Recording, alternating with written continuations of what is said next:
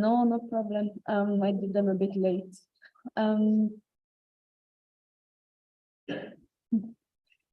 But yeah, I assume once I was copying it was still running. yeah, it was still not finished. But yeah, basically, so we used to have a stable rotation of spring, summer, and autumn ISs, which worked out pretty well. However, now we have reduced them to twice a year, there is no such stable rotation anymore. And it's left largely up to the NOC when they want to arrange the international session. However, for yeah. And so this problem was brought up during topics of debates when this was still in development. And the IO at the time said that they would come back to the BNC when they had, reflected more upon this. That hasn't happened yet, which is fine. But so therefore UIP Norway wanted to bring it up. And then to the rationale slide. Yeah. So there are several good reasons why we have reduced the number of ISs. So this debate is not to contest that. However, some NCs, including UIP Norway, have expressed a wish for these two ISs to take place in certain seasons of the year, which is because our selection model is based on the fact that we send school delegations to the ISs. And then when the ISs are in the summer, like Baku and also reportedly Thessaloniki might also be, we can send school delegations to these sessions because the schools are not in activity during the summer. So for the NC to have a close connection to these schools, it is very difficult to engage in these summer ISs. And so the reason why we wanted to take this up for debate is just to basically hear what other NCs, those who do have school-based selection models, those who do not have school-based selection models, what do you think about this? I would also like to maybe hear from the IO and the GB, because they are the ones who are in conversation with the NOC when the IS process is first initiated. Like, how is this considered? Is it just a free-for-all, or is it some kind of thought process behind it?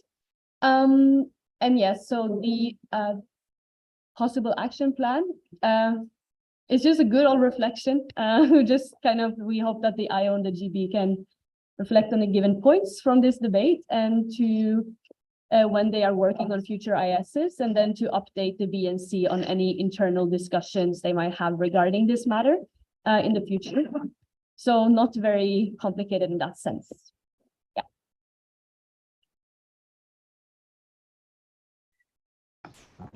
Thank you, UIP Norway.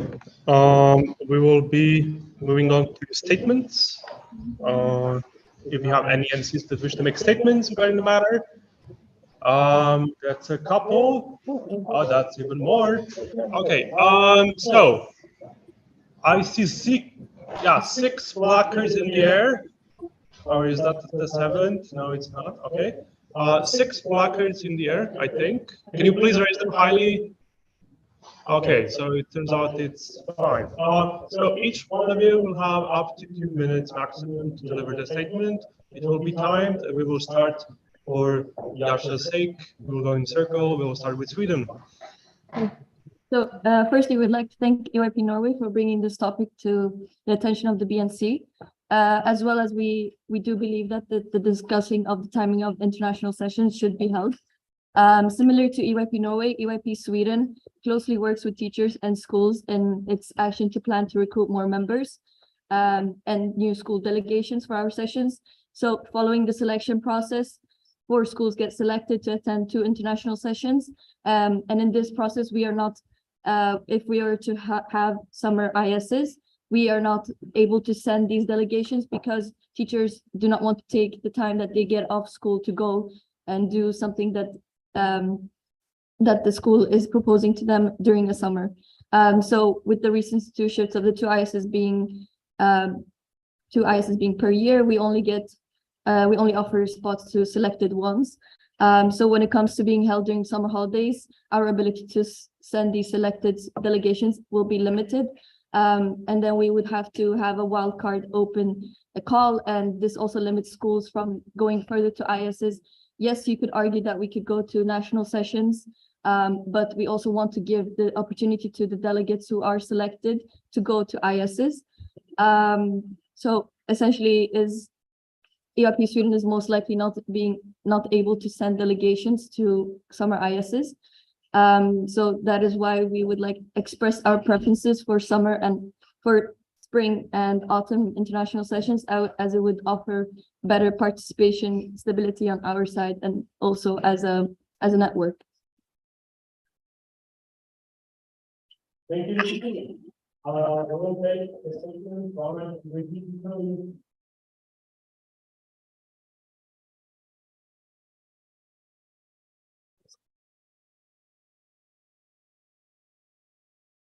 So thank you very much. We would like to express our appreciation to EIP Norway for submitting this topic of debate. As a matter of fact, in the last months, in selecting delegates for the IS has been quite a challenge.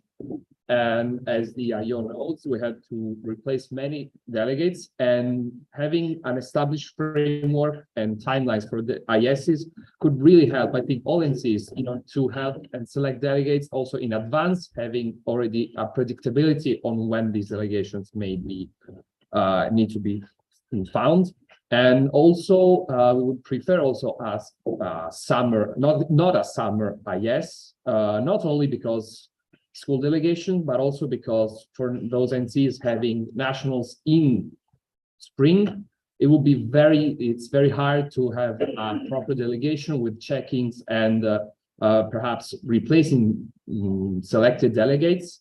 For example, the IO granted an extension of the period for sending the delegation, but this should not be how things work usually. It's also in order to have a more comprehensive, also giving juries more time to elaborate their work. I think all NCs and especially participants would benefit from it.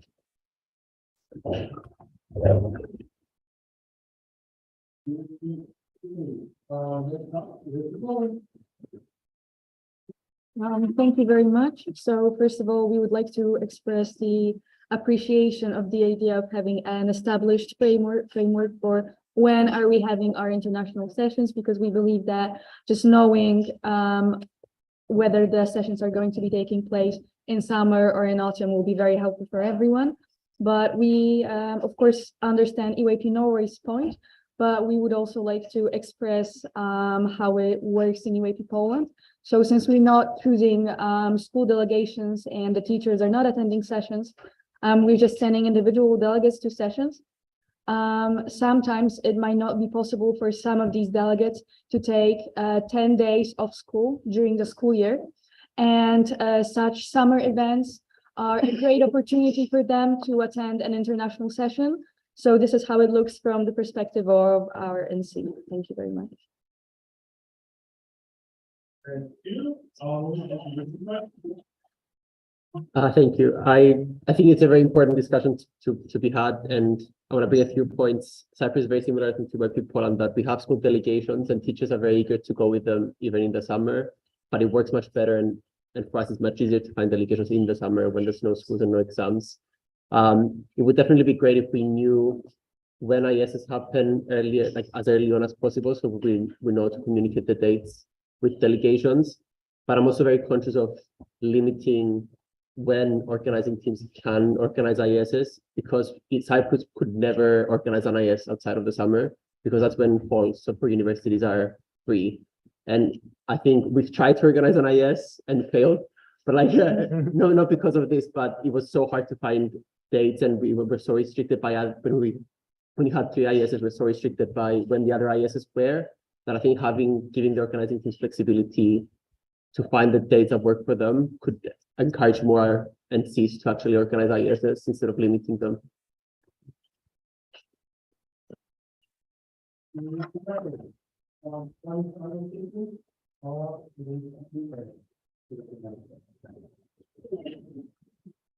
Thank you.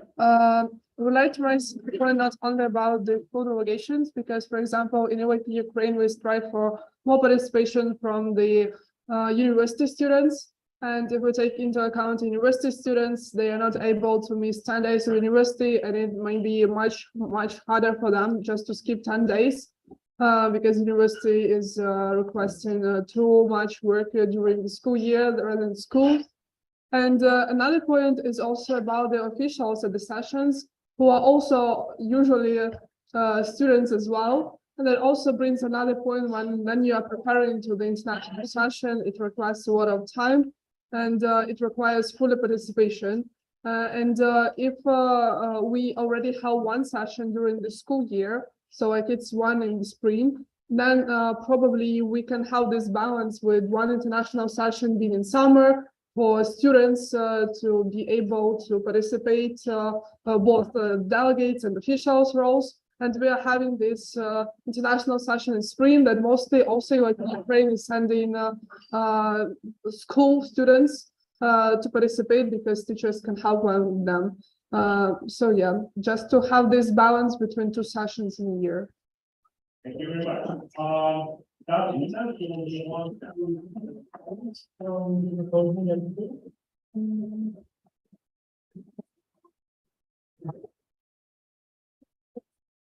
Okay, so first of all, thank you so much for positive reactions.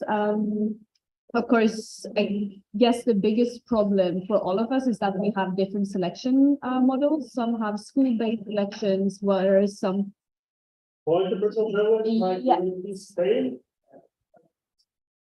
Yeah, that's okay. I guess point of privilege also can be pointed towards people not speaking, but are talking elsewise as well.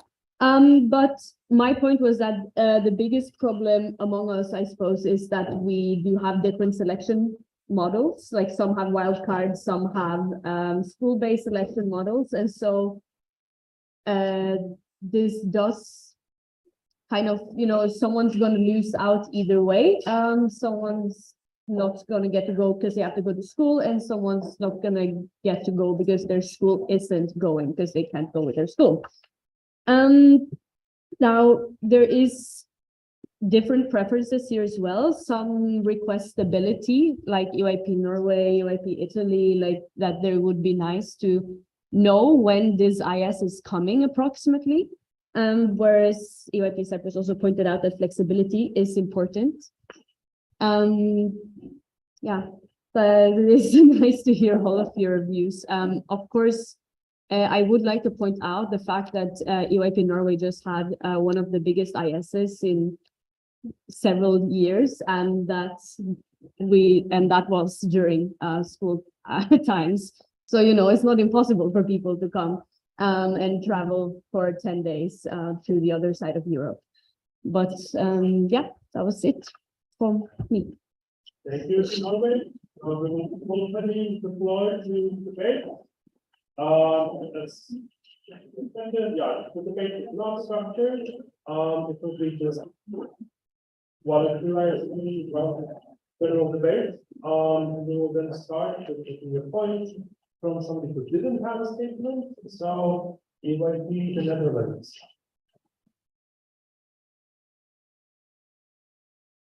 Okay, so as a general remark, I feel like everything that I'm going to be saying, anyone else is going to say, is very much like from a selfish point of view. So they're from the Netherlands.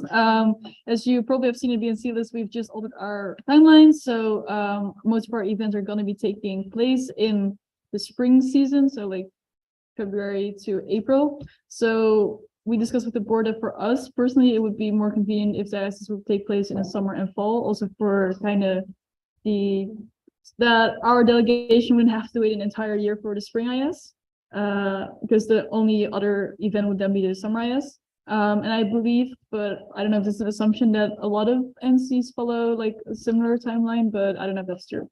So yeah. There isn't a right response. I absolutely understand where the Netherlands is coming from. However, every NC has their own rules according to when they have their national conferences, where they have their selections. I know NCs that have their national selections in fall. We have it as some of our NCs already mentioned in spring. Yeah. So I think what we usually do, we have our national selection in May. So we select the delegates who go to NIS for the fall and for the spring IS. So yes, they have to wait a year, but I don't think there's going to be another way possible where we can accommodate all needs as best as possible.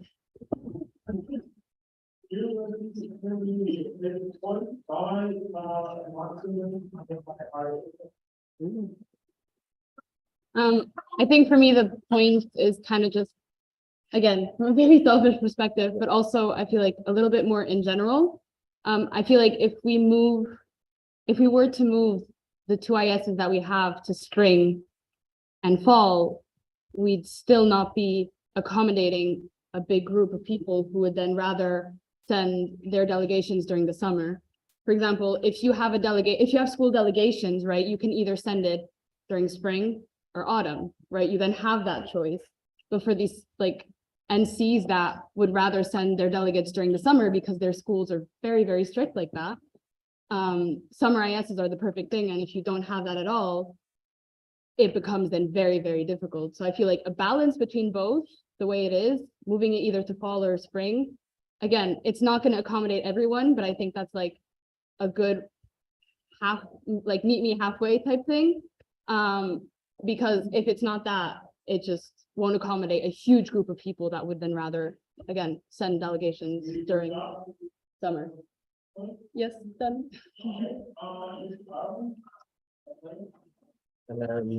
Just in echoing on from both UIP Cyprus's point and UIP Luxembourg's point, our issue just from coming from our own is within Ireland, the schools would not be able to send. We don't struggle as much, but it's a lot easier to find them during the summer months. Also in the thought of UIP Ireland ever organizing an international session, it would never be a possibility to organize it within the academic calendar, as we do have our sessions that run across that time. So just following on, we would be of a point that we'd like to see maybe some involvement of where the two NCs fall within the year, but I think it should be based on cooperation and communication by the two NOCs during that year, in support of supported by the international office to find perfect timing where we have a 6-month gap so that there isn't 2 back-to-backs and then none for a year. But in that sense, thank you.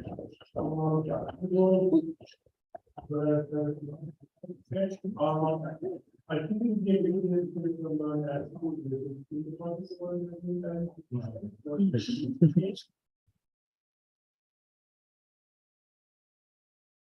I was just going to say something about the organizing process of NIS too, so thank you. We know that a session happens because people participate in the session, but however, there is a lot of process and a lot of tiers during the organizing process, as Norway knows. So having NIS during summer means that all dormitories, school venues are empty, which means that people who believe in education can help you with their empty resources because they're not using those currently. Like me personally, as someone who is an active member of the NOC and an organizer, I'm really jealous of Baku because they are organizing a session in summer, and we were just talking about where the venues are, what their venues are, and they told me that they benefited a lot from that issue, as like if can probably agree. So I think having summer ISs is extremely important, especially after the COVID period, because during the last BNC, the whole NC said that we are struggling with organizing sessions because of many funding problems. So having summer ISs is really important to keep this a sustainable method. Thank you.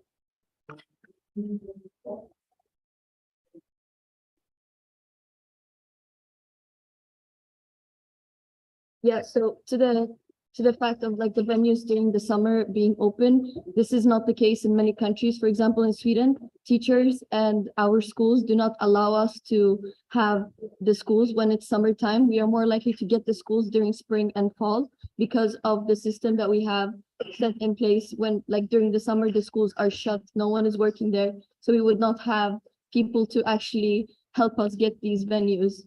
Yeah, thank you. Thank you. We will take one more response and then we'll return to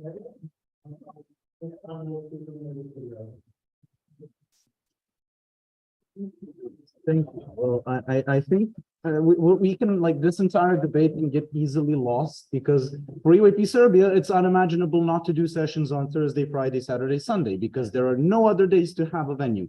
But I was just at a session in Belgium that started on a Monday, and it went pretty well as well because it just works there, but it would never work with us. So I think if we get into those discussions, we're just never gonna get anywhere. So yes, that's all. I'm just passively listening, and I'm a bit frustrated from like the clashes of nothing. Thank you.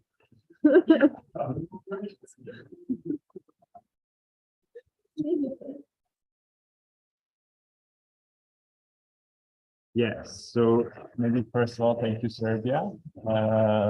Also agree on that. I think just to kind of land discussion a little bit, the discussion we're trying to raise here is more of a principle one of like, what is the system we want to put in place for our ISs? I think as our flagship events, like to the point from the Netherlands and from Germany, like the timings of different NCs, NATs, I think just as a starting point, the IS, like we should as a BNC agree on somewhat of the timing of the ISs, and then our national systems should adapt to that and not the other way around. And about, I just want to comment on the point from Luxembourg about accommodating different needs. So the reason why UAP Norway brings this up and feels strongly about it alongside many of the other NCs reliant on school-based selection systems is that for us, it's not necessarily only about accommodating, it's the survival of our NCs. When we can't send school delegations, that means we can't send delegations. We do usually send delegates to summer ISs, but these are members of our NC. We don't expand our NC with summer ISs. If we lose that opportunity, and I know this goes for several other NCs as well, we lose half of our recruitment base for new members. And I know that we've heard a lot of very valid points about how it can be difficult to also recruit members to go to sessions in spring and in autumn. But as we have, like we saw in Tromsø just 2 weeks ago, I think all of the NCs that brought up that point sent delegates there. And I don't know, it would be interesting to hear if these are new members or if they're someone that needed to be recruited on the spot. In terms of the part from UAP Turkey on organizing, I can say that Tromsø was also organized because it was the winter holiday. There are opportunities there as well. That's why we had a free school, for example, so I wouldn't take that too much into account. Yes, and also thank you to UAP Sweden and others who share our experience. If BNC Norway, we will be in the second round of the debate. We will start by BNC Greece.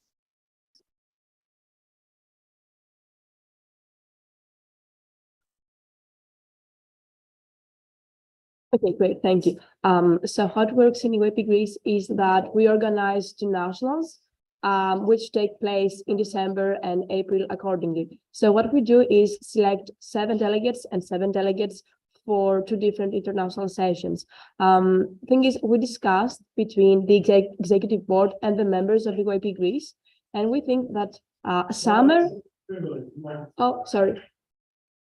We discussed with the NC and the members of UAP Greece, and we think that summer ISs are perfect for university students.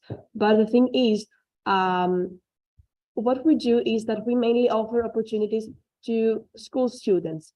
And our aim is to make sure that every student who participates in our national sessions has the opportunity to join international session and see how it is, and perhaps then join UAP Greece and UAP in general. What we also do is that we make sure that they all go through a coordinating process, and our experienced members help them understand what an IS is and how they can best prepare themselves.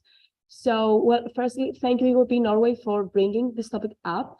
I would say that EYP Greece prefers autumn and spring sessions just because we have the chance to best prepare our students and make sure that their teachers are also there for them and support them through this process. Thank you. Sorry? Oh, I just did.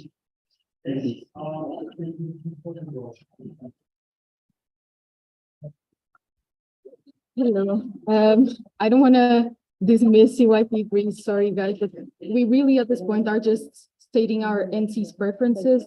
And like I think EYP Serbia was saying, it would be just much better to close this year instead of just going like EYP Portugal. Yes, of course, sorry. So yeah, I think at this point we're just stating our NC's preferences.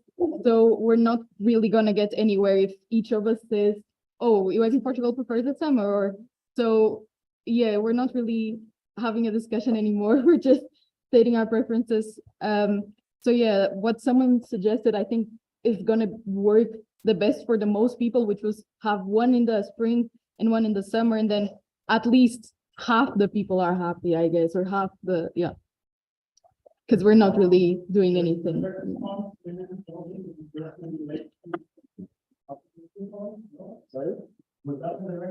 Yes, it was.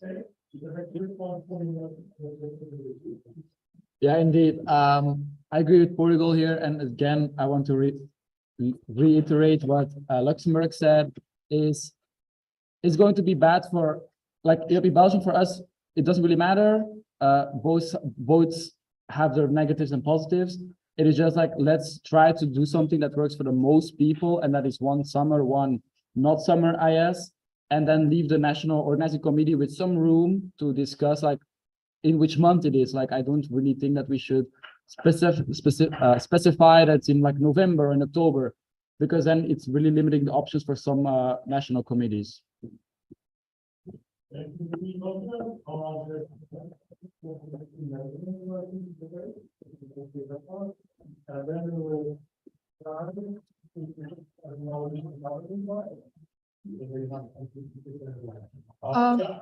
kind of want to make this a point, so I'll try to keep it shorter because it's a direct response. I don't know if this is a nightmare for the international office, but is it possible to actually like not have, like for organizational purposes, not have the ISIS already tied to a season, but like coordinate that with NC, because every NC clearly has its own preference according to what school buildings can do, whatever. I don't know if that's even doable, but like maybe that's a solution, at least on the organizational level for the host NC. We would like to cut this chain of direct responses, honestly, so we will not put it out again. Because we have to do this rating, oh, this will be working for most people, this will be working for most people, like, we would suggest, for example, to do the formal request for an informal vote, because the people that we're talking about, which can be very easily clarified, just by showing the factors. Yeah. Just to maybe immediately respond to the point made by EYP the Netherlands and to clarify our current, actually the current way it happens. So the next deadline, for example, is the 1st of May. And if I'm not wrong, we're selecting for both ISs then, no. Oh. Okay, either way.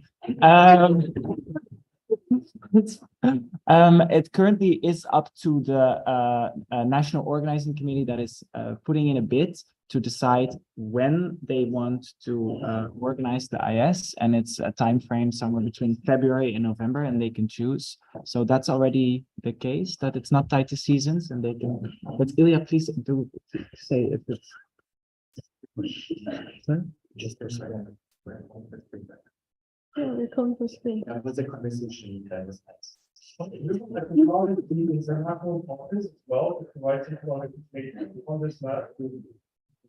Yeah, why not?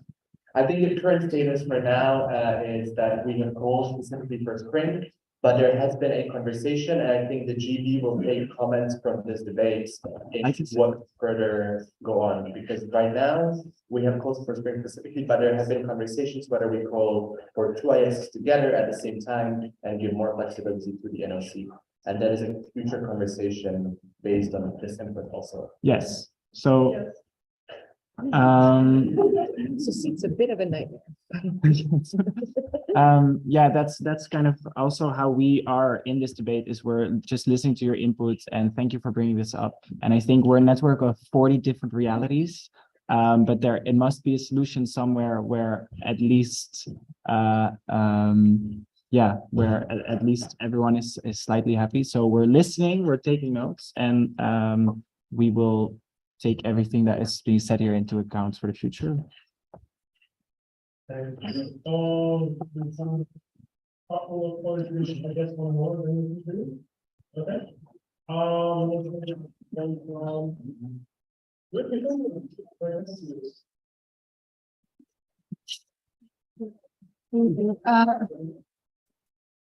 Not really a point, but a small idea just to throw out there.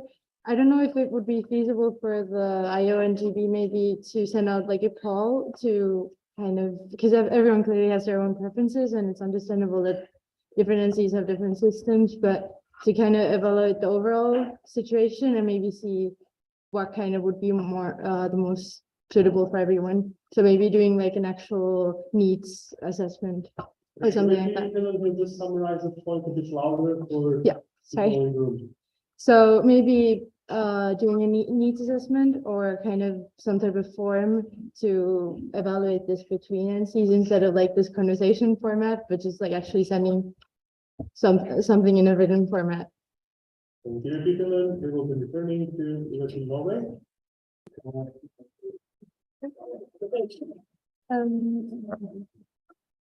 So, yep, very much agree with everyone who said that there's no point in trying to establish everyone has different needs, basically, which is very fair. The question I guess I wanted to ask just in the end is whether we want flexibility or stability, because we have previously worked under a model of stability, and whether we now want to make it flexible, if that meets our needs better, or if we want to return to a point of stability in the future. The like flexible model is a bit like, it's not convenient for EYP Norway, but then of course, like in the end, if that's what we all want, then you have to adapt to that as well eventually. But yeah, just kind of because now we are doing something completely different from what it has been before. And I just want us all to consider whether we like that or whether we want to go back to having a bit of stability when planning for ISs. And yeah, we were kind of thinking that there's no point in a third round, but I see other national committees have things to say. If there's anything else who wants to make a point. Okay, so it will be Germany and Poland, and then we will return to you next slide.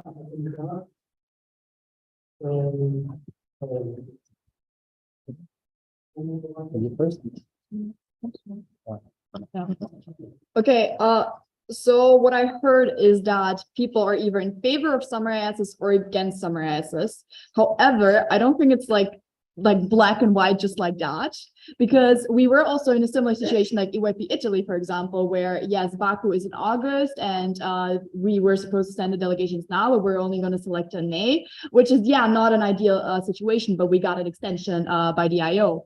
So for us, for example, August as a summer IS is fine, not ideal, but fine. But for example, a summer IS in June would not work for us. So I don't think there is like a strict black and white situation, a strict cutoff. And I'm surprised that no one actually mentioned that yet. Thank you.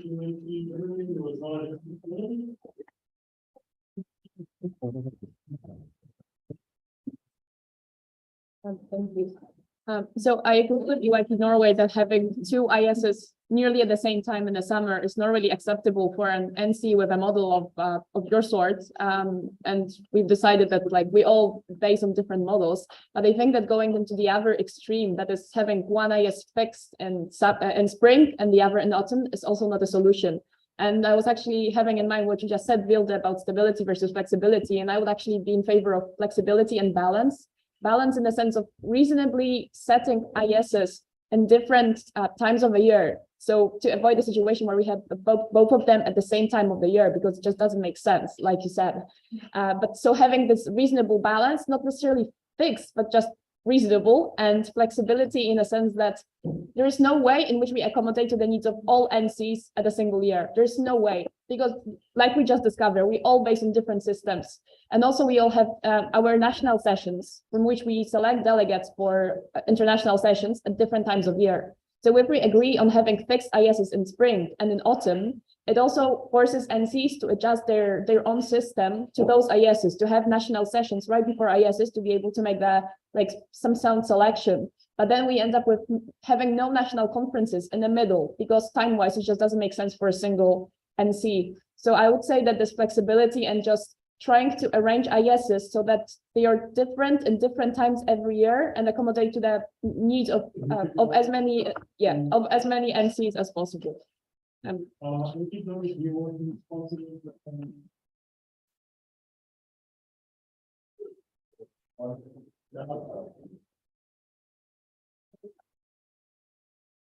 Yeah, so again, thank you, Poland, and thank you to everyone who has contributed to the debate. I think it's been interesting for us to hear the other points of view, and we take that into account. I think from our side, this is just something that we hope we can continue discussing, and I hope that the GB and the I also takes points into account. It goes from our side, it goes a bit deeper than just accommodating our different systems. It's also about what the UIP is as an educational program. If we don't involve teachers, we struggle a bit arguing that, at least in the Norwegian context. But I think the debate will be ongoing, and nice. Thank you for sharing. Thank you. This topic. There are a lot of opinions, a lot of organizational aspects where the BNC that considers the open IS. I think it's a good idea to bring up and maybe consider when do we necessarily place the ISs, potentially provide more flexibility to the NOC teams when it should happen.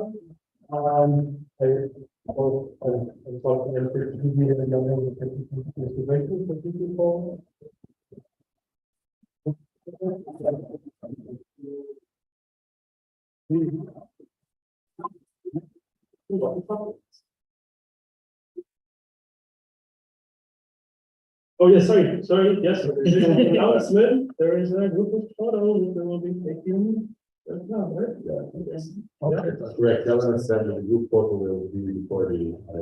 If the weather is nice, so, Yeah. I mean, it's not raining. Okay, so BNC will, everybody stand up. We go outside. Come back.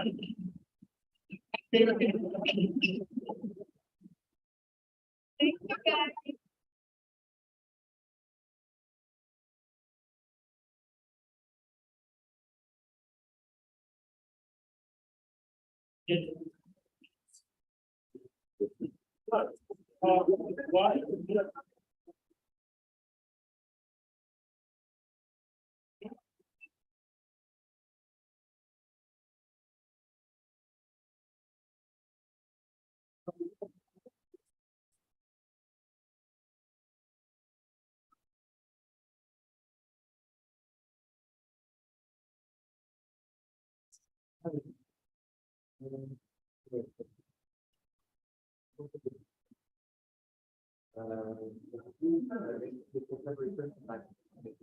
And that framework.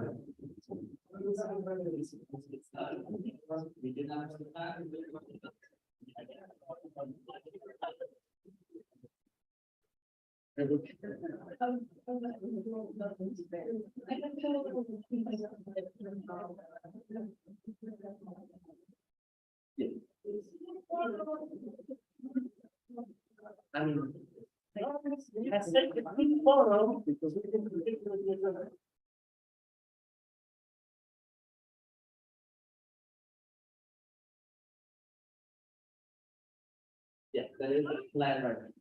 So I think.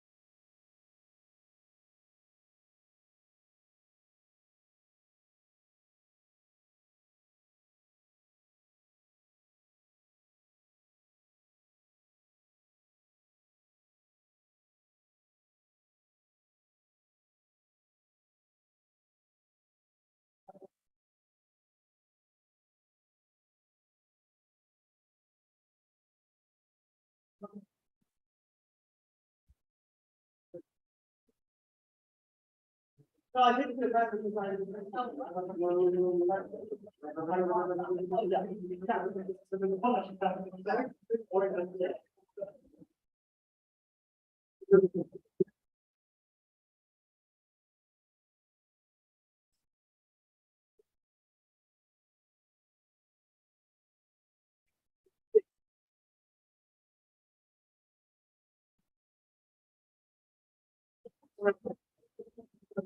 yeah.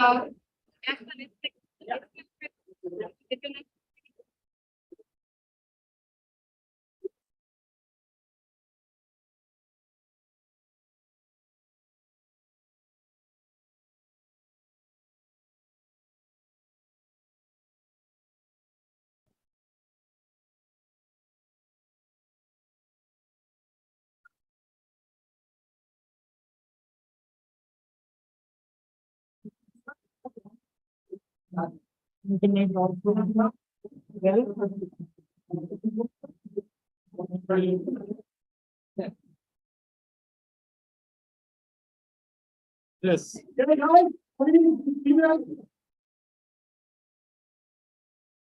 Yeah, I don't have this ready, right?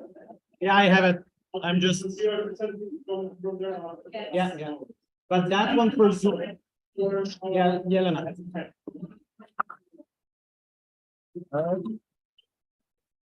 Yeah, you just say next slide. And your camera.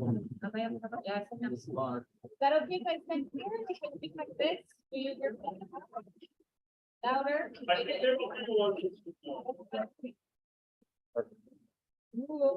Okay. We already have a graveyard shift, so like after lunch, getting you energized with financial updates.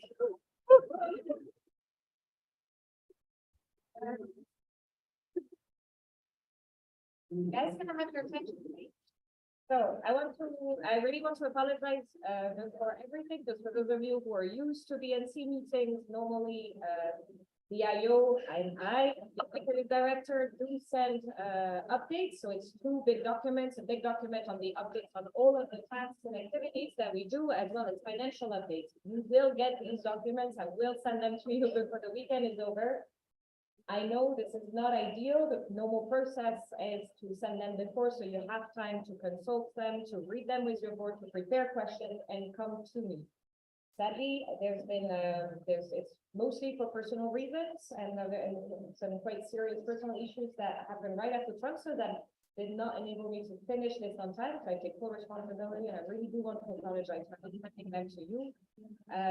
But there's also another point that I think, try to make the most of this situation. It's also the fact that we have a very serious financial situation that is developing, and that is basically making our work at the IO changing a bit every day. So with the plans for this year, I guess all received the email from Annalou and I that we sent a few weeks ago about the fact one of the biggest funders, the German Foreign Office, has pulled out their funding for this year. So we find ourselves in a very difficult financial situation. So in terms of updates, for me to tell you, this is what we're doing in 23, this is a game changer. This means that what I would have sent 2 weeks ago is changing a bit every day and would have been obsolete by the time we're here. So what I'm suggesting is that I will send the documents to you, and I'm today taking the opportunity to explain to you in detail the financial situation, the plans, what's going on,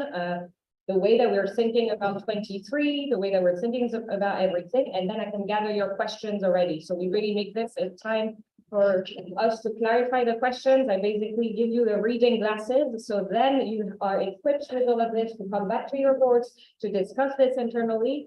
And I will then organize with the GB a town hall meeting, which we have done a bit in the past, if you know. So this is basically a bit of a virtual BNC meeting, if you will. And as many of you can join, you can also be active members if this is easier. But we do have a town hall where we can discuss a bit more. So that would be the idea, that you can then also raise the questions, in particular on the IO updates, on particular projects, on particular tasks. If there's concerns that you realize, after you've had time to consider the information that I'm giving you here, you can take your time to digest all of this and then come back to us at the town hall, where we can have a discussion. I also hope that this town hall, which I think we will make sure to organize within the next month, at the very latest by the month of June. At that time, I think we will have also a clearer idea. I think things will stop changing every day, every week almost. And I can give you a bit more certainty about what to expect, knowing which activities we'll be able to organize, under which format, what to look forward to. That's a very long introduction, but long story short, sorry for not sending the updates. To give you, maybe I'll give you the context of the basis a bit later, so I can first go into this, and then we can, I intend to focus mostly the presentation, so I'll go very quickly over the first 3 points, so then we can dig in the financial updates, which is when we review a bit the work plan, so it's quite nice. Next slide, please. Yay, so the team at the international office, so we are, and we were, at least since the last BNC meeting, because this has been the team that has worked with you guys. I think you mostly know them. They have not changed since the last BNC meeting. There are some changes though. I guess some of you may know already that sadly our dear João and Emilios are moving on, and they will not stay with the YP team. So João and Emilios are our dear project assistants. And based on the financial situation for now, in the short term, we will not be renewing, we will not be looking for people to replace them, at least in the short term. But otherwise, this is pretty much the team. I think we can maybe go through the slides fairly quickly. You will have the slides as well. They have not changed since the last BNC meeting. So the team has not changed, the responsibilities have not changed. So that's the team that's working on communication, the team working on capacity building with Marie and Emilios, Chris and João, working on the alumni and the youth dialogue for strong civic spaces, the project that we will not be able to continue next year, this year. International session with our dear Ilya and Saskia, and the Youth Climate Action Plan, so the project that is funded by the EON Foundation that is continuing with Anne and Connor. Yeah, I think that's it. So highlights of the last BNC meeting, little wink wink to our it shows up very recently, the Tromsø IS, but yeah, we'll go to the next slide. So to really give you a very, very wide, very quick overview of what happened, I think we've developed some very cool projects with you in the past few months. In terms of capacity building, we had a very successful media academy in Sweden. I can't see the door, yeah. In Stockholm, we launched a sustainable engagement fund, which is part of the Climate Youth Action Plan project. So a first round of funding was dispersed to you guys and to some of you guys. It's about 7,000 euros for projects that are starting now and in the coming months, and there will be more rounds coming up this year. So I'll give you, there's a slide with like some dates to look forward to, and the Sustainable Engagement Fund is part of them. The HO Summit took place in early February, if I remember right. Yeah, the first weekend of February in Berlin. We also had a number of really cool international events. We've been busy. There was the Rebuild Ukraine Lab in January. We had two ISs at very, very big scales. The IS in Kortrijk and then the IS in Tromsø. So yeah, we could see all of the stories and everything on Instagram. Those sessions were cool and working. And we're also working on the IS in Backley this summer in August. Also worth mentioning is that there's a number of new teams, let's say new teams of volunteers that are engaging with our work. You may know that we launched a call to provide a pool of trainers, rework a little bit on structuring the way that we do training and city building and team priorities and input from trainers and members of EYP, not just ourselves. We also assembled a coding team to keep track of the issues that need to be fixed on the member platform, as well as onboard more UAPers into the process so that we can hopefully maybe one day have the member platform we deserve. They're currently being onboarded. They are onboarding with the programming language of the platform, and I think we should probably hear from them a bit more in the coming months. We've also recruited a few moderators for our new platform for internal communications on Discord. So this is moderated by us, by you, by everybody. And also the Safecore team, the new Safecore team has been selected very recently. So we're working in new configurations.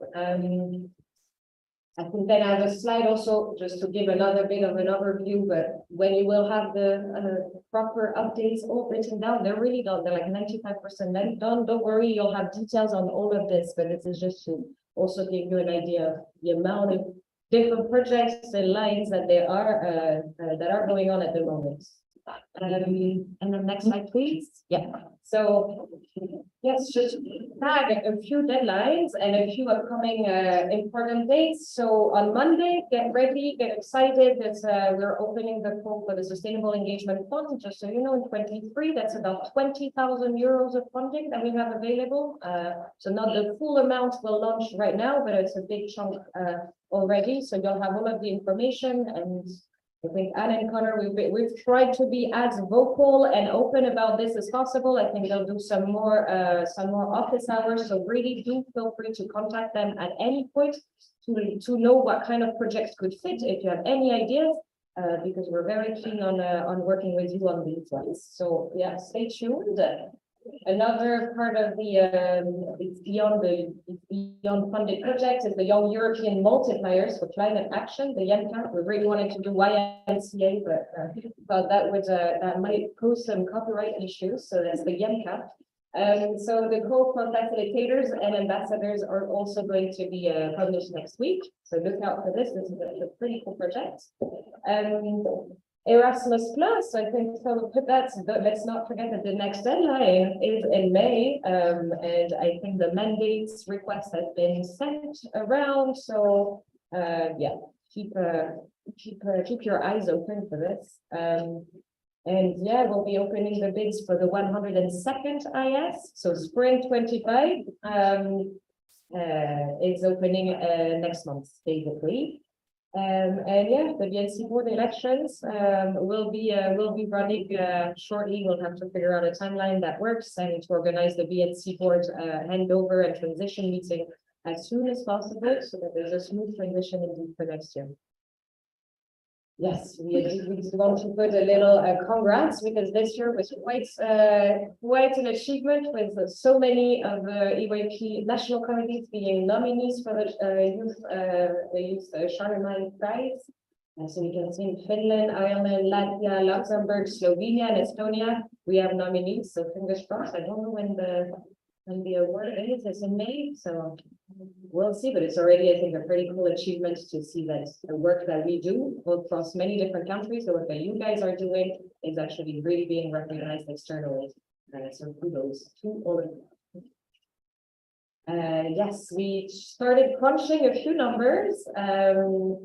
So from the member survey, but most importantly, the EYP census for the next slide. But yeah, you can see that we have quite some positive and interesting figures. Maybe you can go to the next slide so I can see. So this is a preliminary numbers because we only have 28 submissions. So I take this opportunity to remind you, for those of you who have not sent in the census, please do so that we have a full picture and we can all use those numbers for our communication.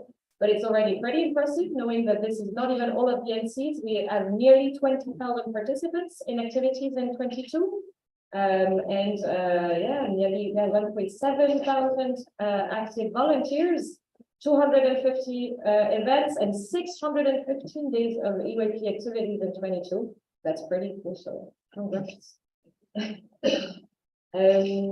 Yeah, maybe. Okay, financial updates, the fun part. So yeah, maybe, yeah, I don't know. Maybe let's do it. Go back to the section. I have a bit more information, so I just want to remember. Yeah. Will we have a separate part just with the financial updates, or this is the start of the financial updates? So this is, I'm putting everything in one because I think basically the finances are such a driving base for the activities and everything we do in 23 that I'm really putting everything in one.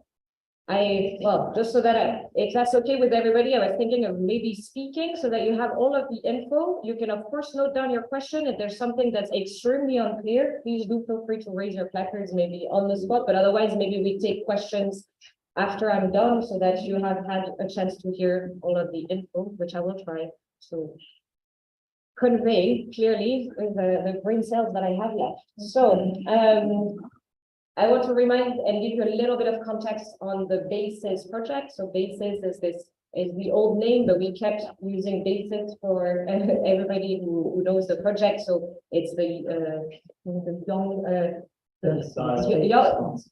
young civils. Youth dialogue for strong civil spaces. Youth dialogue for strong civil spaces. That's why we kept BASIS. Yeah, so BASIS is a big project that has been running for I think 12 years at the IO. So it's been funding the international office for the past 12 years.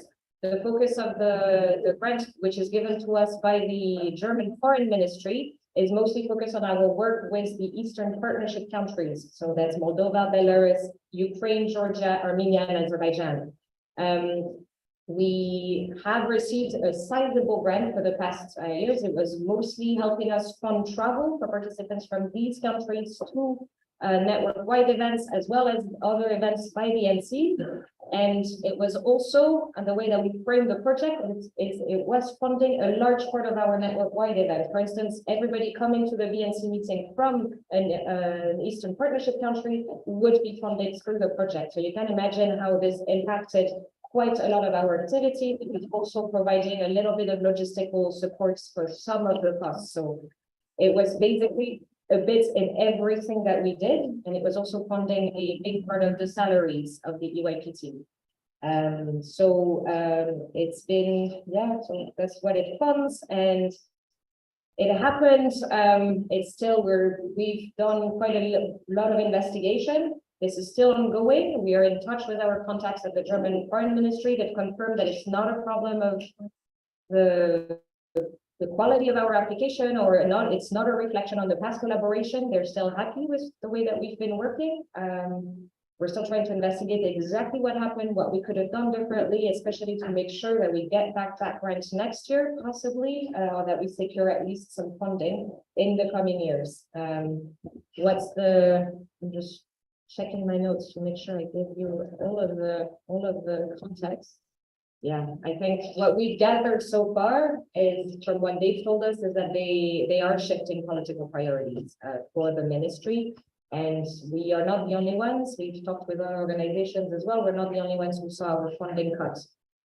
So it is regrettable. We hope that we'll be able to do something, but at the same time, that's what it is. To give you, we'll get into the numbers in a bit, but just to give you in a nutshell, we're saying, and we're not hiding behind the fact it'll be okay. It's a sizable problem. This was about 250,000 euros of funding, so that represents about a third of the UAP budget annually. So you can imagine that when we counted, and we've been counting on this because they award it to us every year. We were counting on it as every year in the past, kind of like the normal way we would, and we were told in mid-February for a project starting on the 1st of March.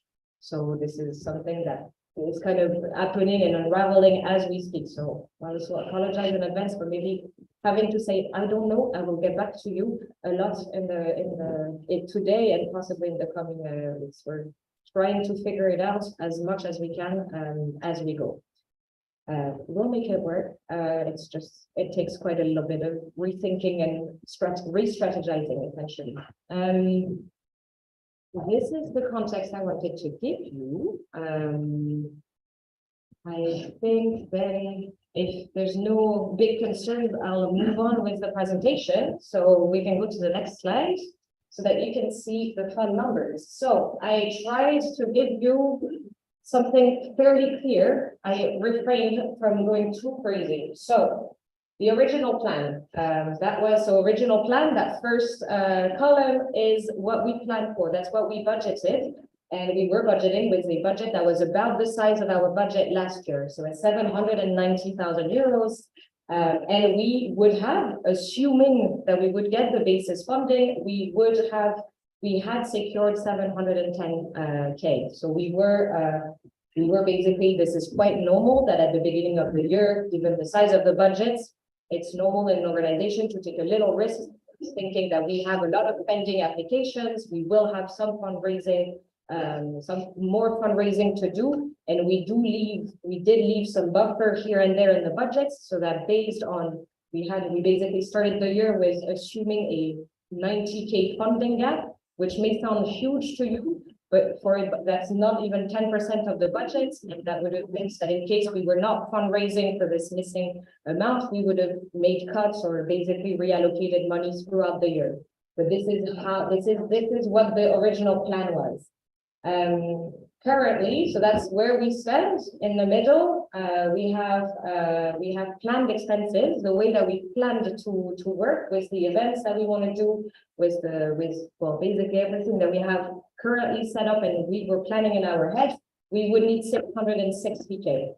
What we have secured right now with our bases is 480K. So we're missing still nearly 200K. I do show you these numbers. I could put them in a very different way. I do show you these numbers to show you that this is a serious situation, and we're gonna have to make some difficult decisions, and it's gonna affect a lot of different parts of the work. It's not going to be, oh, well, maybe we cut here or we do this or that. We really need to this year. It breaks my heart, but we'll have to be very pragmatic, and we will have to operate some cuts or adapt the formats in many different ways, because we can't possibly finish the year with a deficit that big. So yeah, but you can know that we have 480 that's secured and signed. It is not made on assumptions. This is the income that I'm mentioning here is certain to some, as far as, nothing like no force measure or I don't know what else could fall on me during this this year and a half that I've joined you guys, but normally this is all good. We have this already means you can see between the 790 to 660. This is we have already operated a certain level of cuts. And that's well, as I mentioned, we would not be renewing the staff members who are leaving. So that means also having to reallocate the tasks that they were doing in the EYP team. So we probably, I mean, it's not probably, we won't be able to provide exactly the same level of support. We're going to have to really streamline what we do, how we do the different activities. But this is currently not renewing the staff. We had counted on and budgeted for the CATs for the Istanbul IS to take place in 23. This would have to take place in 24 now. We would, and we've already slightly trimmed budgets for different categories. So it's not major trimmings, but we've trimmed budget for the GB meetings, for the BNC meeting as well. So we'll have to see. I'll be a bit more clear towards the end when we look at the different activities one by one. We've got a little bit the EYP team, well, general management and meetings budget. So it's basically about being a bit conservative this year and operating with a small budget. We've got also the NC support fund slightly, so only the part that is about outreach and diversity will be funded. So it's also following what we also promised to funders. So the last one is, well, that's when we have to, I wanted to still provide a number. This is where this is becoming a bit more of a, well, let's try to have an educated guess. So my educated guess today on the 1st of April is that the target budget could be at 550.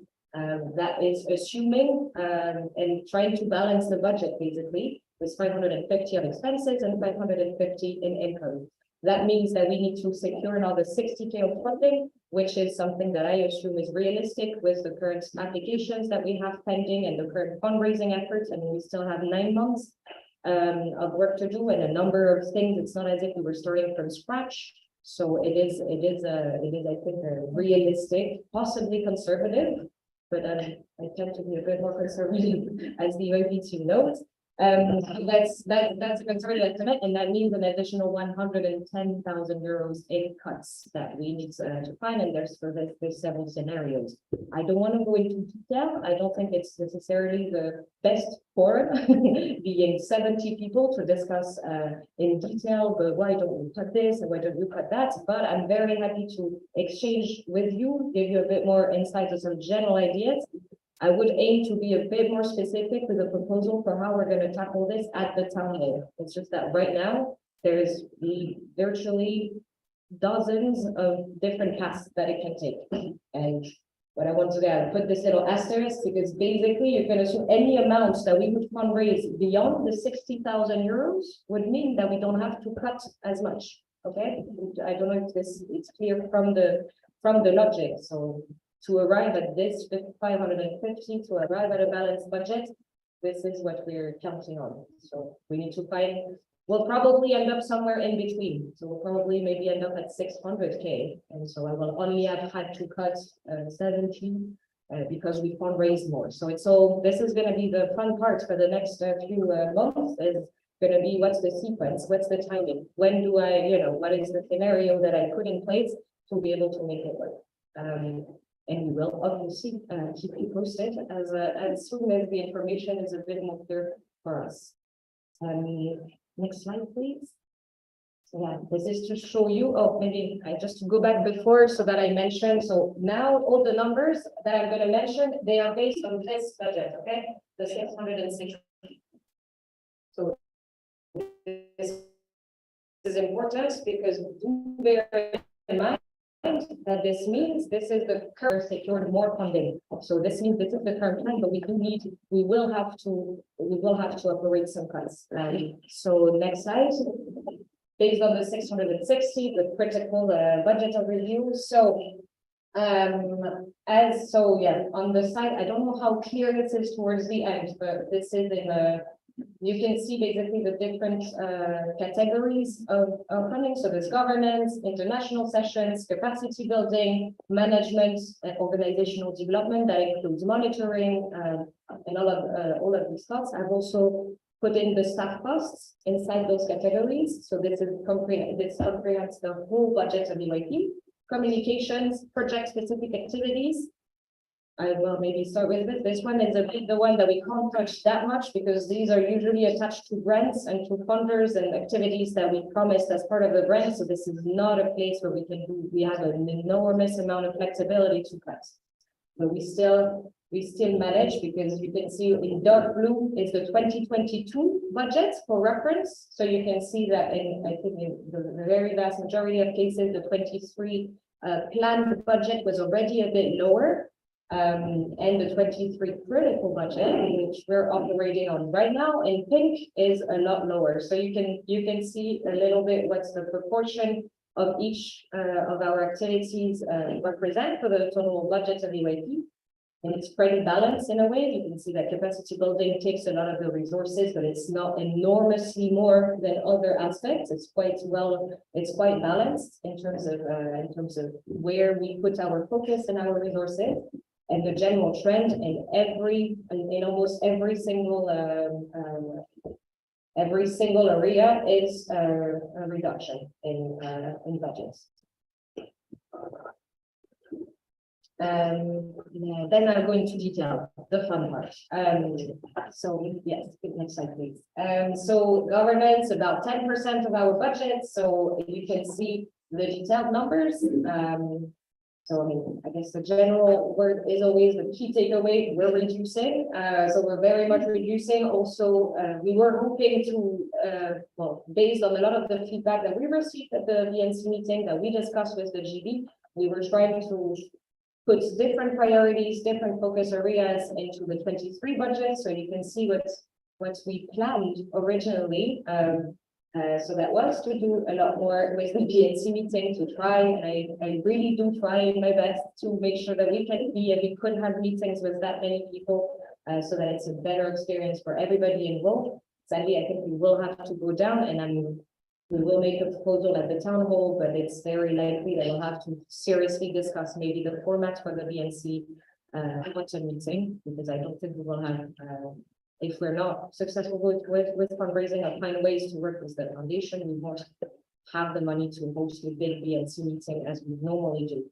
We might have to go back basically to pre-COVID times when we could not offer as much travel reimbursement, if any. Then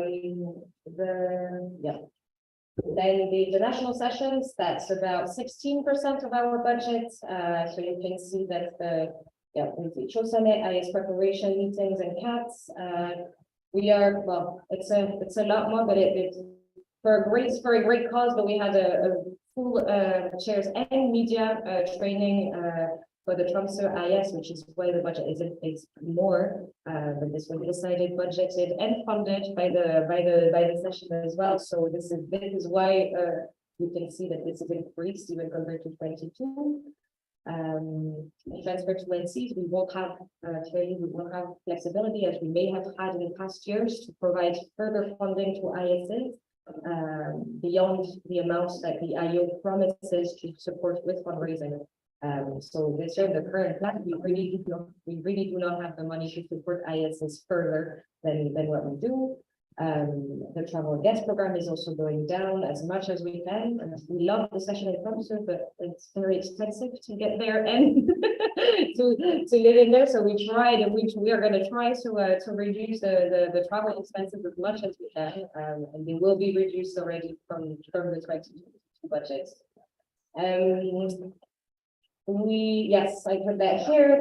You may remember, for those of you who are a bit more familiar with the UAP budget, that we're hosted by the Schwarzkopf Foundation as our umbrella organization. They provide us with office space, with laptops, and also a lot of resources that are just so that we have professional human resources, professional accountants that do support the work that we do every day. Exchange for this, we do give 20% of our budgets to that. It's as if we were paying rent, electricity, and a lot of those overhead costs that we would need if we were on our own without an umbrella organization, and that might even possibly cost us more. So this is why there is that amount of funding. This is one of the aspects where I'm currently in talks with the foundation to see if there can be any flexibility, any exception this year. As you will know, last year was already a very difficult year for the foundation, so it is yet to be seen how much we managed to agree with them on what is a proper overhead contribution that we may be able to make this year. Next slide, please. The capacity building budgets, that's probably to our biggest budget, supporting you and trying to support all of your NCs and all of your members. So we do still want, and I will try, otherwise I will probably get smacked by the GB very hard, but we do want an NSP training in person. So we are keeping this, and I will try to find the money somehow so that we can have an NSP training this year. The diversity lab, which is promised to a funder anyways, and it's a very important part of keeping engaging with different activities. The Summer Academy, as our major and main network-wide event, is maintained, of course. The T4AT did not happen last year. It is also promised to a funder, so we really do need to have it this year. It's not an event that we can cut, so we will organize a T4AT. We still have to finish reworking with the GB on what's the strategic rethinking behind the T4AT to make sure that it's basically an event that has an impact for all of the network and not only for a few individuals. Then plans will reach you about this as soon as we figure them out. The Media Academy is in there. It has happened. As you can see, then there's a few events that we were already not planning to have. I am keeping them there because they have happened in the past, and also so that you have an idea of how much they cost. So the president's meeting, we decided when we budgeted already for this year that we preferred, given that the financial situation was not looking stellar, that we preferred to ensure that we would have a summer academy, that we would have an NSP training, rather than have a president's meeting every year. So UAP Armenia also had very kindly offered to host the president's meeting, and we would try to fundraise for it together with them. But they have recently told us that, especially with the baseless news, which they do benefit from as well, they have to refocus a lot of their efforts on fundraising for their NC, so they won't be able to host the president's meeting. So just for all of you guys to know, I think it is quite unlikely that we will be able to have a president's meeting in person this year for President's Network. We'll have to be online, most likely. I'm not saying never say never, never say no. Maybe we'll have a miracle with some applications and we'll be able to have a president's meeting, but we will obviously keep you posted. But I do want to manage your expectations already. The Active Citizenship Lab is also depending on how successful we are with fundraising applications. It will most likely not happen either and was not planned. The HR Summit also not planned. The idea was to maybe make it part of the Active Citizenship Lab, but we'll have to see if we have funding and capacities for organizing events. Alumni work, we are also not putting any budget for this year, so it would be mostly online activities. So there's the mentorship programs, there's some alumni hubs and activities that we can and we want to do, and we are going to be rethinking. There's a lot of rethinking to do, obviously, with João leaving and not being replaced, that we need to figure out what we're going to do to stay in touch with our alumni. And so this is why there's no budget, but doesn't mean that there's no work. There's just no budget for actual events for the alumni. The history book, so it's only the shipping costs that we're including here for whenever people order the history books. Obviously this balances out whenever people order in terms of book, we do get an income just to cover our shipping, but for the sake of having round numbers, they are included in there. The member platform, so we will, I think, eventually manage to sign a maintenance agreement. So we will pick up the costs. So just so you know, we didn't pay anything in 22 because as you know, there were many bugs that needed to be fixed. We refused to sign the agreement to say, sure, let's maintain and fix the bugs until they delivered properly on the platform that we asked for. This is why there's basically no money in 22, but we expect there will be, we will start working on their normal agreements in 23.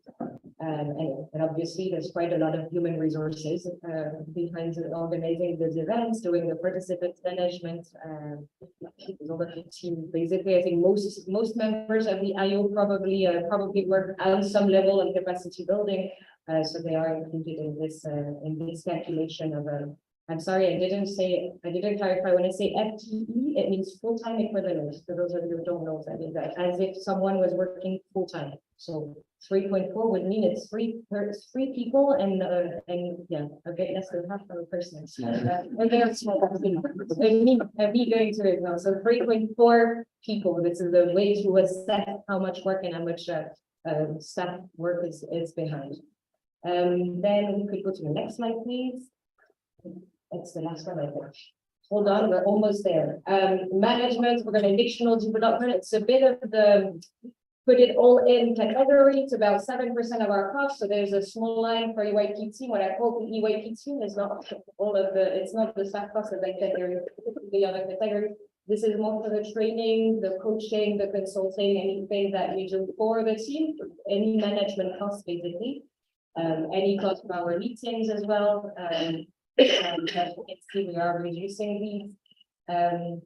I also have a miscellaneous for any monitoring costs in terms of monitoring our impact.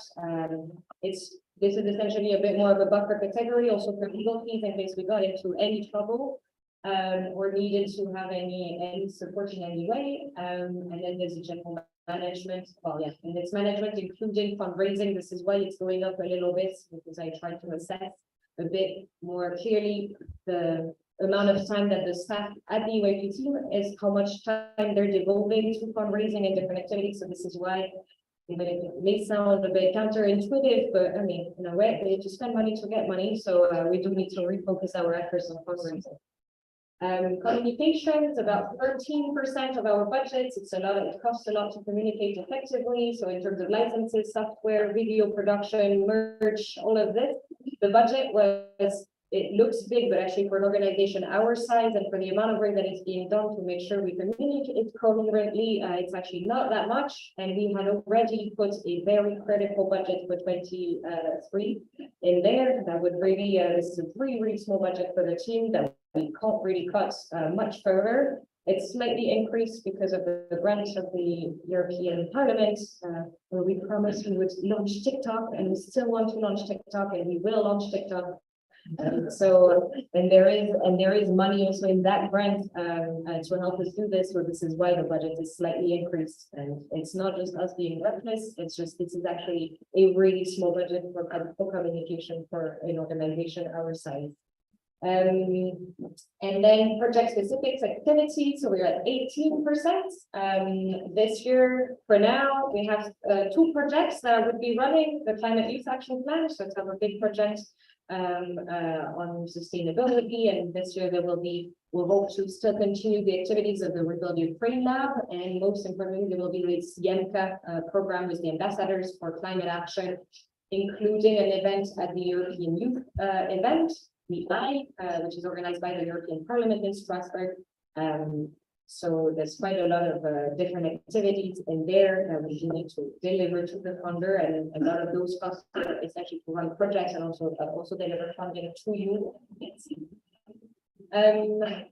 That's it, I think. Then there's no slides. Okay. I should drink some water, but there's someone who someone have any burning questions, or I think I did have 2 slides, small thing, last things to say before moving on to answering questions. No, it's actually just one. I already told you the other one.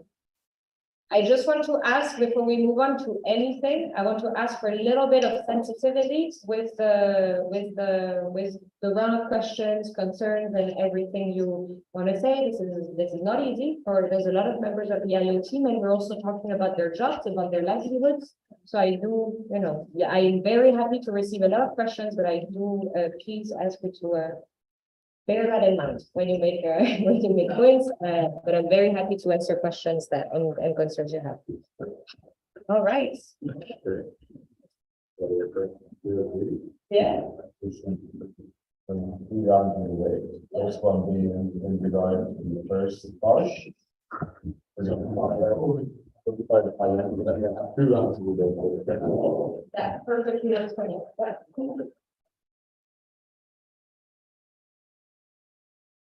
So yeah,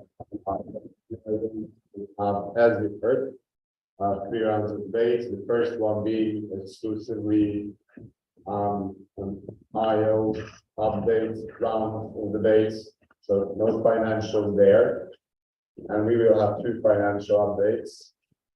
So we will have 2 rounds of debate under in regard to the financial updates. But for the first round, any MC that has a question that is not financial in its nature, raise your placards so that you can hear and believe them on your question. So yeah, we're going to speed of the first.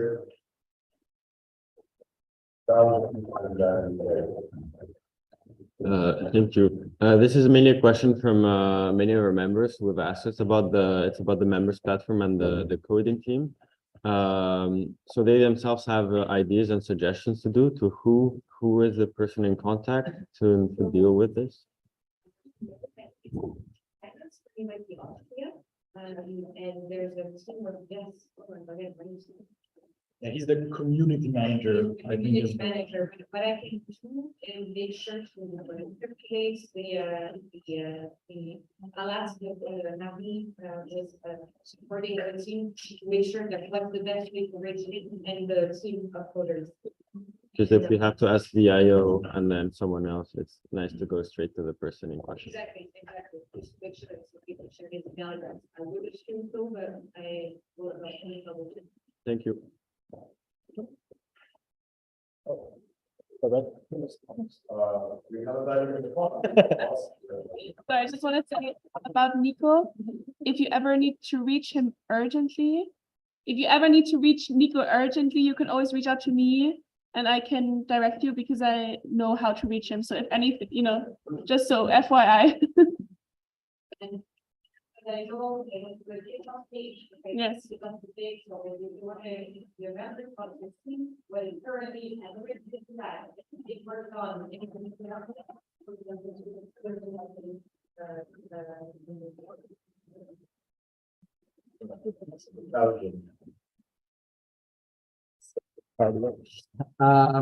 Thank you, Pauline, for the updates, and yeah, EOP Belgium sympathizes with like the difficult situation you're working in currently. So good luck, I guess.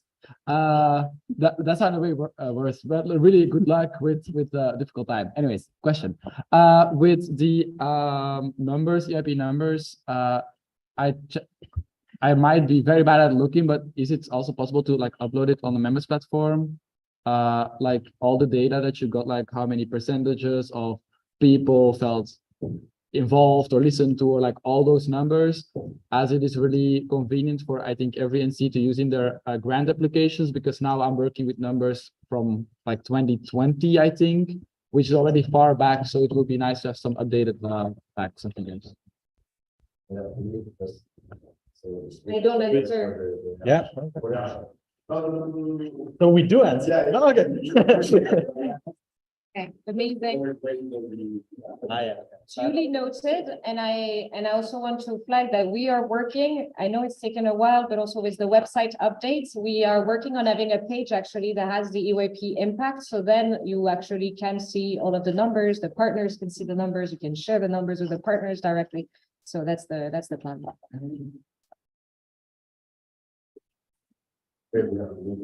Just come back to really quick addition is that as soon as we have all the census results,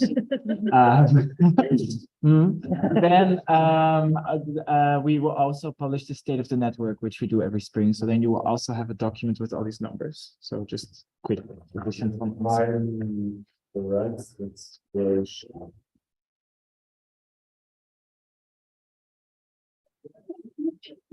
Really good. I like it. We will still do the debate, so we will not.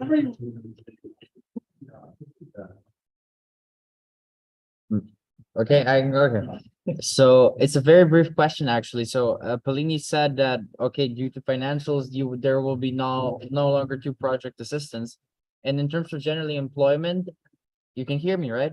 Yeah. And also in terms of the volunteers, because if I'm not mistaken, volunteers are here on a yearly basis.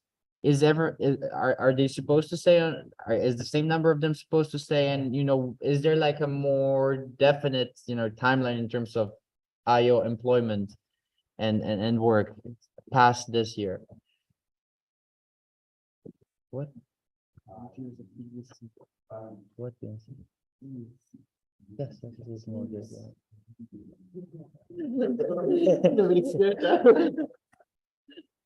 Thank you. I would like to ask if you could provide us with some more information regarding this participation in the European Youth event. Like volunteers from the IO will go, I imagine, and will you host any workshop? Will you have a booth in the village? Thank you. Okay, I believe we're not going back before. Before, I think in terms of, if I got your question right, you're asking a bit, what's the staff planning within like beyond this year? This is why I didn't mention, I haven't gone in depth into the, what's the strategy, what's the cuts. It's basically there's a draft plan in place. One of my big priorities, even besides the fact that I do want to keep the team there and here, which is the obvious, I think, is to also really not make this if any decisions need to be made, they should not be made lightly, because I personally believe and have the experience that nonprofit organizations tend to have a growth that doesn't exist. Basically, you keep, you have funding, you hire staff, then you don't have funding. You have to, you can't keep your staff, you can't renew contracts, and then the work picks up again. So the idea is to try to avoid, because I think it is likely that the situation is temporary. It is about going through this year. And I really want to make sure that we don't have to lose resources that we would then have to fix again. At the same time, and I think this is what I also mentioned I think at the last BNC meeting, and we have a meeting scheduled with the GB to talk a bit more about the staff planning and coming in, well, this year, but also beyond. My personal recommendation would be to not grow the size of the international office. I think it's a good size right now as it stands. I think we can always do more. You always have plenty of ideas of how we can support you a lot more than we do currently. But I think the solution is not necessarily to keep adding staff members, especially not until we have a secure, more sustainable way of financing ourselves. I think this was always a liability to have a funder that was, I think I said that also at, I don't know, I should probably not watch if there's any live stream of me saying, oh, this is probably a liability, this basis thing. But it is. And I think we need to, and that's the plan, to try and make a plan for the coming years where the IO team is maybe it's a dozen people, it's between 10 and 12, but we're not adding staff constantly. In a way that is not sustainable, and we just really reflect on what are the portfolios that make the most sense for the IO. I think in the past few years, there's been a lot of progress already done. I mean, it's still quite recent. We joined the First Cup Foundation in 2004. I think it's within a couple of years that we started having a staff executive director. For a long time, it was pretty much an executive director and a project manager for international sessions. It was a 2 or 3 people office. So it's grown quite a lot. And now I think it's the time to stabilize a little bit and also make sure that the portfolios are based on actual portfolios and actual needs of the network and not on projects. And this is not easy. This is not as straightforward as it seems, I guess, for those who were at the workshop on staff on staff for NCs, this tends to be attached to projects, and moving from projects to a more sustainable way of financing takes time and effort, but I think we're getting there. Yep. Sorry, and I will try to be shorter in my answers.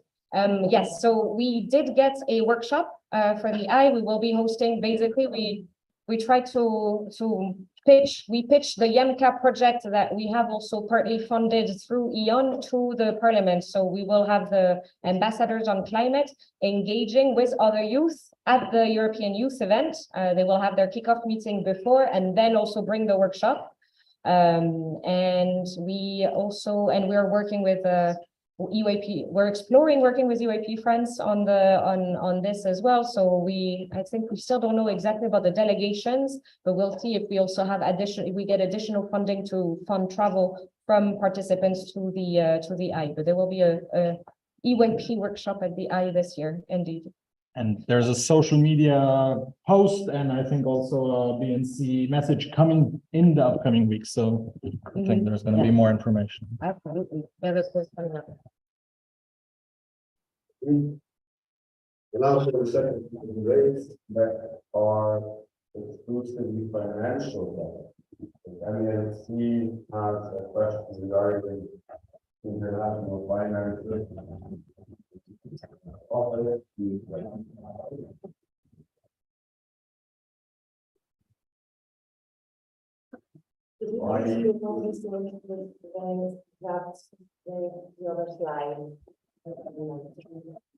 This is the previous one.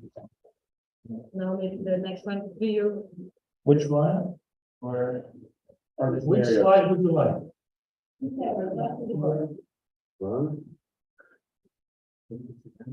This is the Maybe the scenarios, yeah.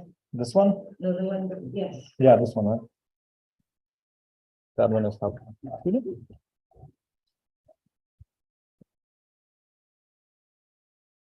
Yeah, this is just a question for pure curiosity. At the last BNC, I remember you saying that BNC with 2 reps cost about the double of money. Here, the budgets are quite similar between last year and this year, knowing that last year we only had 1 rep. So I'm just wondering, how have you done this, essentially, to make it work? So I think we've noticed reimbursement travel. And I'm hoping we're still working on assumptions. It's like if we messed up our calculation, this is going to be a lot higher. We'll have to see. We had to take a bit of a gamble because we never know until we get your reimbursement how much exactly this is going to be. I'm trying to think exactly. I mean, I think the expert 3. We also did the past BNC and this one. We've been very nice and really went on our knees with the Sparkasse to get catering for free and some more stuff that we are not paying. But if we have to pay for them, then that does add up. So eventually, because I think when we said that it was going to be twice as much, I don't think we said this exactly. I think it would be an extra 5K, I think, to reimburse properly, but we were basing this on the previous way of reimbursing travel to everybody with the same amount. These are still estimations. That's why I would encourage you to take these with a pinch of salt, not hold us to too much to this. We are trying, and this is the base on which we're operating. I've also, just so you know, in the 23 critical budget, because this BNC meeting is going to cost a lot more than what was the case last year. So it already means that the second one is going to have to be have one way or another. We need to find either a new format or like no reimburse. We're not going to be able to reimburse the travel the same way that we used to. So this is why, in a way, it's a bit more balanced.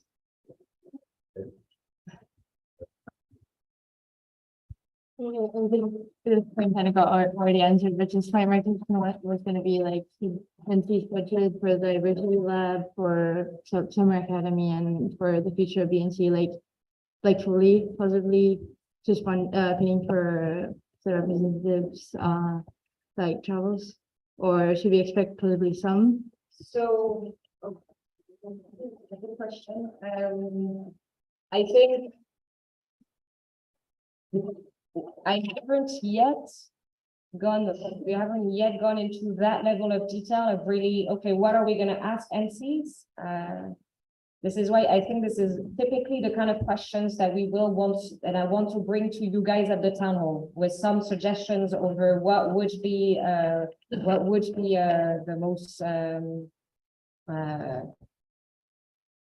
what can work. Are we maintaining events and then the NCs pay for them in part, or do we just not have these events? Do we have them online? Because I think it's those are all of the questions that we'll have to ask. Obviously, you're very welcome to fundraise for your travel and not request reimbursement. That always helps. That always helps. So in case this is a possibility for you, we are of course very happy to receive your support that way. But I think this is I'll make sure that indeed we do tell you as a BNC in case we'll communicate basically what is the amount of money that we can cover for travel, I guess. Do we have any more questions related to finances?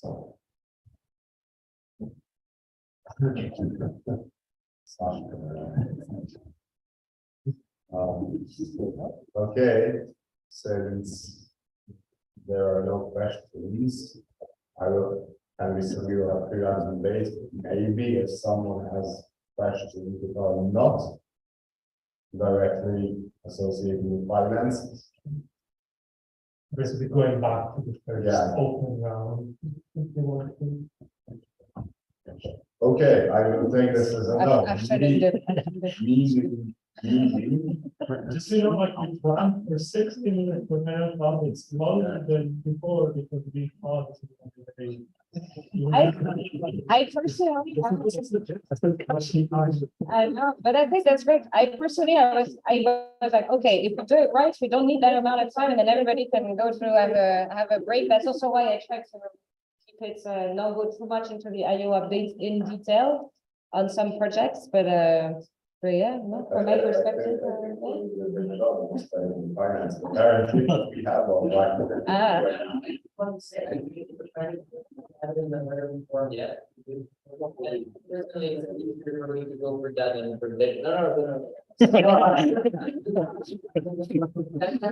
There's one other look to here.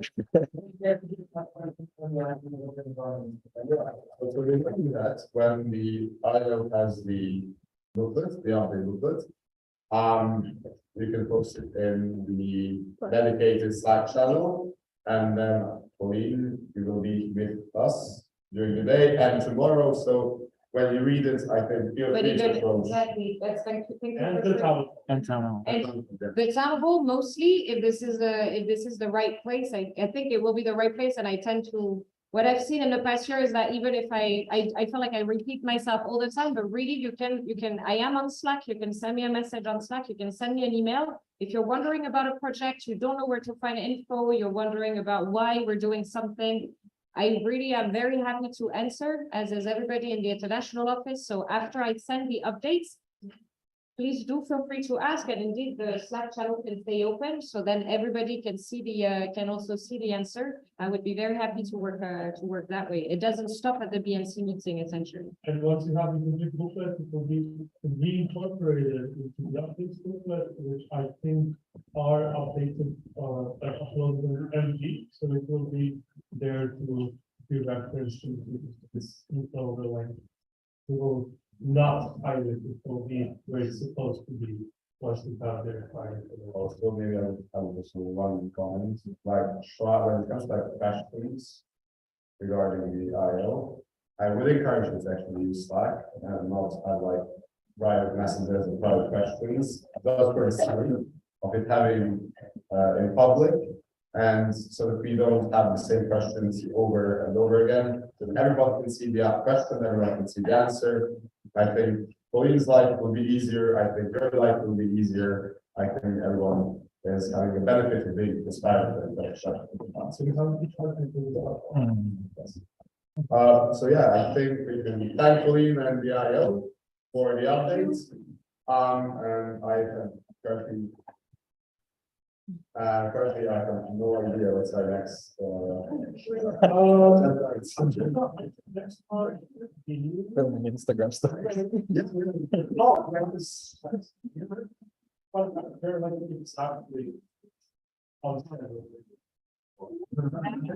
How many more did you have to say?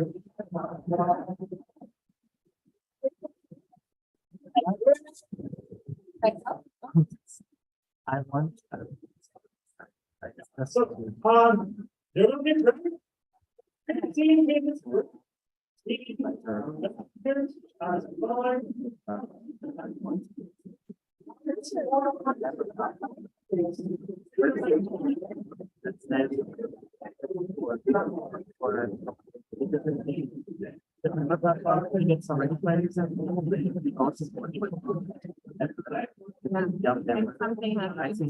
Something happens with one.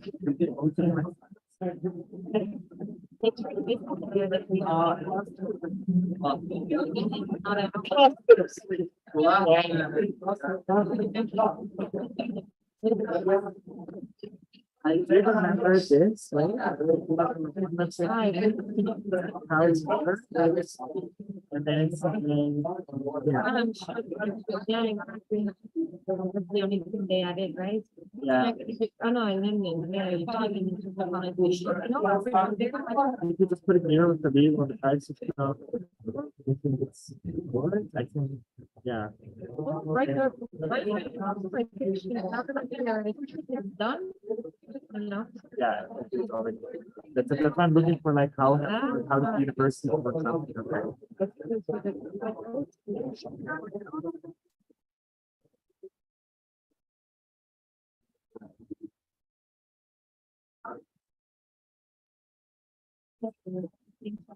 International state. So, oh my God, speaking of, when the break is done, I'm. Yeah.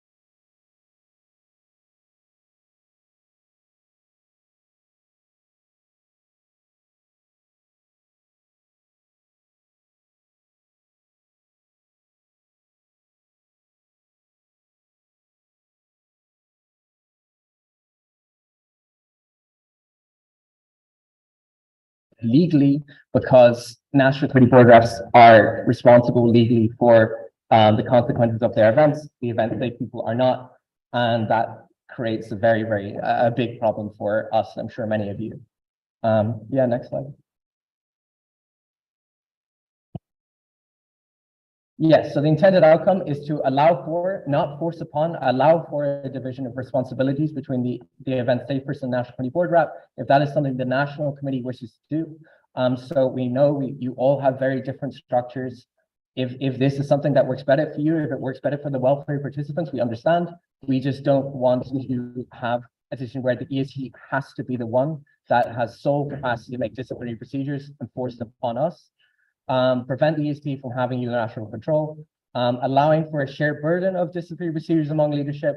Again, if, for example, like in our events, we have a minimum, there needs to be a minimum of 2 ESPs, but in many smaller events,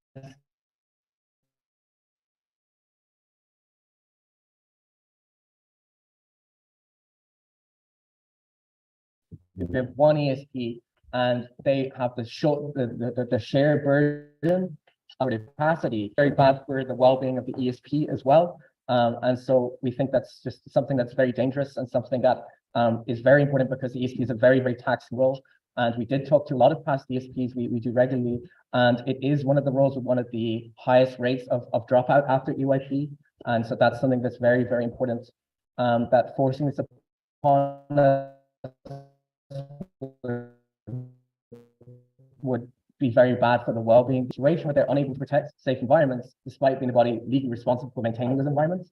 When facilitating conferences for those underage, like one thing to emphasize,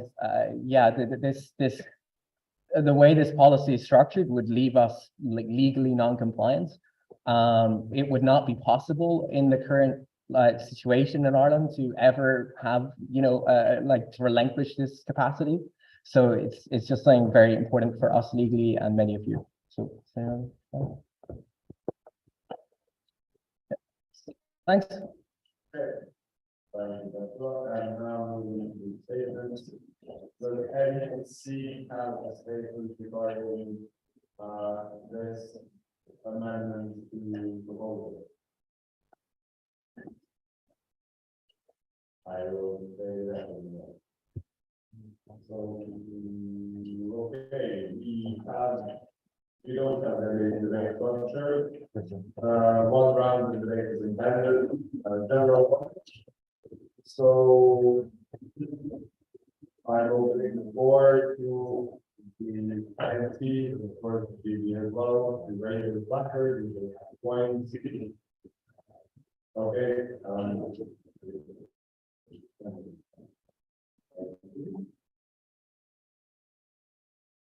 So yeah, we will start with the GB and then we will move.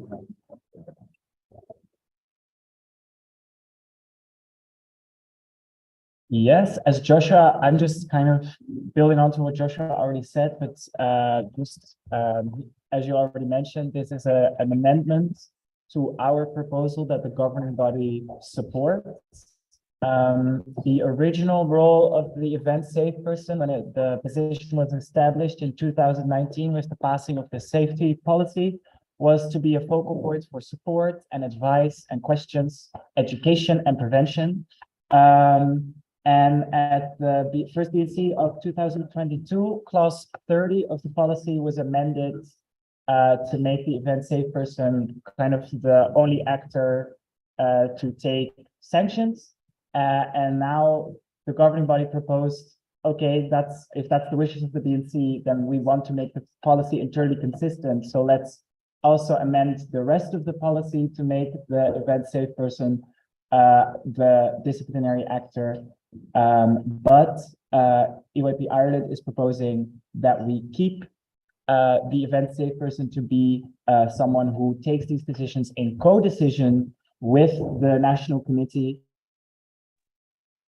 And that is what the discussion is about. So just recapping what Josh said, but I think the whole process, it was a bit confusing. So that's why I'll just repeat it and express our support for this amendment to our proposal.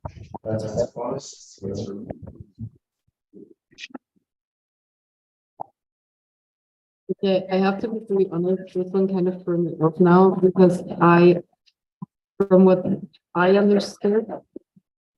I have to be honest, I'm a bit confused now after the elaboration by the GB.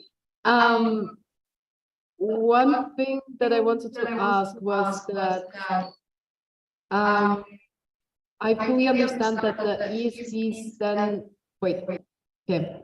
Is it correct that the ESPs then would be able to take decisions at the event? However, in case there isn't any like,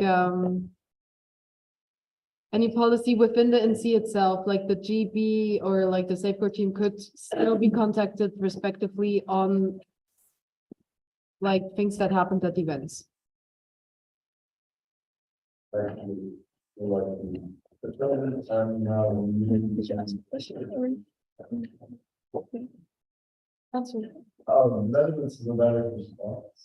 Yeah, it's more because I think this is a question. I think the way the policy is phrased now is essentially the only person who can fix. Oh, sorry. I just think I can answer the question. I'm not sure, but like I think the way the proposal is phrased now is that only ESPs at the session can take sanctions against the person who is, I guess, troublesome.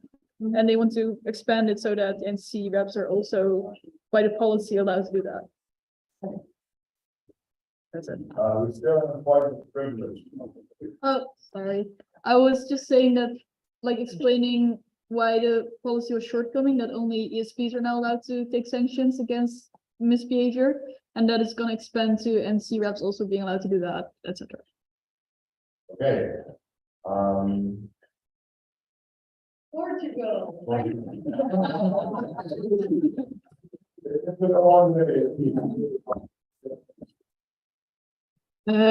Okay, so this can be kind of a conversation, I guess, but in our eyes, it doesn't really make sense that the event leadership also has this disciplinary action because, I mean, look, HOs are way too busy doing other stuff to, you know, do this. This should be something that the NC has the power and, yeah, it does, not the event leadership. They have way too much stuff going on in the event. I understand the viewpoint of EYP Portugal. Now, let's also be honest, if you're at the session, let's say a chair misbehaves, ESP notices, it goes to the NC, talks to them, and they decide, okay, we want to kick this person out of session because of X reason. Like, the leadership of the session should be involved as you're basically interrupting their team in terms of dynamics or in terms of just capacity in general. So while I feel like the end decision lies with the ESPs and definitely the NC, you cannot just expel someone without having the leadership of the session, respectively the team leader, involved at all.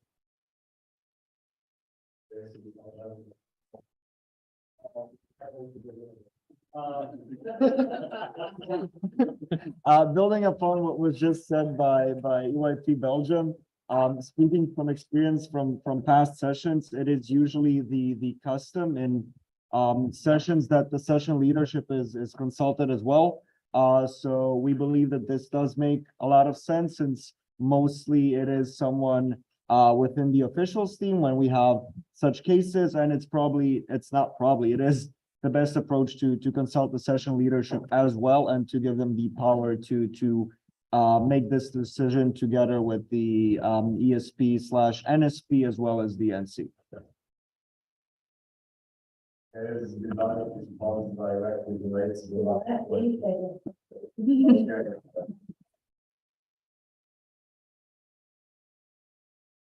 Yeah, taking into account the last thing that was said, just to clarify, on our part, we do not mean that they do not have any engagement because we do think that at all times they should be consulted.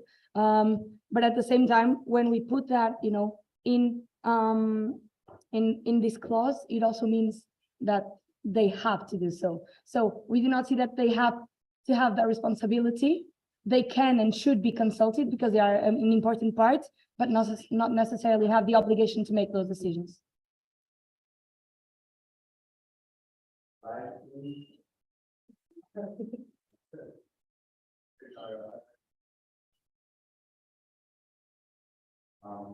You have acquired regular blackboard.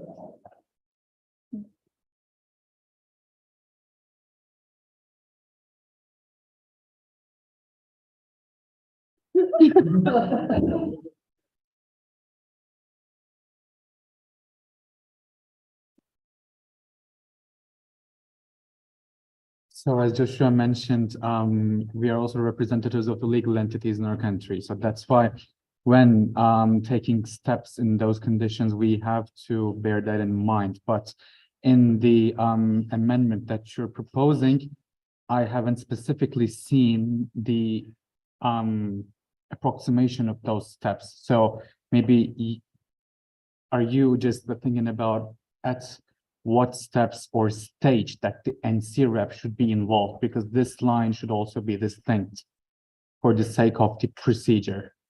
Thank you. And we will be here, and we will take the last one. The last one of the only blackboard in the Yeah, it's actually my response, but I don't want it to disrupt it again. No, but I totally get your point, honestly. But there's also culture within each NC that is very different. For example, some NCs really give all the ownership to the ESPs, which is a valid choice, of course.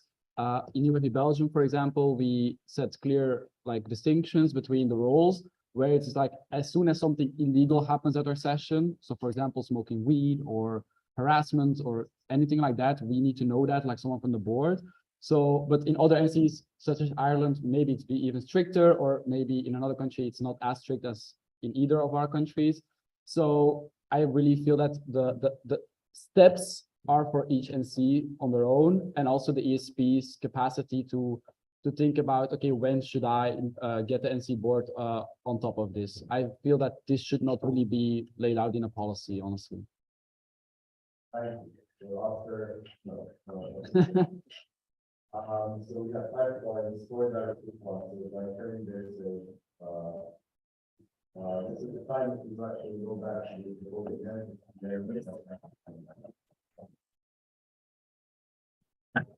Thank you, everyone, for your wonderful points. Yeah, I'll try to go through all of them. I got 3 pages of notes over. Okay, I'll try my best. Okay, so first, EOP Switzerland, thank you so much.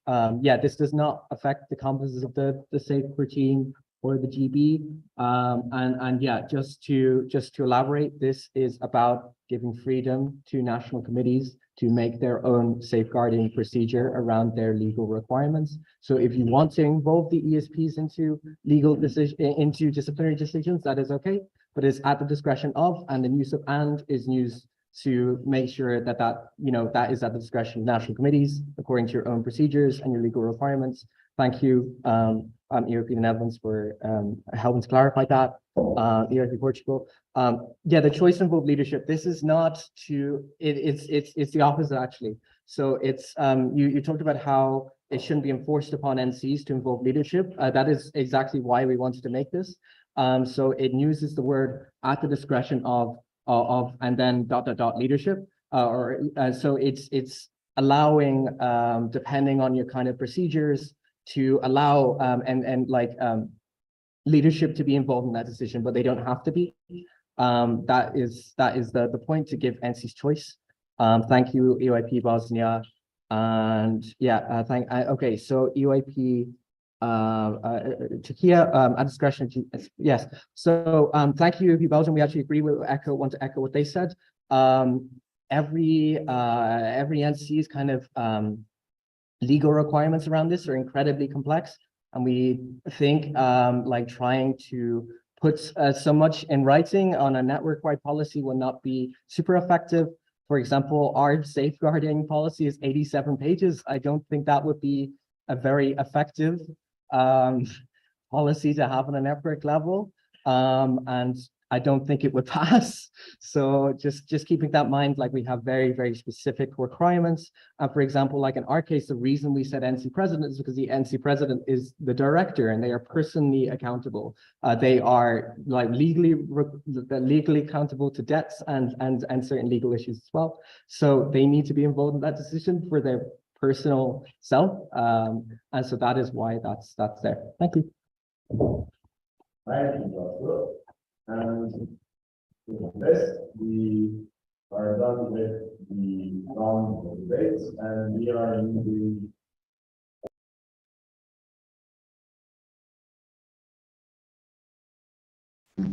Since this is a network-wide policy, we need 2/3 majority. This time, we will make a mistake, definitely. In order for this to pass, we need 45% of the voting NCs to be in favor, meaning 17 and 2/3 when it comes to the NCs that actually voted in order for this proposal to pass. So I will ask all the NCs that are in favor to raise their placards. Okay. We will not be counting this. No. Now I will ask all the NCs that are against to raise their placards. Portugal. I will now ask all the NCs that are abstaining from the vote to raise their placards. It should be then 31. Yeah, I think it's 31. Okay, Croatia. Okay. So with 30 votes in favor, the amendment has passed. Meaning that we are now moving on to the 26th agenda item that is directly influenced by the vote that you just had. And that would be the updates to the policy on safeguarding safety and dignity in EYP, enactment of temporary measures and internal consistency. The proposing entity is the governing body. The spokesperson is Jarne van der Poel. And you can find it on page 54 of the meeting booklet. I just sent a friendly amendment to my proposal. That's in the... Yeah, so just to keep track of the things, we are now discussing the proposal as amended by EYP Ireland and friendly amended by the GB. So there's a lot of changes. While this debate is ongoing, we will try to take care of it in the slides as well. But you should be aware of the content of the policy that is being discussed. Yeah. So the friendly amendment is in the 230107. in the Slack channel, in the dedicated Slack channel. Okay.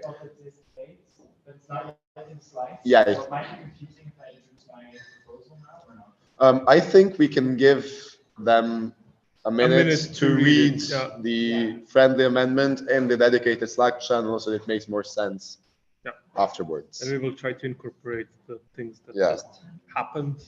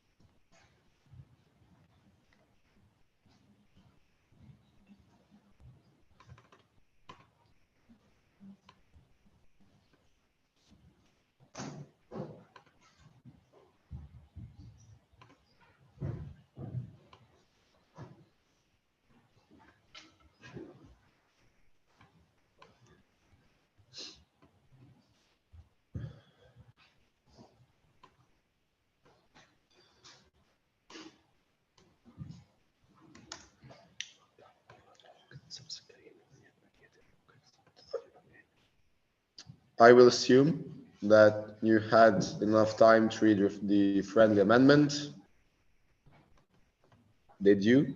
Yes, yes, yes, right. Okay, so once again, we are discussing this update in the framework of the amendment that passed, that was submitted by EYP Ireland, and the friendly amendment that you've just read in the dedicated Slack channel. And with this, I will give the floor to Jarek. Following what's happening, but I think so. So this proposal kind of has two sides. One side we've already discussed, which is about what role should the event safe person have, and how can we make this role consistent throughout the policy, because there was an inconsistency. And the second part is actually a lot more changes a bit more the policy. This is why I also, when we go to the debate structure, you will see that we have dedicated time for this, because this is a policy proposal that is a change. So that aim is namely to enable the governing body to take a temporary measure while a complaint is being handled. We go to the next slide.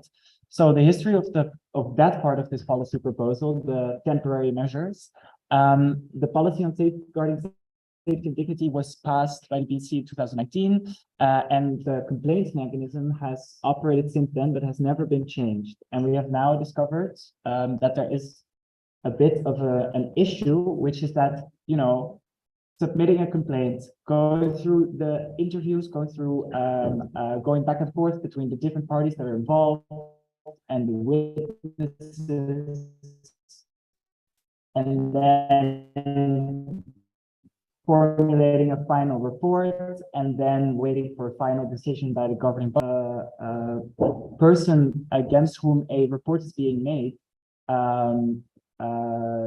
can continue to participate in UAP, which in many cases should be the case, definitely. But in cases of anything, it would be smart to enable us, while the complaint procedure is pending, to take a temporary measure, so that the complaint can be handled. And then, of course, once there is a final decision, parties can contest and appeal to a temporary measure. So there is right of reply, and the process is as fair as possible. But we want to make sure that harmful behavior cannot occur. Proposing that we enable a temporary measure while the complaint procedure is happening, which can be a few months. Now, and the second part of the proposal is the one we just talked about for quite a while already. But wait, I think the next slide is the policy proposal, this one? Yes. So we propose that in the event of a grave violation, the governing body can adopt a temporary measure while the complaint procedure is pending, and the temporary measure stops when a final decision is made. And of course, both parties can contest and appeal to the temporary measure. Okay, that's the first part of this policy proposal. The next part is the one that has just been amended twice to make the policy consistent. I have copied this one. I need the next one. Okay, but we can go through the history maybe. Yeah. So wait, there is also a slide on the original. Oh no, it's fine. Actually, sorry. So the policy used to say before in 2019, when it was first made, that a right decision will be taken by the safe person, the president, the head trainer, the event leadership, and the NC, or the highest position on the NC board, in the case of an event. That was changed by the BNC in 2022 to say an event safe person, if they consider sanctions of any sort appropriate, they can take those after consulting with the National Committee. We've now changed that. We are now changing that back with the adopted amendment by UAP Ireland to say that, no, okay, my God, I lost track myself. Okay. We won't, so. We can keep it on this slide. So the situation is that clause 30 says an event safe person can take these sanctions unilaterally. Clause 46 says and continues to say, because of our NC president take this decision. So that's the clause that we just adopted, clause 46. In order to make sure the policy stays consistent, we're also changing clause 30 because clause 30 currently says, after wishes of BNC 2022, that it's the event safe person. So that's kind of the amendment. If we have the slide, we can go to it. I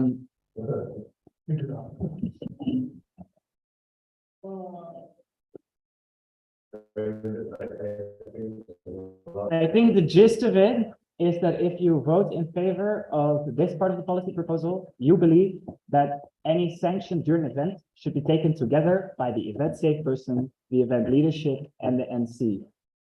And that's very technical, but it's just making sure that the policy is consistent everywhere in every clause to make sure that this is the case.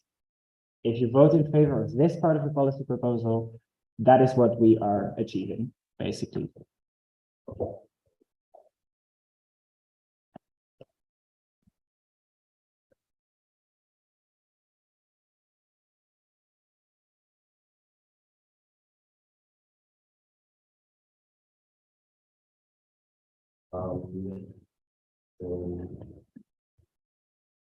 Is still trying to invest, and this is a very specific situation where the idea that we had a amendment to the proposal and an amendment as well, and did happen in quite a while. Like usually slides are not updated for this thing. Yeah.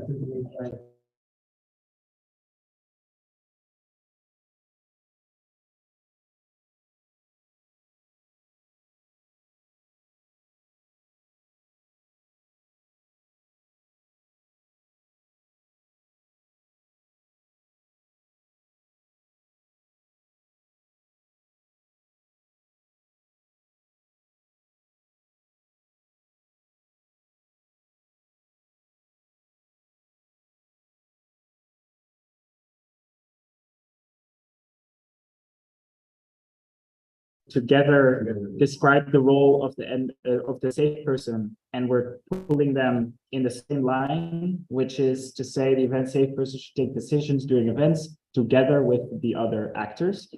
And then the other part is a new clause, which is not yet in the policy, which enables temporary measures to be taken temporary while a complaint procedure is pending.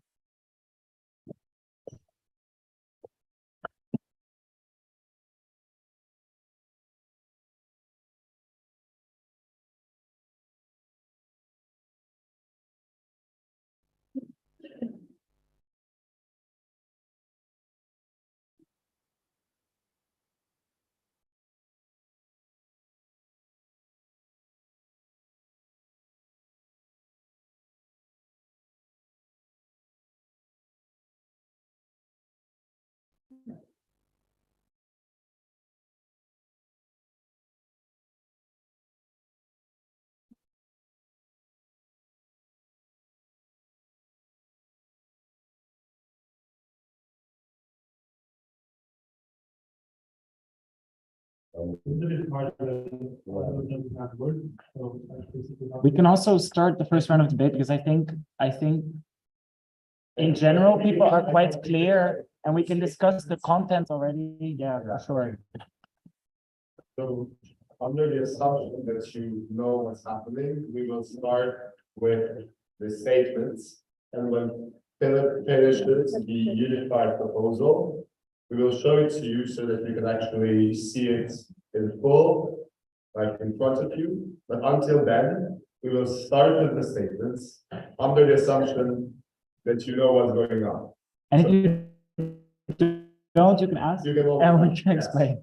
I mean, a statement can have a questioning function as well. So yeah, I think you see that as a statement for agenda item 26.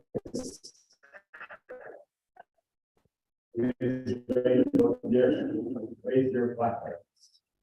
Okay, in order to be efficient with time, each NC that gets a statement here will have 2.5 minutes And we will be starting with EYP Luxembourg.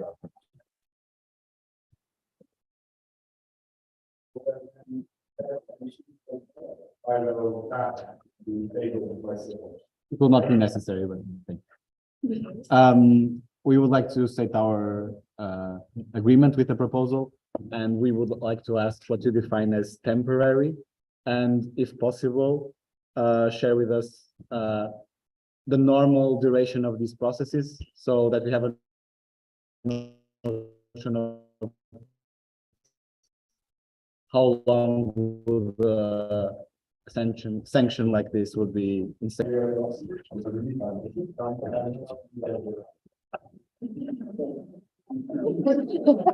There needs to be the overflip in the back. Yeah, so EYP Spain welcomes the proposal as well and understands why it should be approved. But we have one question regarding the way the situation will be handled in the time between the reporting and the actual decision is taken, in the sense that I think it was this morning that we were talking about protecting the safety and privacy of everyone, both the reported person and the person who made the report. How will you make sure that while taking effective measures so that there are no negative actions towards the victim, that like the reported person's safety can still be protected until a final decision is made? Thank you. The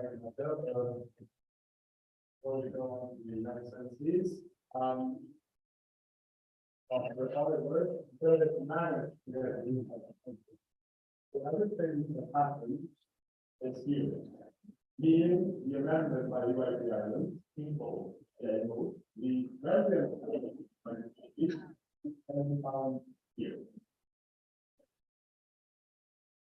Moving on.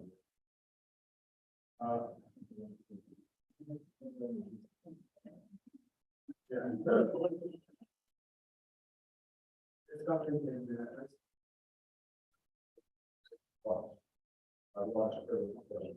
And now we're moving to Italy.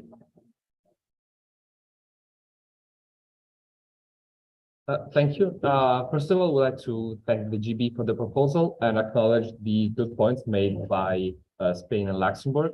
We would like to stress our support of the proposal, as we all know the final aim of everything of our events is to give something to the participants and to ensure participants' welfare.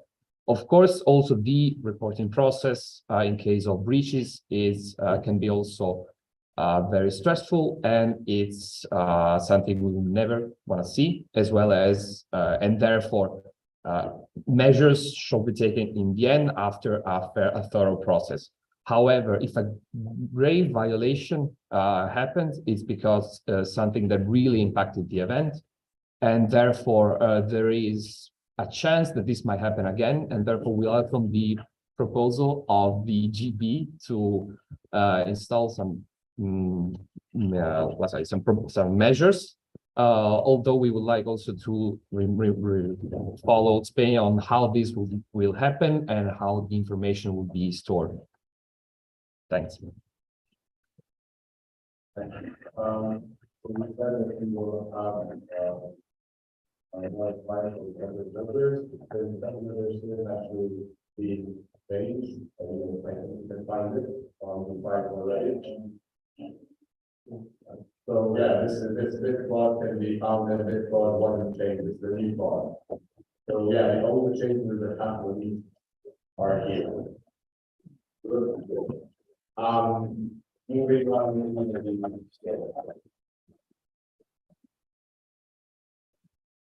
So as far as EAP Croatia is concerned, there are a lot of questions that this proposal opened for us, especially in light of clause 41.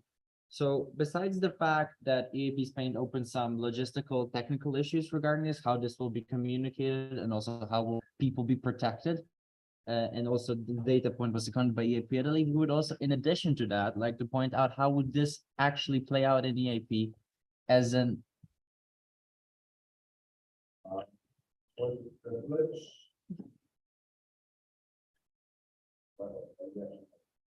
yeah, what's up?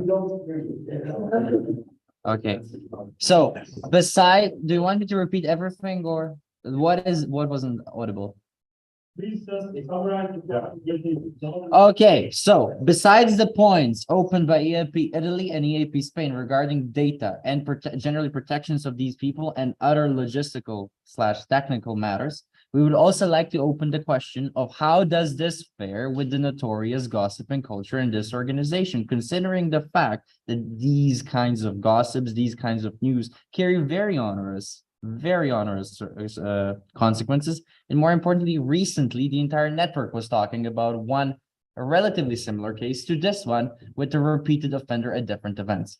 More importantly, we also have a question of why are we then constructing, again, a quasi-legal system where the line, to use a phrasing of another NC from previous debate, is blurry as to where the actual law connects to us. You know, if we have grave violations of our safety and welfare policy, it's quite likely we're also talking about some other violations of the law. Why is that also not addressed here then? That's it. Thank you very much.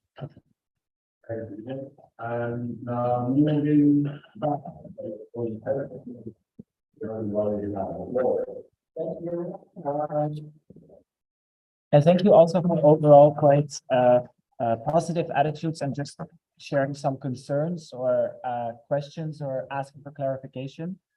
I think there were a few logistical questions, so I'll just quickly go into those. What happens is someone who has experienced harmful behavior files a complaint. This is being handled by two people from the Safe Court Teams division that deal with complaints.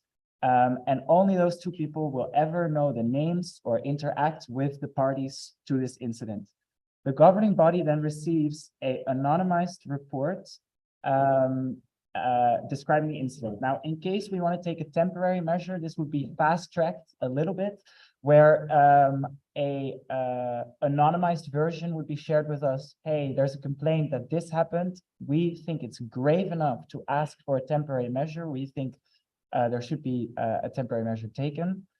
We won't know the names of the person involved. We can just say, okay, they should temporarily not be able to attend the same event as the person who filed the complaint, for example.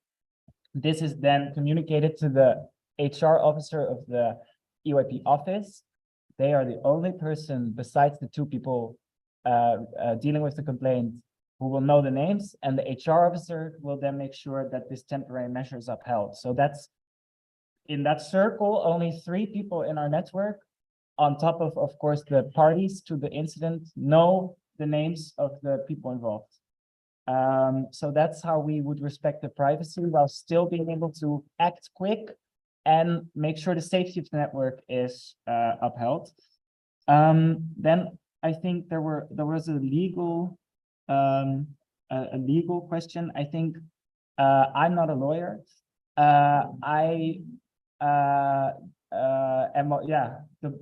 The governing body is the board of a youth organization, and we try to protect the safety within our organization. We have our own mechanisms for that. The law exists. We live under the law, but any legal action that exists outside of us and people who've been subjected to certain behavior can take legal action if they want, but this exists outside of the law. It's just as a private organization, how we manage our own internal affairs.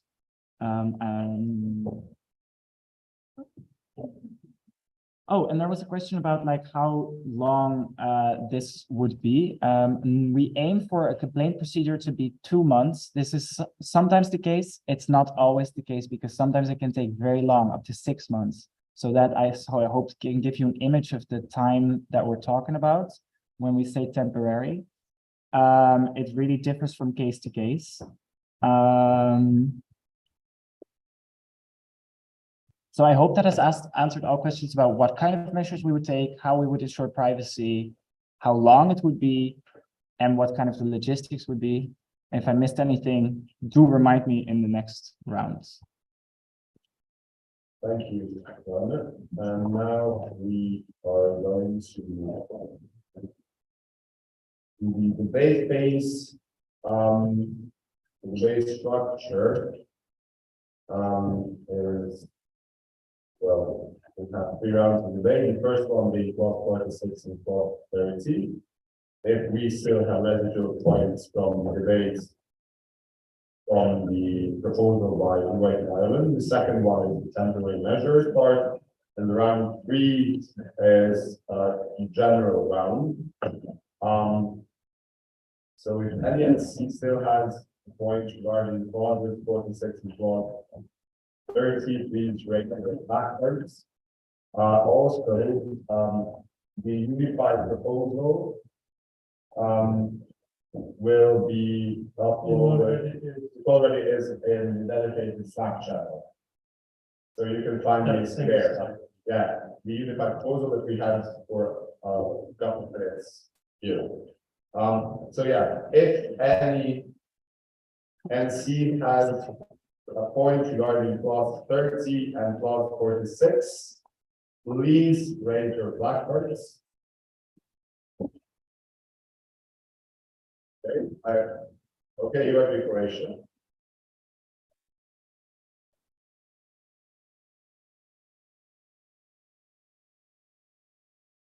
All right. So, by the way, thank you for the clarifications from before, as far as 46 is concerned, considering the fact that the last sentence literally says measures should be applied with an educational purpose rather than retributive, EAP Croatia wonders how does that fare with the guilty, innocent until proven guilty principle, and considering the fact that we have the presumption with our policies as well, considering that, we want to prove something has happened, we want to be sure about it, and then act. How do you justify that? Because, yeah, that's it. How do you justify that? It's not a negative question. It's just honest, like a clarificatory question. Yeah, that's it. Thank you.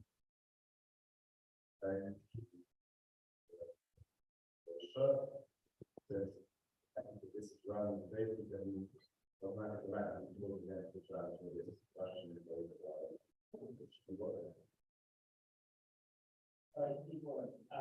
Make sure. Your question is how the problem is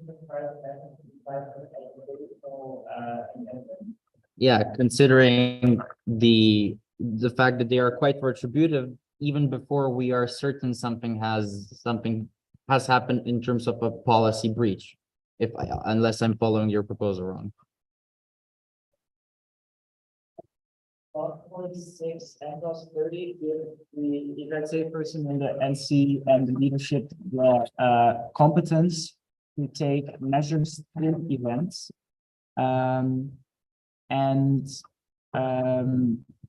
Of course, we hope this won't be necessary, but if something happens in an event and the NC and the event safe person and the event leadership deem it necessary to take a sanction, and that can be an educational sanction, like having a talk with the person, or making sure the person reads some materials, or mediating, or asking the person to write a letter of apology. Those are all educational sanctions that can be taken in the event, in the span of the event. So I would really encourage everyone to really think about what educational measures they could take.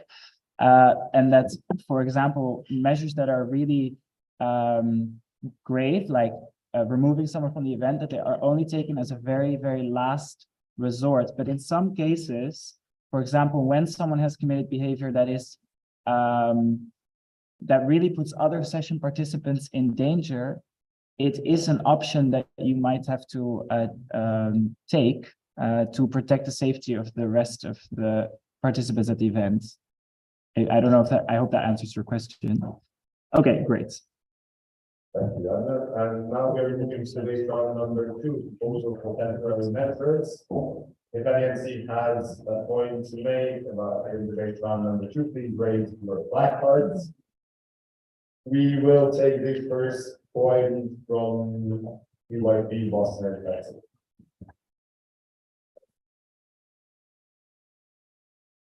taking into account the bodies and the mechanisms that we have in the network and taking into account the efficiency or rather the lack thereof of the Safecourt team, it would probably be better to reevaluate the current mechanisms and understand how to adapt them before making such a proposal to the Board of National Committees, because we as EYP Bosnia and Herzegovina believe that currently in the existing bodies and the existing ways in which the network operates, it does not make too much sense to have such a proposal of a temporary measure. Thank you.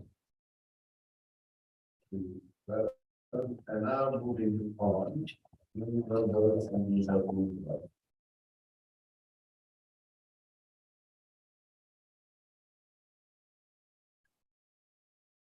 I just have a question about the grave violations, because we need to properly define what the grave violations are. That's a really important distinction to make. They need to be concretely defined, because like this, it leaves it very vague. That is it. Thank you. And now we have Yes, exactly. Thank you, Croatia, for bringing up the point. I think Belgium supports like measures to protect, like, of course, our members. But the current phasing, I feel like, is a bit like subjective, because indeed, what is grave? So maybe a more detailed list, for example, sexual assault or other kinds of behavior that we do not tolerate, of course, but that are that severe that an immediate sanction has to be taken. As I still feel like sometimes we want to react so fast that sometimes you forget the as you have the question said as well, the innocent principle, as you're proven innocent. No, you're innocent until proven guilty. So I feel like with this proposal, we're balancing indeed that fine line. So it should be only implemented in a certain amount, a certain set of cases. So maybe a clarification on that, or maybe a friendly amendment at some as well. We have a line on Just relating it and putting it into real world context, EYP Ireland has dealt with a situation somewhat relating to this, where we had an event which was very, very short after a complaint was made. And in that situation, we had to take quite fast action to make sure that the person and the complainant and the respondent were at the event.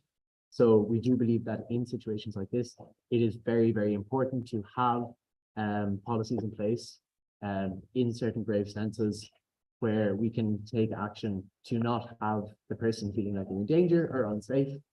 As we got one personal privilege from Serbia, and yes, even though.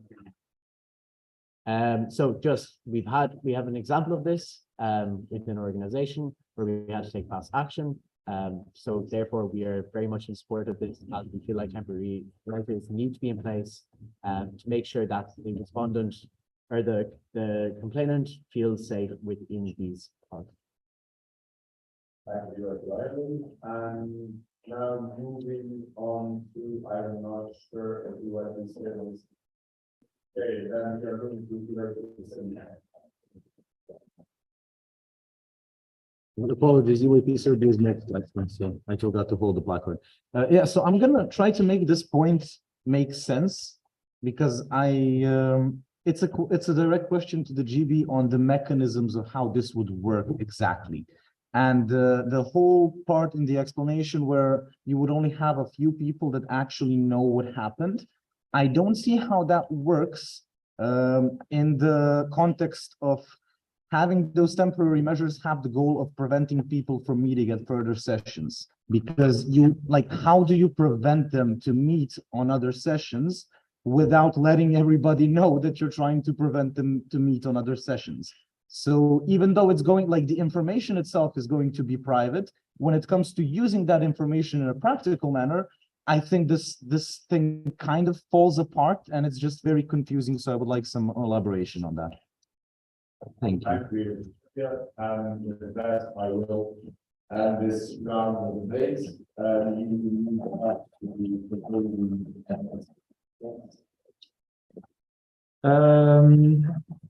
I think there were three main themes that I will respond to. The first is a lack of efficiency, alleged lack of efficiency by the complaints mechanism.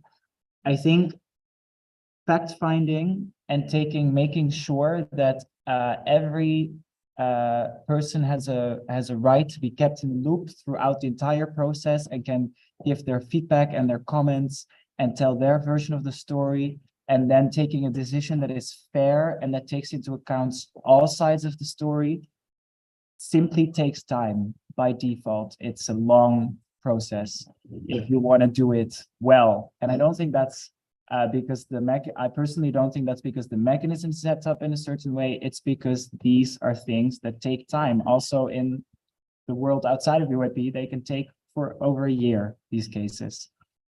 So that's why I don't think necessarily that is the issue, and that is the default intrinsic quality of these cases is that they take time, and that is why there is a need for temporary measures. And there was also talk of the innocent till proven guilty principle. This is very important to us, of course, and that's why the measures are temporary and they are taken in certain incidents, which I will specify later, because that was the third question. They are taken in certain incidents while we decide what happened. So the innocent till proven guilty principle is upheld because there's still fact-finding, and then only then is a decision taken that is final. What is grave? I've thought about this a lot, and I think that's a very fair question to ask. The reason we haven't specified it in policy is that you would have to make a very long list of all the potential things where it might be needed to take such a temporary measure, because even the example that you name, sexual assault, there is various forms of sexual assault, which are also specified on page 3 of the existing policy on safeguarding safety and dignity. So by making a long list, I really get why we would like to be specific in these cases, but by making a very long list of, oh, here it's possible and here it's not possible, I think we would shoot ourselves in the foot a bit, because there might be a case where we really believe it necessary to take this action, and then we have constricted ourselves with this policy. I think how I would see grave is an incident that involves violence, or that involves abuse, that is grave enough that we would have to fear for the safety of the rest of the network. And that is, I think, the specification that I want to give now. And I hope I've been able to explain why making a list, I think, would constrict us too much, because it is, as UIP Ireland pointed out, important to handle quickly in these cases. And then I'm so sorry for taking such a long time, but it's like a lot of details that people are asking for. How can this temporary measure actually be ensured? I think practically was a question. I won't lie and tell you that it's happened successfully in the past. There have been instances where we weren't able to make sure that a perpetrator did not attend the same event as their victim. But the idea is as follows. The HR officer of the international office has access to the member platform, and they have a list of which individuals cannot attend events together. If individuals are selected to attend the same event together, it is on the respondent of the perpetrator to recuse themselves and withdraw from the event. If they don't do this voluntarily, they are contacted by the HR officer. If the leadership is contacted by the HR officer to say there is a binding GB decision to say that this person cannot go to your event. And that is the process. It hasn't always worked successfully in the past, but it also has worked. And that's the process. So such an extensive slide, so the questions. And we will move now to the third round of debate. That's general questions about the proposal meeting clause 30, clause 46, and clause 41. And we will start with UIP Ireland, and then UIP. I apologize for bringing this up again. But thank you to UIP Serbia for bringing up the last point. Also just relating to that, again, going from our own personal stance, we have seen issues where in that case, while it is great that we have a HR officer that can see if two people cannot be at the same session, we've had personal experiences twice where a person who a complaint was made against turned up to or was going to turn up to an event. And in the case of the BNC is not aware, it can become aware that if it's a non-formal social event or if it's not something that is actually being broadcasted as two people at the same event, that we should be made aware of it. I apologize again for repeating this, but it's something that I think needs to be discussed. Thank you.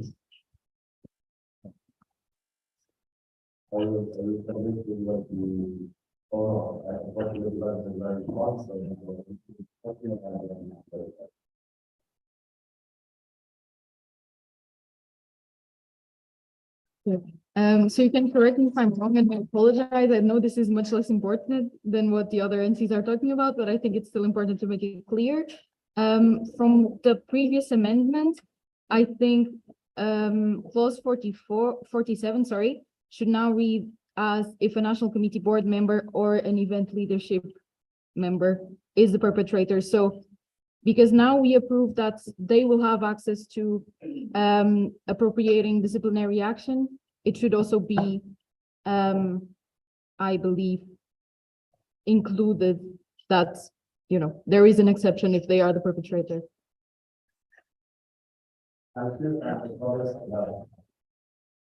Yeah, thank you, Jarno, for the response. I totally understand where you're coming from.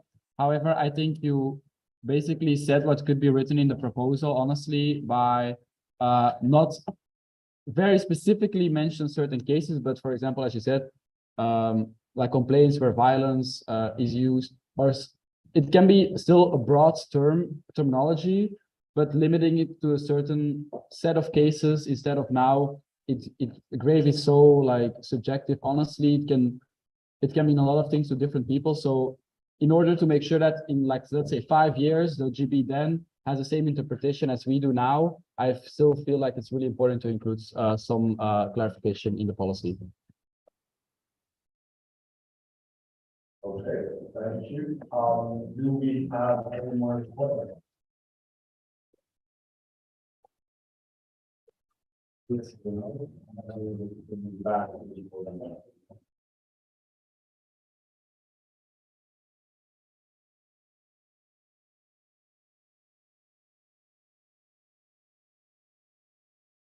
All right.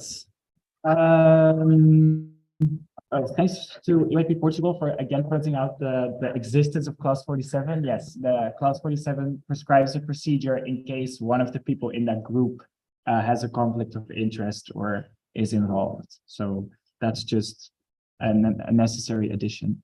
And then we had question by UIP Ireland. I understand why you're again bringing that up. I think the procedure that we have for ensuring that two people cannot be at the same event is not perfect. And I think we can think together of a way to improve it. But I think that is a problem that's not inherent to this policy proposal, but to the wider mechanism. So I would really hope that I take this feedback and I discuss it with the Safeguard team. I can involve you in those discussions and we can see how we can improve that system. But I hope you will agree with me that it's not something that necessarily makes this a weak proposal. It's more something that's a problem with the system in general. And then the third point, again, by UIP Belgium specific, how can we, maybe using a certain terminology to define what grave is.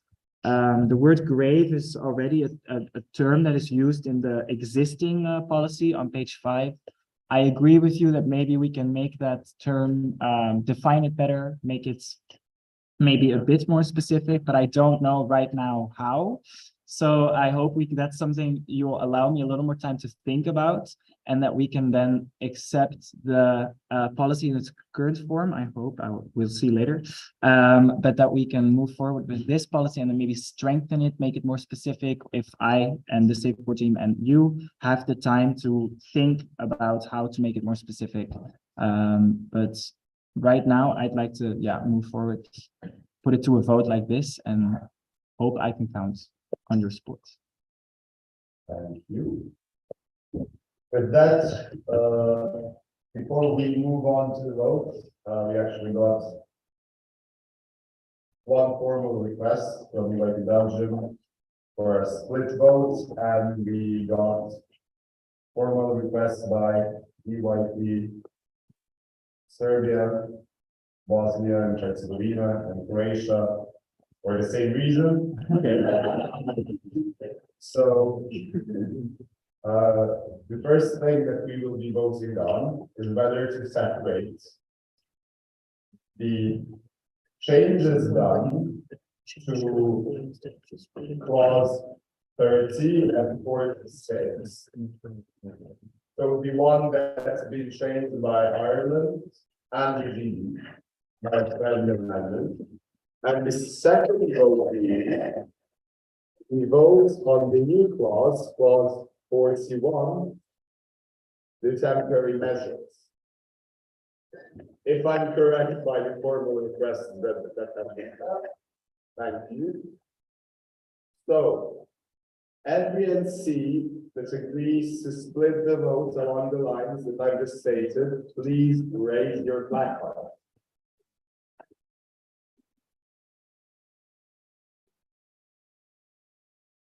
So once again, this is a vote on whether to split the vote. The first vote being clause 30 and 46, and the second one being the new clause 41. Yeah, thank you. We can lower them down. For Connor's sake, BNC that is abstaining from voting on this. Okay, so Denmark, Finland, Norway, Germany, Luxembourg, Croatia, Armenia, sorry, and Switzerland. You're not abstaining. Okay, so without Switzerland. Yeah, so BNC that is against, raise the black card. Already.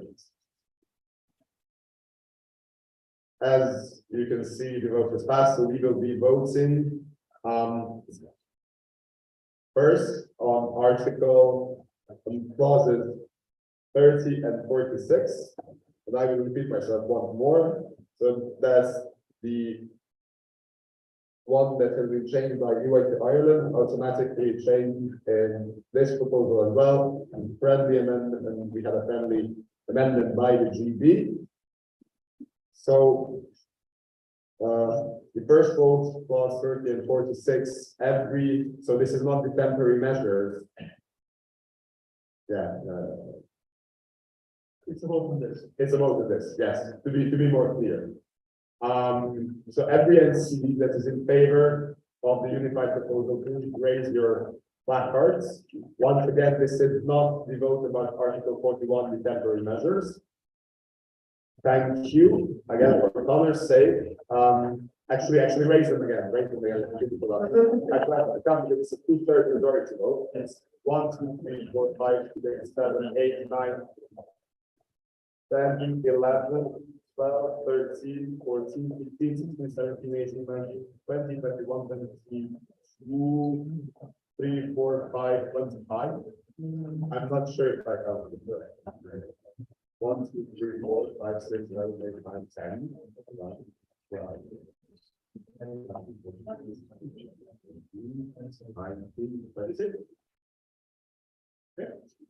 okay. So I think that has a defensive option, so we will say 26 for in favor, and BNC that is failing. Please raise your placards. Armenia and Poland. BNC that is voting against, please raise your placards. None. Thank you. So it is a great pleasure, and it's obvious the changes to Article 30 and 46. And 47 obviously have been approved by the BNC. And now, yeah, moving on to the second law. New clause 41, the temporary measures clause, is also being put up to a vote. So every BNC that is in favor of accepting this proposal as it is, new clause 41, please raise your placard. Okay, so I will ask you raise your placards high in the air and let them remain there until I say you to lower them. 1, 2, 3, 4, 5, 6, 7, 8, 9, 10, 11, 12, 13, 14, 15, 16, 17, 18, 19, 20, 21, 22. Every NC that is abstaining from voting, please raise your placards. 1, 2, 3, 4, 5, namely Switzerland, the Netherlands, France, Azerbaijan, and Armenia. Every NC that is against this proposal, raise your placards. 1, 2, 3, 4, namely Bosnia and Herzegovina, Serbia, Croatia, and Belgium. So again, it is very obvious. Both proposals have passed with the needed 2/3 majority and the 45% rule. We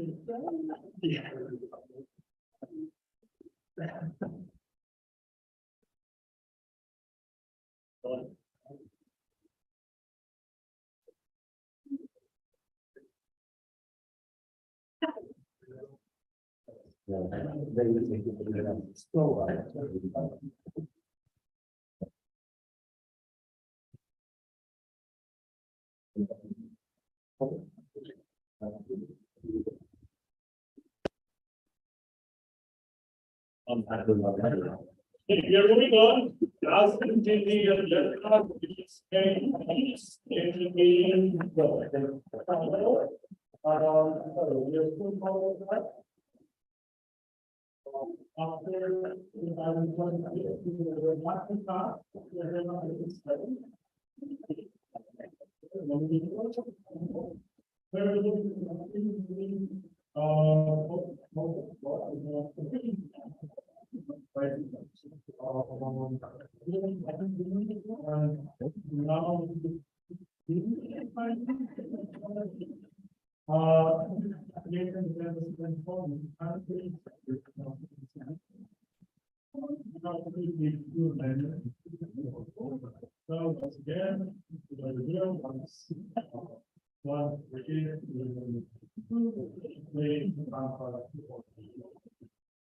And you're discussing the amendments. First, these amendments, the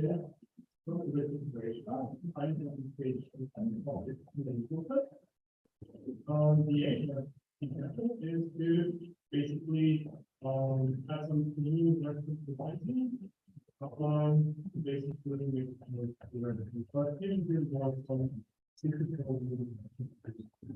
All right. Good, we're good to go? Okay, thank you very much, Philip. So it's a very simple addition to an update to a working procedure that EAP Croatia is also submitting. So EAP Croatia fully agrees with the proposal. It's really a friendly amendment. And it's basically a codification of the present case. So what you see there is what you could see in the agenda setting poll as well. NCs could have had the opportunity to project their agreement or disagreement. As far as the AP Croatia knows so far, this is mostly used by the BNC board to decide on the duration of debates. And this idea actually isn't my own, but we didn't have time to discuss it with the IR of EAP Austria, whose this idea was at the Summer Academy of last year. So shout out to EAP Ireland as well for that. And basically the idea Elena had was to share these results with people who propose it. Just for those people who propose it, you also have a feeling of the room and what they are to expect. These would be, and how to share it, it's basically, just giving you, okay, so there is percentage wise some opposition, there's almost no opposition, or people are really against it, so chill, bro, kind of thing. Not to use any more informal language. That's literally the entire proposal. Why is it being proposed? Because it's an addition to this, and also a lot of NCs also already co-signed onto the German proposal, so there was also no room for discussions there. I more than invite Germany to state their views on the matter. I think EIP Croatia thinks this is a very good addition to what we have, codifies what we have, plus add something a bit more. To all of you who have proposed, at some point in your BNC career, I think you would find much more helpful to know the feeling of the room sometimes, because BNCs are at times hard to predict. And yeah, that's more or less it.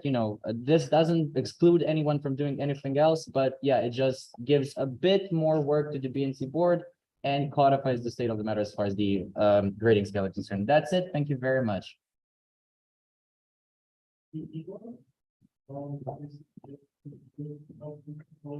Yeah, they saw it on the previous slide. Okay.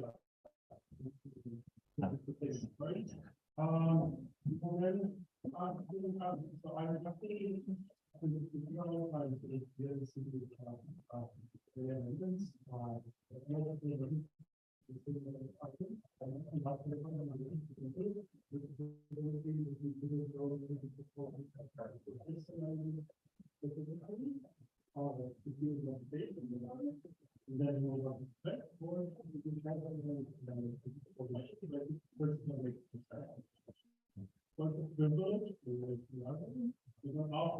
so basically, it's been a while since we had two amendments in the same proposal, and it's not in the what to do.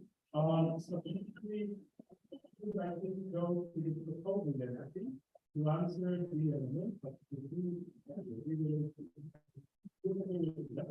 and then we have to do that. Something like the proposal again.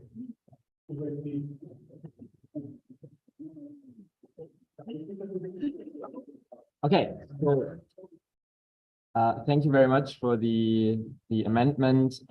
We do think, yeah, we should definitely discuss this here, but it wasn't originally included in our in our policy proposal, because we intend the agenda setting poll to kind of weed out all of the items that we do not need to discuss physically, but we do not want to weed out bad items, so to speak, ones that are people disagree to. So it was not intended to basically block an a policy proposal before the meeting regarding the content, but rather if it needs to be discussed during the meeting. So that's why we as EYP Germany, we're not a big fan of this, but I mean, what we really want to do is the first part, and if this added amendment is also then agreed to by the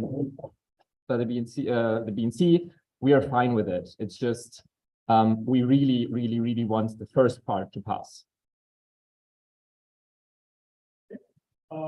You will then open the debate for this matter.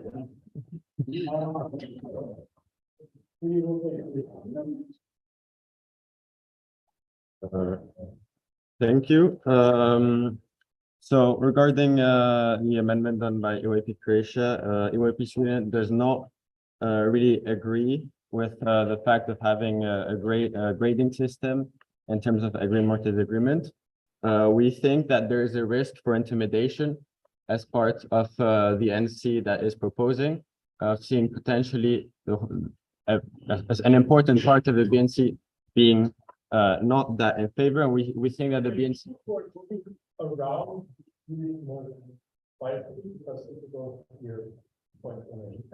yes. So I was saying that we think that there is some kind of a risk of intimidation.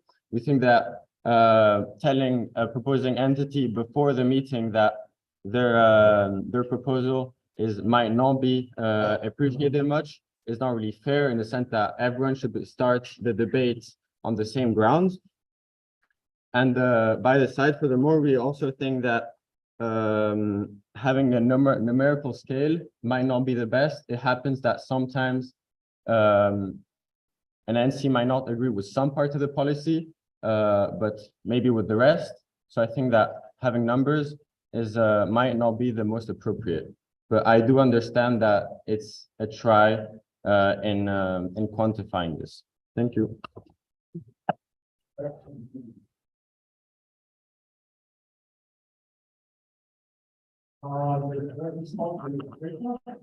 Yeah. So literally regarding the last thing said, your point will be addressed later, but it's not a numerical scale. Nowhere here will you find that wording. You will find a grading scale in terms of this or agreement. What that means is that what you have so far, if you filled out the agenda setting poll for the items, they gave you kind of like a grading scale, very much disagree, very much agree, kind of like neutralish, but they don't include the neutralish position, for example. So you have kind of, I think, 6 boxes to tick in terms of the gradient of your disagreement or agreement. That's what we're codifying. That's what we're trying to do. And that's a clarification because we think your interpretation is wrong. That's it. Your point will be addressed later. Thank you.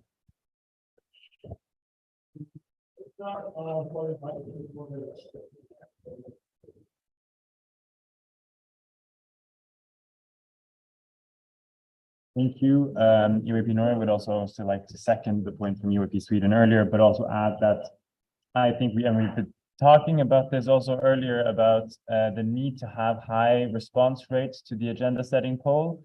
I think adding more and more questions to that is also going to make the barrier higher for NCs to respond to it. And I think it's just going to complicate things and get the response rate low. So we're skeptical. If I can make a point to this, but the only one was first.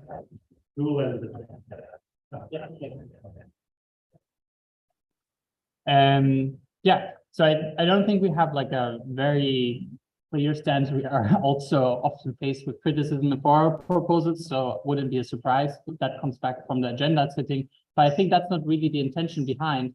I think the intention behind, or at least what I think it should be, is to bring more constructiveness into the process and bring people into conversations about their proposals and how to maybe make them better, include people, have conversations about amendments, for example, before the debate, because during the debate, it is very hard to do friendly amendments or non-friendly amendments.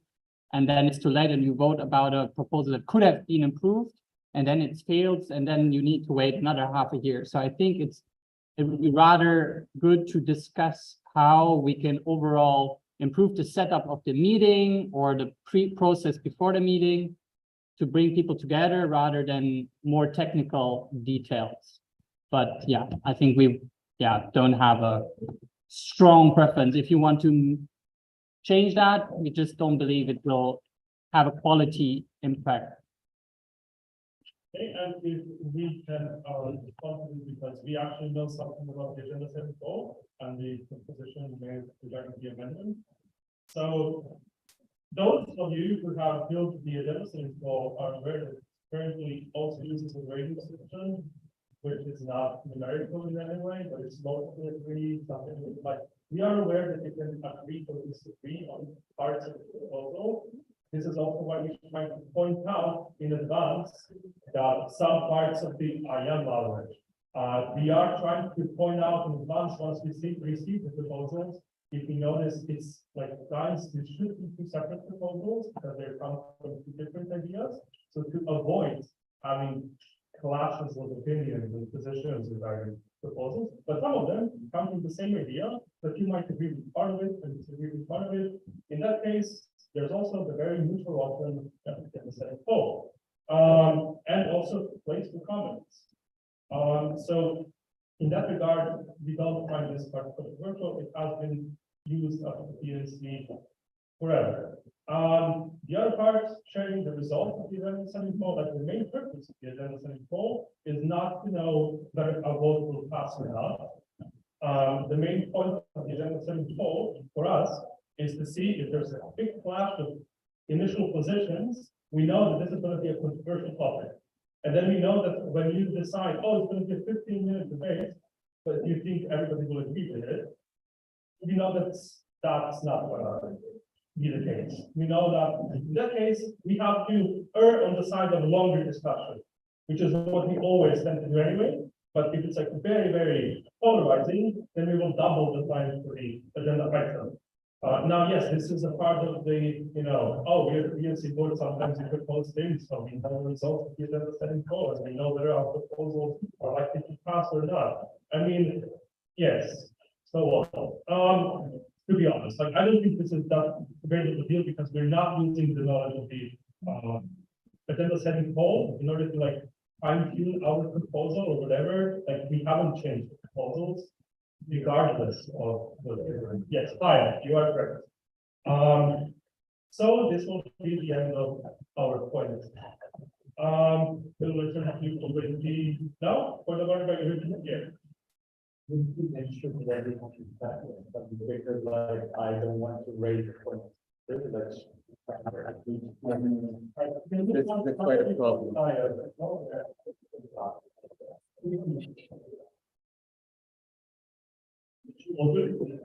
It's been very nice to have you ask people how something. I totally.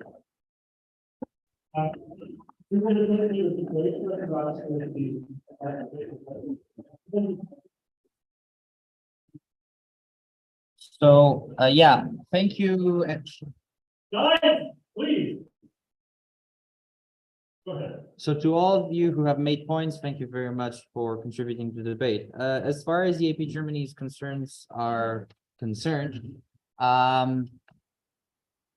EAP Croatia understands and agrees, and we also did the rationale with you, like before. We told you we think it would be a good addition, generally speaking, because it could facilitate this kind of rather small BNC reform that we're talking about, people exchanging opinions a bit before. Now, as far as EAP Norway Sweden are concerned, in terms of it being intimidating and unfair, as far as intimidation is concerned, I think already having a proposal in itself is a bit intimidating, whether you know results or not. Yes, it can be intimidating, but at the same time, we are here, you came here, that can also be intimidating. Like, it's very hard to put your finger on exactly how much something is intimidating. What is more important, though, is that we fundamentally disagree with the unfairness argumentation. We think it is fair to have some sort of expectation as far as your proposal is concerned. Whether your proposal fails or not, the appreciation, you can't really say someone appreciates it more or less. More importantly, if you don't know your proposal is going to fail and it's actually quite unpopular, been there, done that, in that case, it would be also nice to know, because you can also maybe structure yourself a bit more, try to clarify things. As far as the points by the BNC, many points by the BNC board and the GB are concerned. Well, thank you, BNC board, for clarifications at the beginning. And of course, agenda setting poll is here to set the agenda first. But if there is a function you can add to it as an extra that does not hurt anyone, this does not hurt any single entity that proposes anything or any single entity that gives those attitudes. It's merely an indication, right? And if it, besides not hurting anyone, kind of facilitates a better discussion, potentially, then yeah, why not have it? And there were questions on how much quality would it add? But frankly, working procedure changes don't add by themselves a lot of quality. It's how they're used what adds the quality. And this quality just means that, yeah, Germany would have a more clear opinion on the proposals it had, governing body would have a more clear picture on what it had, and maybe that helps. And that's the bottom of line. And as far as this kind of philosophy around the grading scale is concerned, once and forever, please, we've been doing it since forever at the BNCMs. Frankly, I don't know if anyone attended the BNCM where we didn't have that part of the agenda setting goal. So that's the status quo, and that's merely codifying it. The second sentence is the addition. that's a clarification from my side. And one final thing generally from this is, again, we're doing this in good faith. We support what EAB Germany has been doing, so don't consider this is something that we are going to vote against it later if this is not accepted or whatever. We think it is good. We think it is fair. We've had also discussions with other people about it, but I don't think, again, such a small amendment needs so much argumentation about fairness. You know, vote your conscience, so to say, and that's more or less it. We think it will help you. Generally help the discourse, maybe facilitate the discussion a bit more, and that's it. Thank you.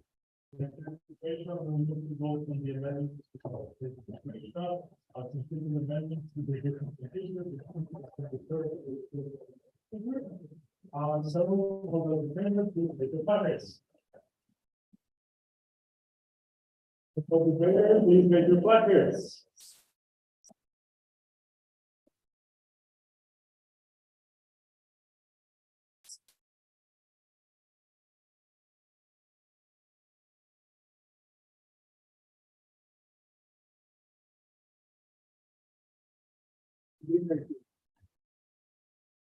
Nineteen in favor, very good. Then we have all those abstaining. Great, Poland, Germany, Finland, Poland. And Turkey. Poland, no, it was quite right. Yeah. Okay, and against. That's 16, oh no, 5, okay. The Norway. Yeah. SE and Korea. That's fine, right? Can all the abstains please once again ready to placard? All the abstains, please raise your placard once again.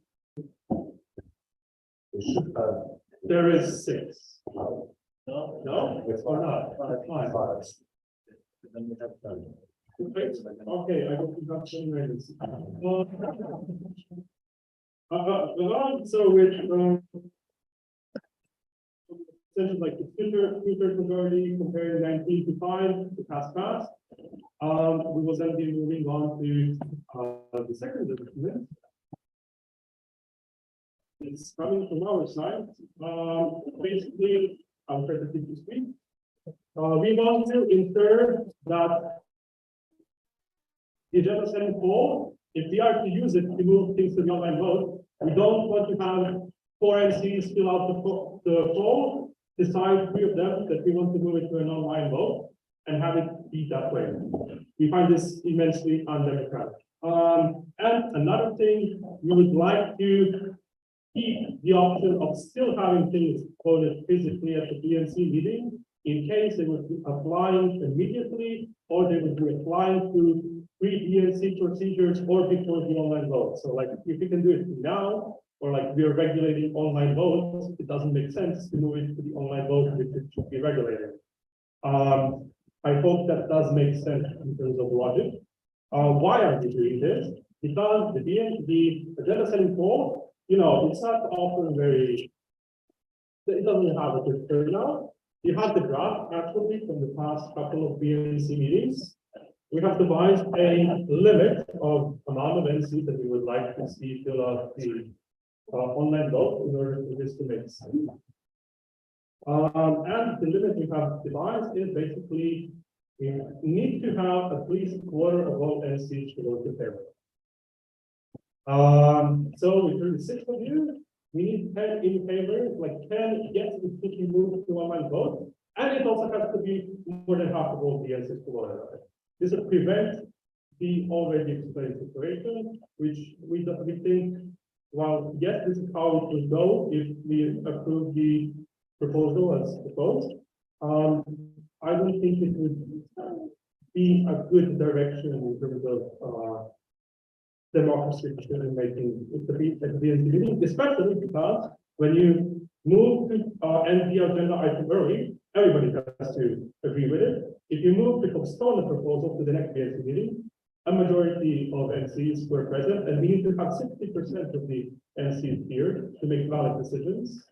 So we don't, we really think it's comparable to those two measures.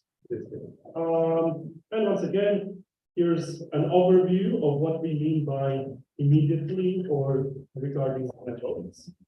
So if the BD will be changed to like kind of like a new formal request, that will be used immediately. This is what we've been doing at the beginning of the BNC meeting, and we had a couple of requests to split the vote. So for us, it doesn't make sense to move it to online vote. If you're changing rules on the online vote, it should be done before the online vote. And things like that. Like, really, when it makes sense that it should apply before the next chance to vote on it, it should be done immediately. And yeah, basically, this is a copy paste thing, yeah. And then once again, the proposal from our side, basically elaborating all this thing, and just a slight consistency change of this BNC board, and we want to move it a bit up in the written procedure to the part where it says, how is it decided, what's the appropriate time for statements or policy proposal. And yeah, basically efficiency is the intended.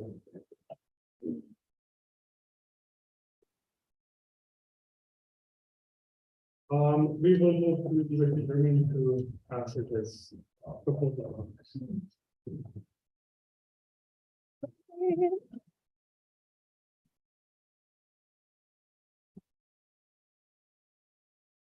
Thank you very much for the amendment.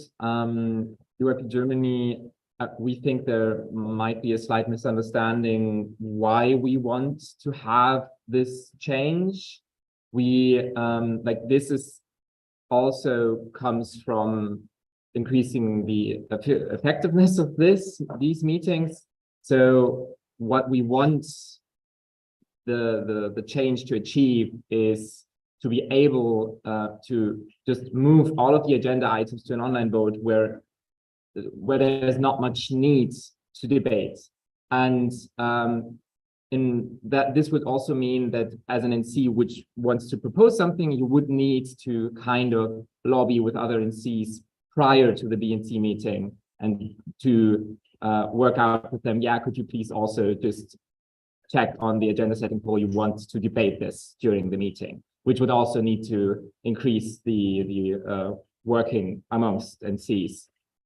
This amendment kind of weakens that because there's still, with this in place, there would be a lot of asterisks when a proposal just can move through. And in my opinion, if an amendment is really important, then you can lobby beforehand between NCs to let it pass, even if there's not asterisks to the physical BNC.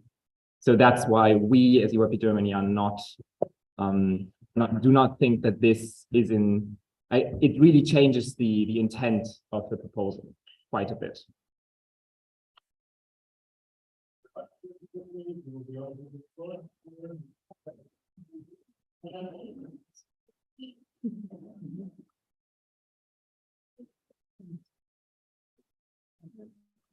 There are no questions there. Okay, and we will move to the vote. Yeah. Just side note, we do think following the agenda setting clause with this BNC meeting, out of all the technical propositions that we had, just one had the majority of yes, move to online vote. So once again, amendment to the BP change, we need to reach majority. All those in favor, please. We can count them.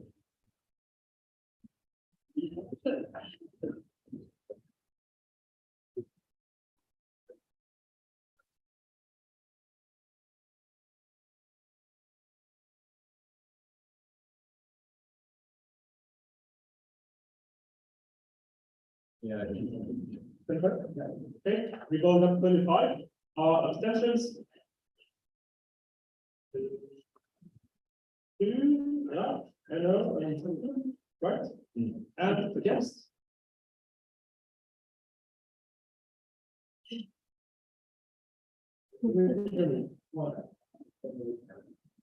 I don't know. We voted the same number. Yeah, exactly. It doesn't change though, like it has passed. Now we'll be discussing the change to the working procedure to create an agenda simple as amended by both of these proposals from our side and from the side of Croatia. Now, we won't prepare a unified proposal because they just keep adding things to the existing proposal. I think it's quite easier to follow that what has happened. So we will give the floor to Germany.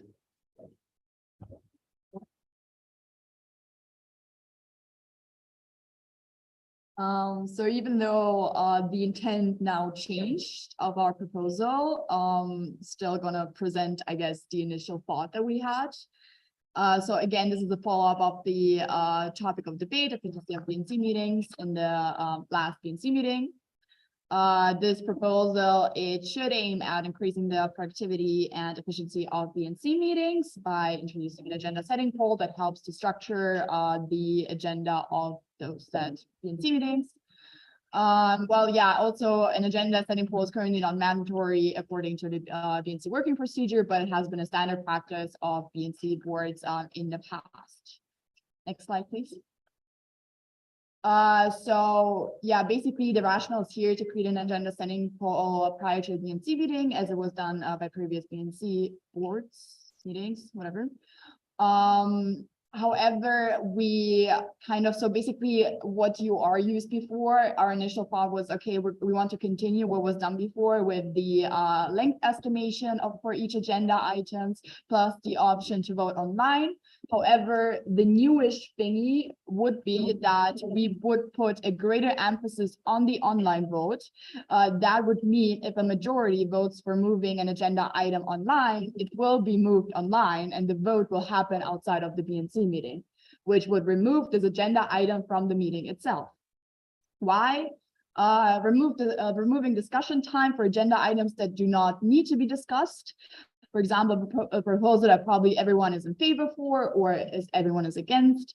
So we can kind of, yeah, remove that. And also we can provide more discussion time for agenda items that actually need it. Next slide, please. So this was our proposal. And it was really, the intention was that however, like whatever amount of NCs fill in, like it is kind of the agenda setting polls, our responsibility to fill in before the BNC meeting, which is why we didn't want to put a number on it. We didn't want to accept the BNC board's proposal on that matter, because if we do not follow up with our responsibility, if only 3 people fill it in, then only 3 people fill it in. And then if 2 of them vote for an online vote, then it will be moved to an online vote. So that was kind of the intent behind our proposal, but now the content changed. Oh yeah, intended outcome. Yeah, so basically, again, reiterating what was said before, what was said at the last BNC meeting. BNC meetings are valuable events whose time should be used as efficiently as possible. And many proposals in the past really didn't need to be discussed, as it was a clear vote in favor or against, for example, or it was very clear from the proposal document what the intent is. So there was no need to discuss it at the actual meeting. Length of the agenda can also be reduced and more time can be allocated for the agenda items that do not need more discussion time.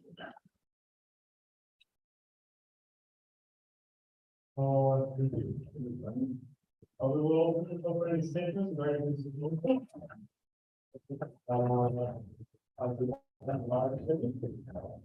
We will then be opening this morning for debate for this proposal. So here the from the gist of the proposal itself, as amended, we can discussion about it. Any points from NC? I do not was for the date with the amendment. In that case, and this, okay.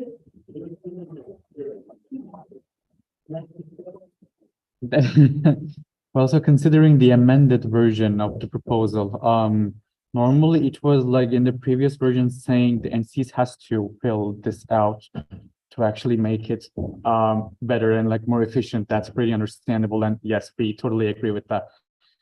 But in the amended version, there is no mandatory or like mandate for NCs to fill it out, if I'm not mistaken. If I'm mistaken, please correct me. So okay, so what should be done to ensure that NCs will fulfill their duties in making the BNC meetings efficient? Thank you.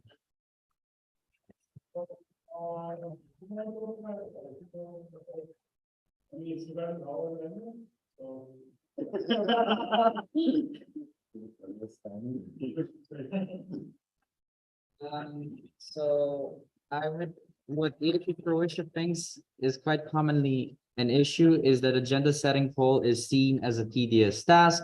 And frankly, there, no BNC board can do any great encouragement, but say, please fill out and send reminders. And EAP Germany has this brilliant point of saying, be more aware of it. BNC is here every day, kind of, you know, it's not just 2 events for 3 days, twice a year.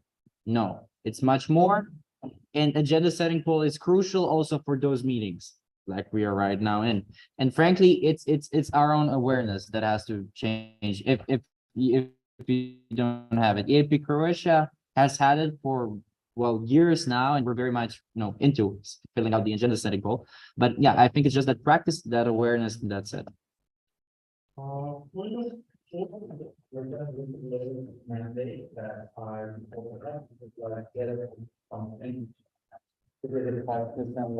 There is no better encouragement of the BNC to say, yes, please fill it up. But what is your response to this then? Oh, it must versus it have to be. Direct. I mean, that was a direct response, basically, but the thing is, yeah, no, but very short, very rhetorical question. Sorry. What do you want me to do?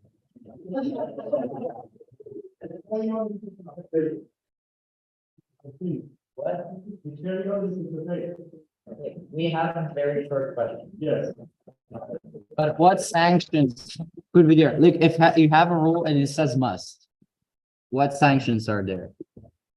You get banned from BNC? Come on, no. Like, is there something you can do towards that and see like what sanctions are there and what would be fair? We don't think so.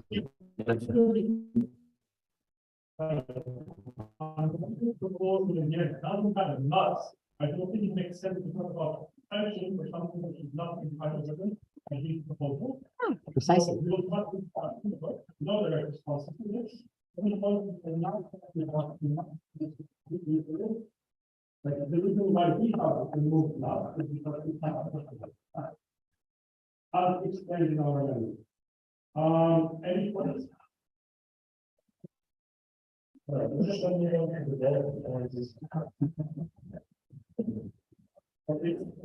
Procedure A.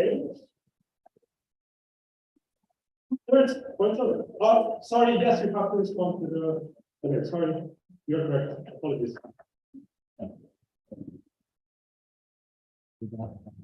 Yeah. Okay, yes, we will just quickly respond to that. Well, yes, it is not like you cannot force people to fill out an agenda setting poll. You can also not force people to be here at the BNC meeting, for example, because a lot of countries are not here, even though they're working, recognized NCs that are still very active. So again, we just want to, like with this in our initial proposal, we wanted to make aware that okay, the importance of an agenda setting poll and kind of make you understand that with this proposal, if you if there's going to be only 3 NCs filling it out basically and 2 vote for an online vote, then it will be moved for an online vote. Then it's maybe you didn't fill it out, or maybe you didn't actually like lobby with other NCs, as Lucas said before. And yeah, so that was basically our point. That is all. On the reason for the change, all those in favor, if there's no placards.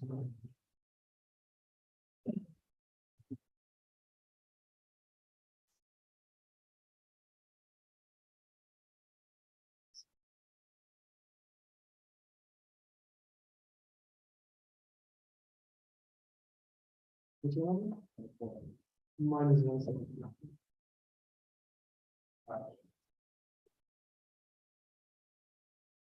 24 in favor, against?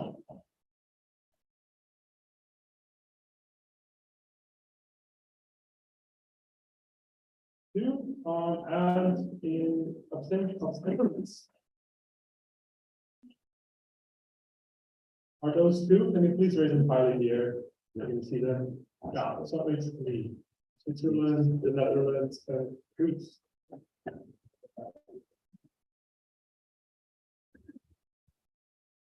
So with 24 votes in favor, 2 against, 3 abstentions, it's passed. This will become part of the meeting procedure. I mean, it's effective immediately, but we'll not really use it until the next BNC meeting.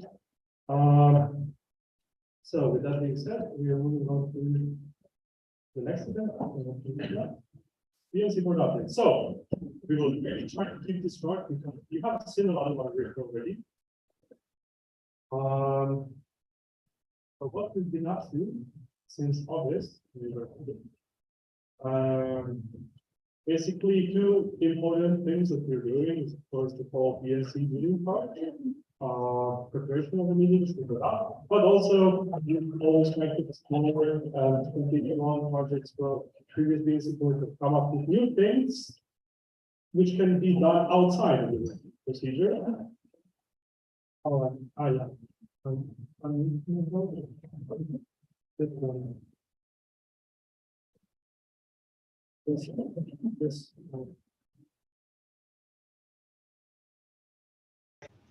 Yeah, so what we've been up to since August to now, like we are technically, like this is probably the big almost end point of our term, but we still have a couple of months, so we're not over with whatever we're doing. This is the results up to March 17th. So we were preparing the timeline and communication documents and pre-meeting process. Basically, we just started this almost immediately after being transitioned.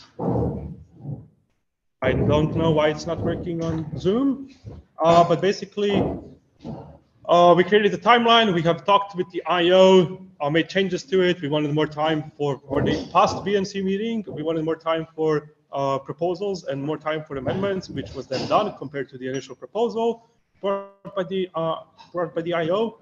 In terms of communicating with emails, we do have our own plans. You have realized that sometimes our own plans do not turn out correctly, but we do think that, like, in terms of timeliness of the communication, it was done in a satisfactory way. One thing of contention on our side, though, is that, like, yes, probably the workshop allocation and the slides thing should have been a bit earlier. For the last BNC meeting, it was 10 days before the meeting. For this one, it was like 4. This is an omission on our side. Otherwise, we were discussing the format of the BNC meeting. Basically, you know, whether we can make some changes. Yeah, like how it's going to look like. Are we going to have one NC representative? Are we going to have 2? Are we going to have a hybrid meeting and things like that? Like previously mentioned, we were very, very in favor of having 2 physical representatives and finding a way to reimburse you as much as possible. Creating the meeting materials, this is all like things that we are doing constantly. We have done all of them in timely manner. When we had the required parts of it, when not, we sent out what we had, sometimes even holding on it for a bit longer, because we do think it's better to send it all in one go, and instead of like having 3 separate, you know, now it's the BNC board updates, now it's the GP updates, then it's the IO updates. But anyway, all these submissions, we do a quick like quality pass on them? Like, are they consistent with the formatting? Are there any red underlines in the word? We fixed that. We're not changing the content of your proposals. And in general, we just tend to create titles of your agenda items when they are similar to other items or really don't exist. Support to BNC representatives. Constantly, you're able to ask us for any questions and clarifications, even on organizational matters. Then we refer you to the IO. Agenda setting, we received 16 responses. We already thanked you, but I will thank you again for 16 responses. This is good, much better compared to a year ago. I think it was just 4. So let's not do that again. We brought a fairly balanced, I think, agenda proposal. We do try to balance out, like, that it's not a big chunk of listening to the GB, not a big chunk of, you know, somebody has to do 7 proposals in a row and things like that. And then it's not always super boring technical stuff, but there's, you know, something interesting happening in between. And we brought our initial proposal to the IO and had a discussion with them, and we made some slight tweaks to it. Transition, once mentioned already. Basically, our first mail to this list, we kicked off the call for proposals for the last BNC meeting on Monday, and our transition meeting was over on Sunday. So like we were straight into the fray. We have basically been working continuously for the upcoming transition. This is something that we will, in the next few months, try to revise the existing transition materials, because believe me, they're not very coherent. Extraordinary vote, we had it on in the summer regarding the statement that was by multiple NCs. Revised the BNC working procedure. We've done with this, like we made multiple proposals to it. We're happy with the state of the working procedure right now. And we had like 8 proposals. That's a lot. Like some of these things were marked by, even by, I think I need to refresh the thing. We're marked even by, lovely. Okay, yeah, we are good, we are good. Even by the Rialdo and Lars and Deborah board, like there's multiple notes on the past working procedure. Updating the templates, we use new templates. These are the UAP templates. We have tried to figure out if there's any improvement that can be made to the templates. We do think there are some of them we already relate to the IO. We have updated all the things that we use, even the PowerPoints are like our output is consistent with the networks, which is, I think, cool. And we also use that to, you know, make it easier for us in the future BNC boards to prepare documents. Like, oh, this update, this template uses this thing, and this uses something completely different. And when you use them together, like funny things happen. We don't like that. The BNC board, we made a special channel, BNCM 2301, with all the things happening here. Management of international governance platforms, BNC mailing lists, etc. Updating, categorizing the BNC drive, something that we will continue doing. There's a bunch of stuff that we still need to sort out so that the next BNC board has a cleaner drive. Updating the MP, we still are aware that there are some things missing from the MP. We will try to update it as soon as possible. We're considering the Slack workspace. So this is something that was opened when the UAP Discord was established.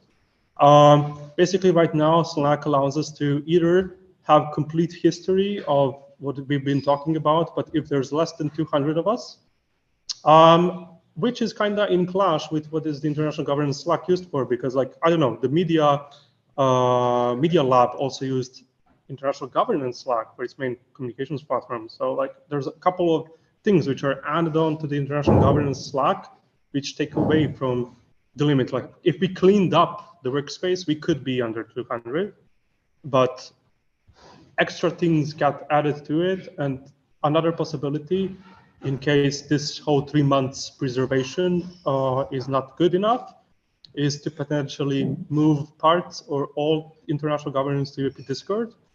But this is something that we would have to devise a timeline for and also require your input. On our side, like, we are mostly happy with the Slack workspace. The efficiency of the meeting, we had some analysis, we made some proposals that are here to improve the efficiency. We have streamlined some internal stuff and things like that. Working groups, they're both done, sorta. Like governance reform hasn't produced an end result, but their term is still like ongoing. It might be extended at this BNC meeting or not, I don't know. The working group on vehicular safety produced guidelines, which we will be discussing on and voting tomorrow. So with that, I assume their mandate is over. I hope the laptop is okay. Review of the existing education materials. We went over all the existing things. We compiled them into a lovely booklet that was uploaded to the Slack. And we also are aware that we can make more, such as a glossary of BNC and international governance terms and database of past topics, which I have a draft of, but it's not in ready-to-use state. We will share it with you and ask for feedback. And probably something else we will come up until the end of our term, but this is what we've been up to. What we are about to do is still open for discussion, I guess. And we will open the debate on our updates.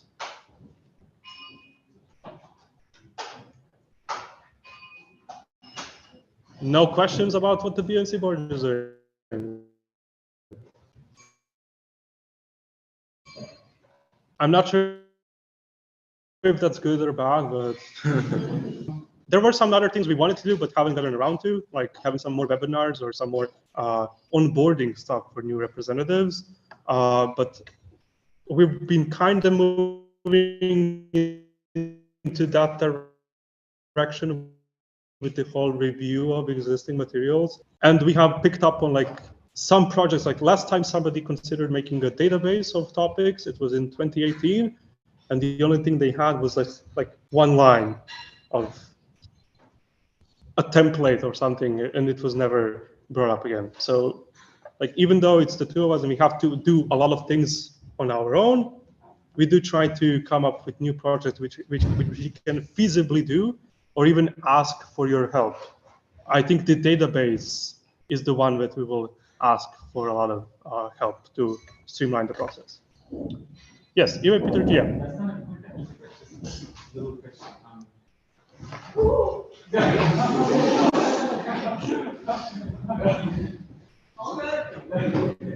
like you shared the new templates for us in the meetings, but like mails you sent, but like, did you mention that also these are uploaded to the member platform? All of yeah, the new so templates? we are adopting the existing materials which you can find on the members platform under communications, under our international office templates. Okay, so this is the general document template, the new one, which we've been using, and the general PowerPoint template that we've been using. Okay. Yeah. Thank you. Okay, then we will move on to the next agenda item, I think. Yeah. Which is the GB updates. Like, thank you for the brief BNC board updates. The floor is yours, GB.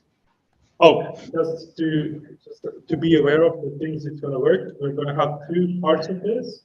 First half is going to be Lira, Anneli, and Dinesh. And then second round is going to be Yarne, Danis, and Mimi, Milica.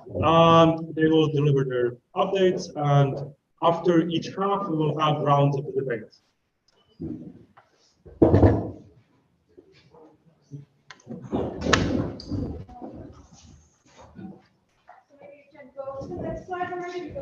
Yeah, yeah. Okay, so this is the picture that everyone used to see from the train from yesterday as well, but there is another beautiful picture that Joanna created today, which is on Slack channel. You can go and see on the next slide. There's a point of personal privilege in the back, and you just be a tad loud. I haven't said anything super new, so you have. That is true. Okay, so we have this on the Slack channel to understand the structures in EYP, what NCs do, what active members do, what Safecore team, what you guys do. So please check it out, share it with your members, and we can move to the next one. So we have different members. Half of the GB is here present with you, but we also have another who's like the chair of the governing body and the Schwarzkopf liaison. Then we have me, I'm the international coordination, governance, and volunteer management person. And we have Lyra, who is on active citizenship and strategic development. Then Jan is on external communication and educational programming support. Yarne on diversity, equity, and inclusion. So also known as international safe person. I know I'm speaking a bit too fast. I don't know why. Then we have Mimi on educational support and international session support. So as you see, educational programming and knowledge management is extended and divided into two now. And the highlights of this year are in the next slide. Okay, so you know that we have a new GB now with new members. Mimi and Lyra joined us. Yanis is re-elected. We have new allocation of the portfolios, which was sent to you, announced to you. Also, the working procedure is sent just a few hours ago, so you can also have a read, see what our must-win battles are, or see the details of the portfolio. We also did an NC compliance review at the end of last year after the last BNCM, which was also shared with the BNC. And EYP Moldova was recognized as a national initiative. Here they are. EYP Kosovo was recognized as a candidate autonomous committee since the last BNCM. So we also have a new thematic focus groups that we will be starting in addition to our regional clusters. This is for, you will get more information about it, but this is mostly for board members, not just international coordinators, not just presidents, but board members and active members who are interested in specific pillars of the strategy. So if you're interested in inclusion and diversity, or maybe if someone is interested and would want to make a project out of it, they basically meet regularly throughout the year to contribute to this pillar. So we are starting that. The call for 102nd IS is open. Also governing body selected EYP Greece's bid for 101st IS. It will be held in Thessaloniki. And EYP Netherlands bid to host Summer Academy was also selected. So we will have Summer Academy this summer in Maastricht. And the new Safecore team is selected. It will be announced very soon. And just a few hours ago, we launched the call for GB associates. So go have a look and promote it among your members. And now we are moving to updates from Analu. Analu is on Zoom, so for that, we need, I guess, you to be able to hear Analu. Hi, can you hear me? Yes.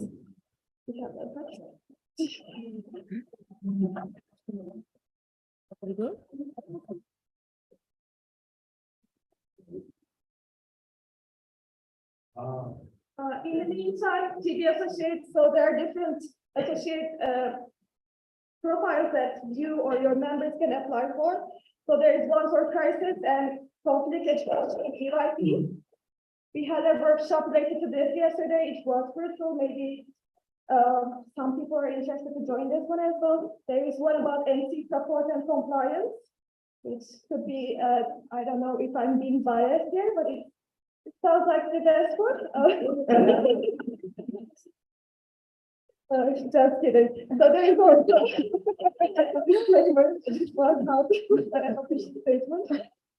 So there is also strategic focus group support, help supporting that strategic pillar calls and focus groups.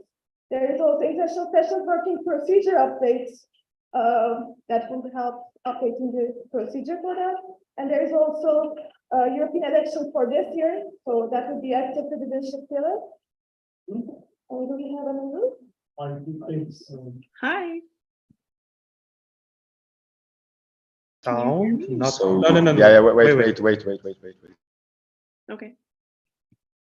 Just give me a thumbs up or something.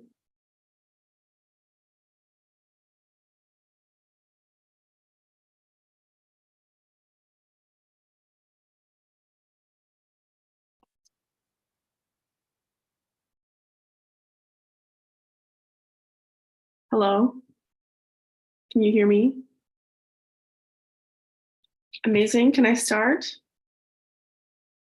Okay, I won't take too much time. Anyways, hello everyone. Good to sort of see you.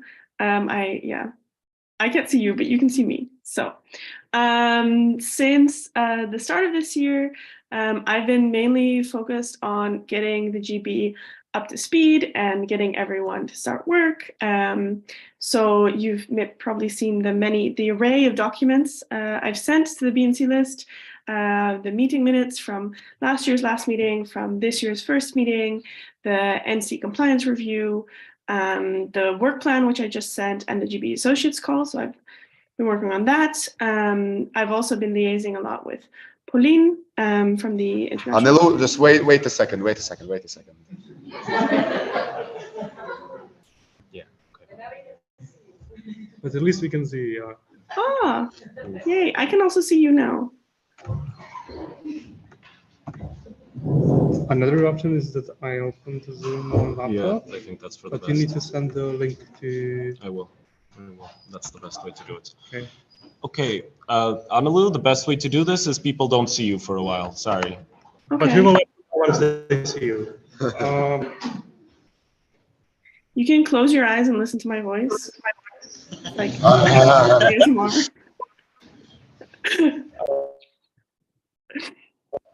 Okay, so Anil, I think you can carry on. Okay, yeah.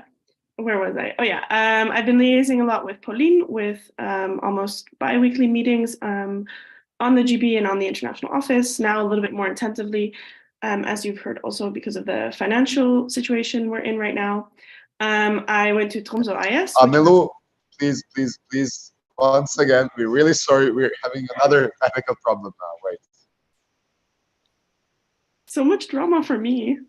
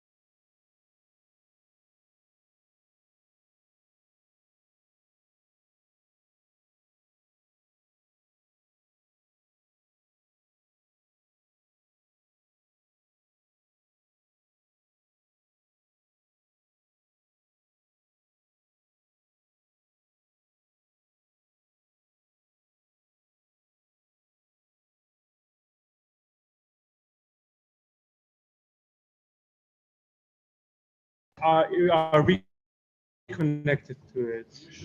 Yes, we are connected. It's okay. Anilu, I think you can carry on.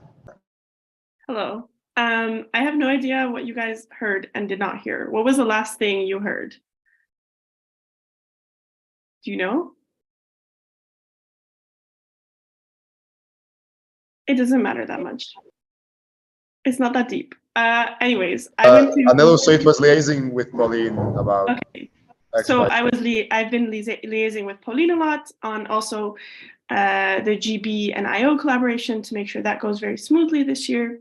I went to Tromsø IS, which was amazing. So thank you and congratulations to EYP Norway on hosting this. And I know Henning is there, so congratulations to him as well for the wonderful event. And beyond that, Gunesh and I are now supporting the President's Network. Yeah, and also I have a call for a GB associate for a project I'm working on, the crisis and conflict in EYP, specifically looking for someone to help me develop a toolkit to deal with what happens when situations that exist outside of EYP enter a session, for particularly chairs at sessions. So please apply to that if that's interesting to you. And I will hand it over to Lyra. Hello, I hope you can hear me as well. I will take it as yes, I guess. Perfect. So, hello. Firstly, I'm very, very happy to join you. Lyra, could you please repeat what you said? It was like an introduction because I think we are having problems with connection. So if it happens again, I will again stop you and just ask you to repeat. Yes, sure. So firstly, hello everyone. I'm super, super excited to join you today.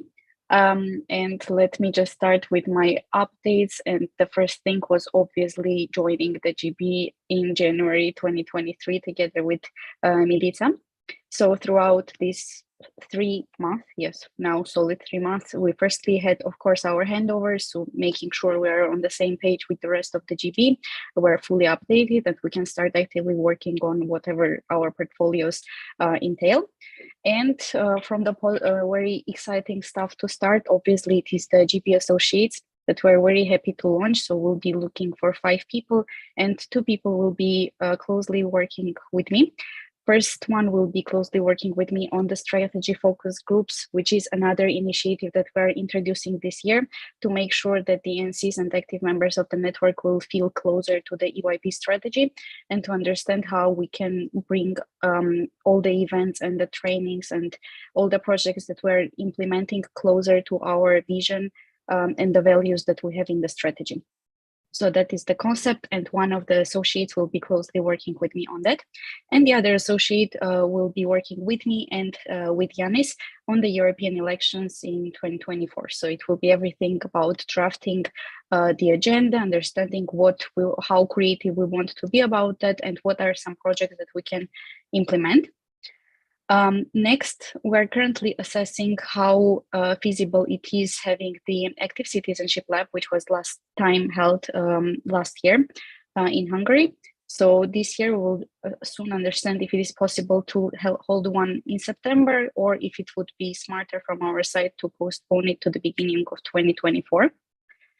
Another very exciting thing is, of course, a Sustainable Engagement Fund, and the fact that we will be launching the call for the more projects to come for the second wave in the upcoming days.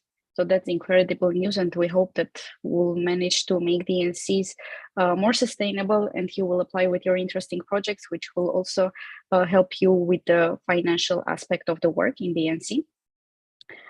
Then Young European Multipliers for Climate Action, and we already started working on the project. It will be held in June in Strasbourg.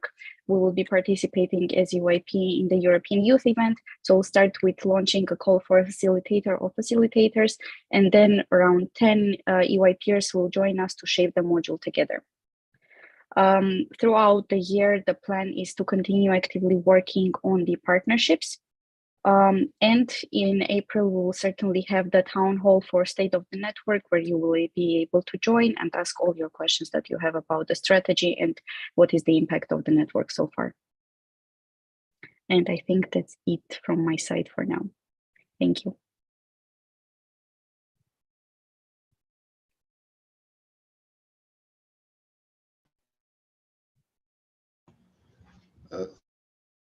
Thank you, Lyra. My side is that I'm still working on.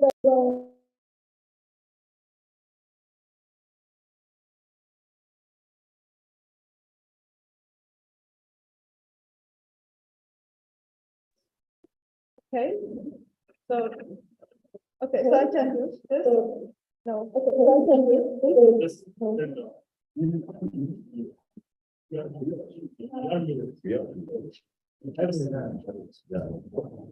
You're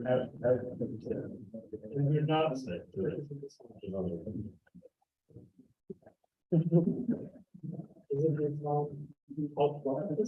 Yes. Oh, yes, yes. Ah, that's beautiful. Yeah. Oh.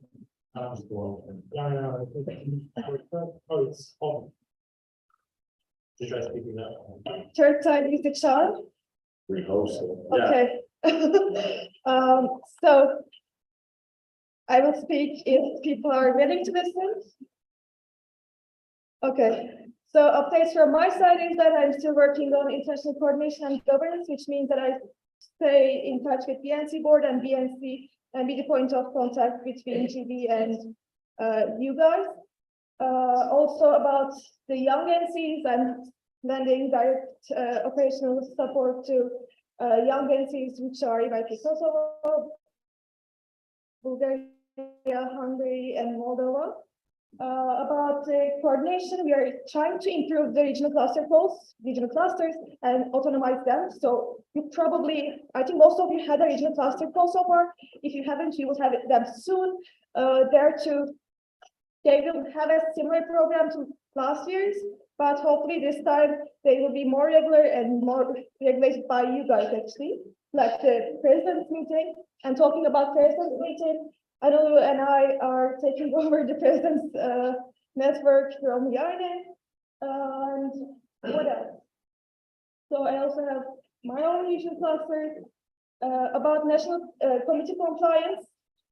We worked on this before with whistleblowing system, as you see the results from this BNC meeting as well, and the results that we shared before at the end of last year. But this time we will also be trying to build a new system with the GB associate and detecting the NCs who need support to provide them specific support. Also, volunteer management and alumni support. I would normally say that I would be helping Joao with alumni network.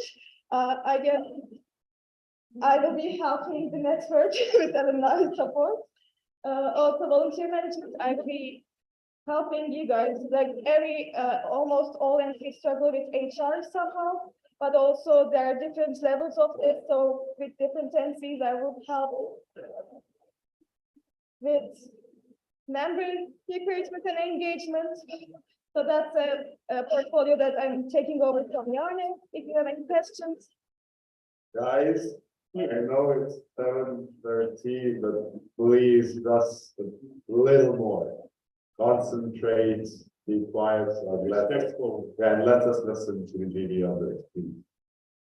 Oh yes, please, because I don't know, sometimes, yeah, basically, this was it. You can also have a look at the document that was sent to you by BNC board. If you have any questions to Anadolu, Dira, or me, you can ask them now. Yeah, sure.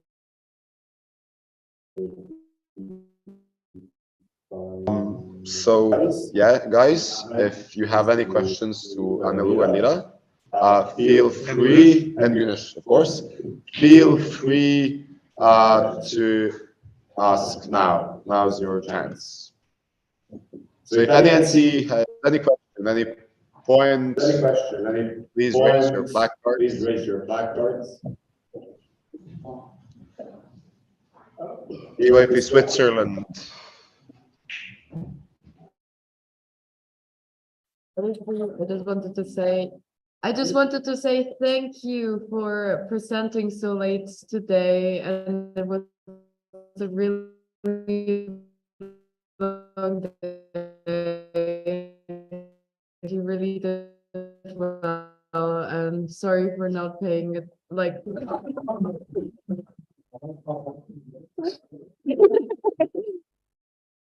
Okay, so for the encouragement, also I have a feeling that the internet connection is. Also, I have a feeling that the internet connection has died. And now it's back. Okay, it's probably this laptop. Okay. So I think since we don't actually have any questions, we can move on, right? So in this part, should load or Johannes this time. Okay.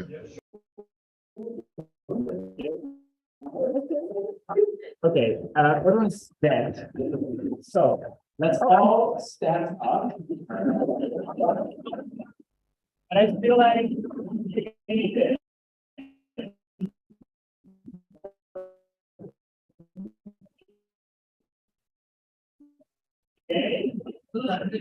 you're all for tails. So choose now heads or tails. Head. All right, I'm gonna flip a digital coin.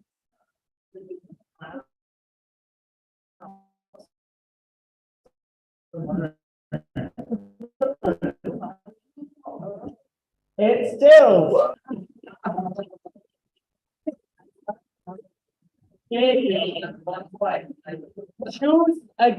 Choose again, heads or tails. Everyone, make a decision. All right, I'm gonna flip the coin again. It's heads. Tails, you can sit down. Okay, with few people left in the game. I'll pick them again. Oh, it's very slow. Heads.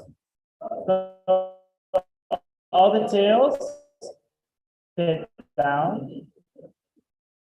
Okay. Heads or tails, make your choice again. Everyone make your choice, okay? It's tails. Heads, sit down.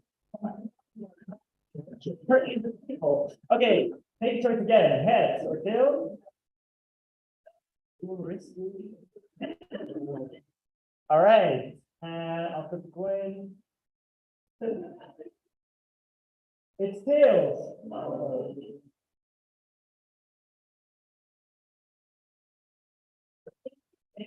Again, heads. And it's tails.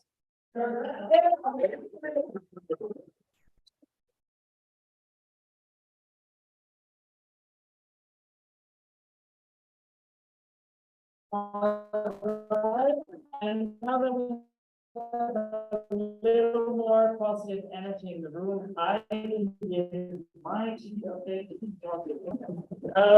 I took over from Amadou as the international trade person, which means I'm the focal point for matters related to safety and welfare. And that I also sit on the Safe Core team. We selected a new Safe Core team in the past month, and they will be announced to you shortly. We have to take care of a few practical matters, onboarding them and making them sign non-disclosure agreement and everything. And as soon as technical things are taken care of, I can announce the new Safe Core team. We will start there in time for the mandate of the old Safe Core team, which is currently ending. I am also involved with the Rebuild Ukraine Ambassadors program. So I am the GB member who's involved with that, which is the program that Connor and Anne organizing from the working office side. And Julia who's here was featured. And Julia who's here organized the Ukraine Lab in Warsaw.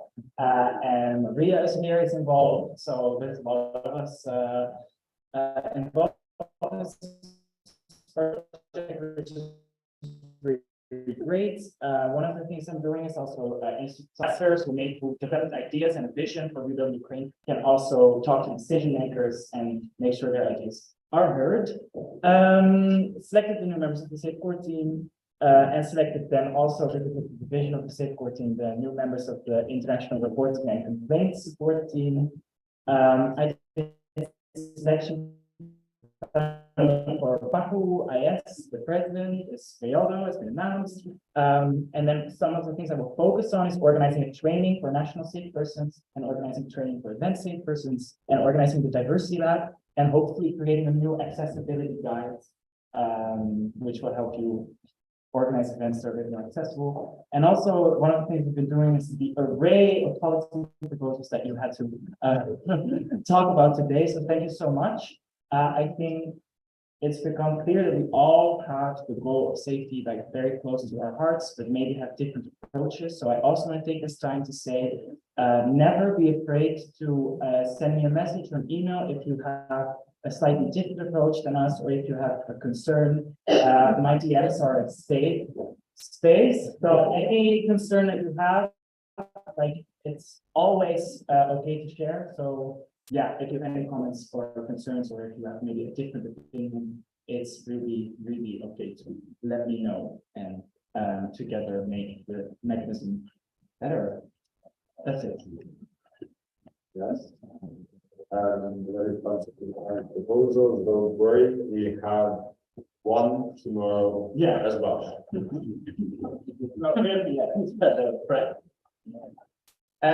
Yes, hello. I'm Yanis, and I have the honor to be the GB member on external communications again. This year with educational programming on the side, which also means that the strategy portfolio I had before has now moved. Vera already mentioned that. Just to update on you what happened since the last BNC meeting, you have probably seen it on the list, on the BNC mailing list, that we have published the state of the network of 2021, and the 2022 is currently underway. It entails a lot of numbers and also suggestions for you what to focus on after we have reviewed the census data. And we also published the so-called key results, which are part of the EOP strategy. Key results are meant to be a list of indicators where you can look at what are concrete things to achieve in order to reach the overall goal of our strategy and moving the network forward in the long term. So if you have no idea what to do, for example, for the different pillars of our strategy, there's a lot of ideas already written down for you. And as Vera said, you are very much invited soon then to be part of the strategy focus groups to your interests. Yes, for the external communications, we had this year the pleasure to go to Sweden with the latest Media Academy. So also thanks for hosting that. There is overall the bigger topic of crisis response in my portfolio. So everything that is related to statements and working with the international office on communication in general is on my plate. Just to summarize that, because there's too many different details there, but something that will or something that happened right here at the BNC meeting. Some of you were there. We had a workshop on crisis communication. We will continue working on the topic together with also some externals that help us with it. There will be an event around end of April, beginning of May, hosted as part of the alumni talks and EOP peaceful talks, and to focus on the latest events in Georgia. And we will also come back to a talk that we wanted to host last year, but we couldn't do that yet. We will deal with youth movements and democracy and the place of Belarus. Yes, and as Vera said, we will focus this year also on the European elections. So have a look at the call for GB associates there. On the educational programming, we will be hosted with the Summer Academy this year in the Netherlands. We're very much looking forward to that. Overall, we have a bit of a bigger topic here, that we have seen that the capacity building that events that we have don't really push through the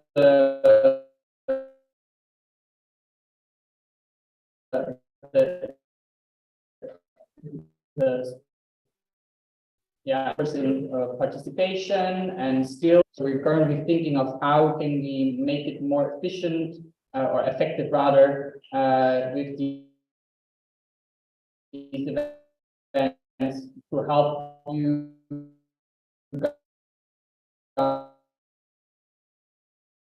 to transfer the knowledge that so we have to see how that goes. First steps for that will be revamping the T4ET, the training for UAP trainers that has been put on hold last year after we made the decision that we don't think it should move forward like that.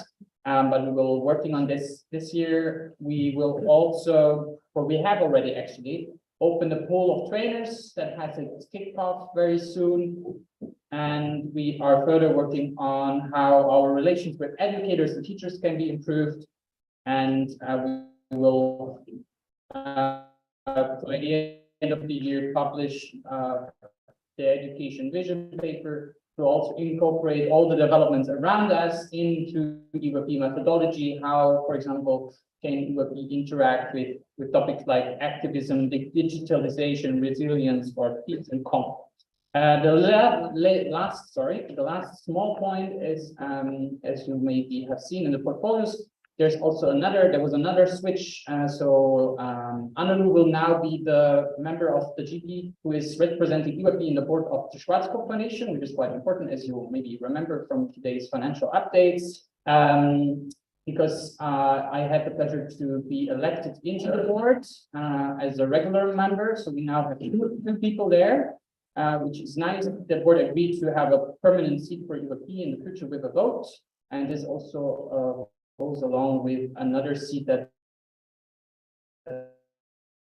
is awarded to the Young Islam Conference, another young network in the foundation. So overall, we were able to, put a bit of a more emphasis of young voices in the Schwarzkopf board there. And after Mini, then also happy to hear your questions.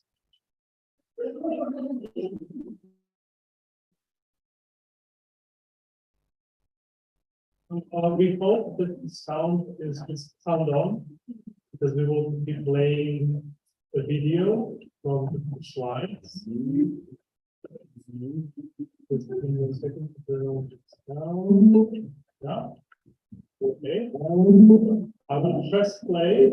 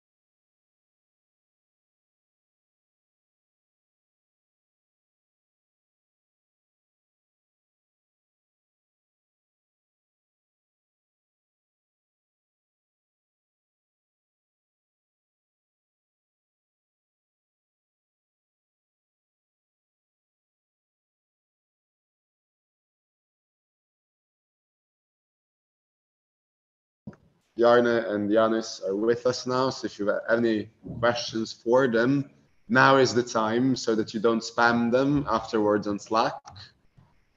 God forbid email.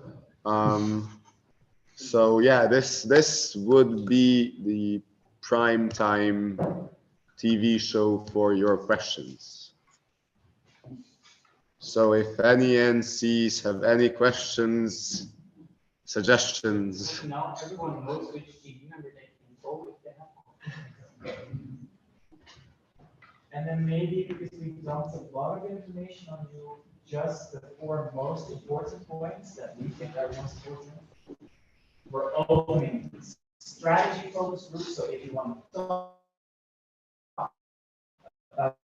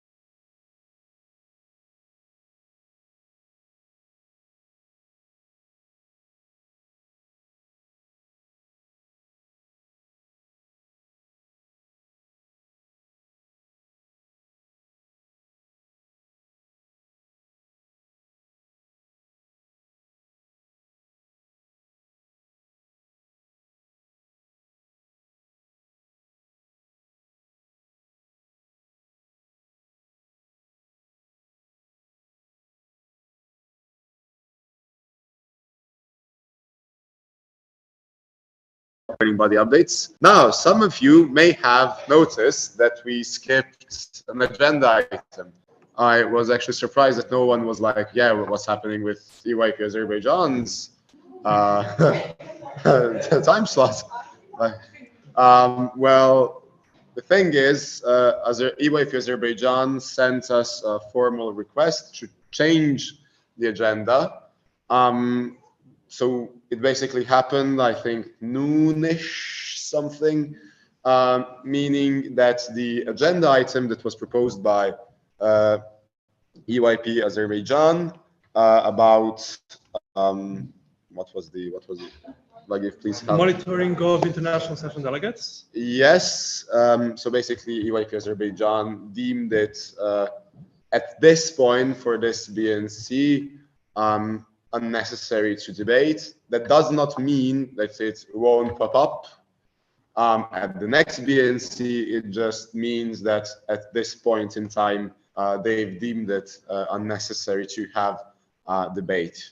So yeah, this is just an information for anyone wondering why we skipped an agenda item and proceeded to the GB updates immediately. That being said, if I'm correct, we are done with today's agenda items.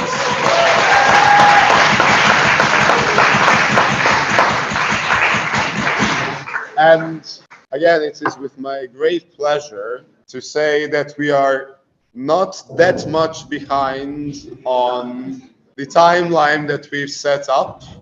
So I want to congratulate all of you for being very sharp during the whole day. The Saturday of the BNC meeting is always the hardest. It's the longest, packed with sometimes technical topics, sometimes very saturated topics, controversial ones, but you've managed them all. We've had a lot of great points. We've been tracking the amount of points you were making, and it is on par with BNCs that were with the last BNC and the BNC before that. So once again, Philip and myself, we are very, very proud, and we hope that your enthusiasm and energy way carried on, namely tomorrow, because Sunday, even though it's the last day of the BNC, is still equally proposals and, of course, topics of debate. Be ready for tomorrow. Also, I think Philip could actually tell the I was reasoning behind the seating order for tomorrow. I was about to take away with for today. for an important announcement before we head on to Yelena. So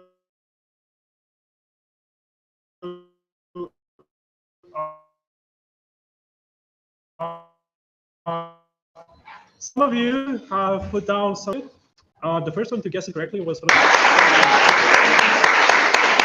So you are right. It is the corruption perception index. We have enough. So it is the better, the less of it there is. Obviously, the least corrupt is Azerbaijan. So it goes other way around. GB is the least corrupt. GB.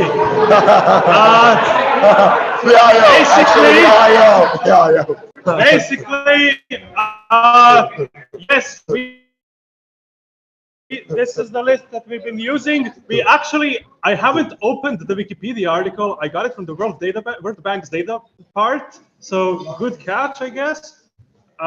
Should use Wikipedia more, I guess, contrary to academic advice. And yeah, this was the seating order for today. For tomorrow, we will play another guess game. And with this, Yelena has an announcement. I'll only take 2 minutes of your time. Checkout in the hostel is until 10 a.m. tomorrow.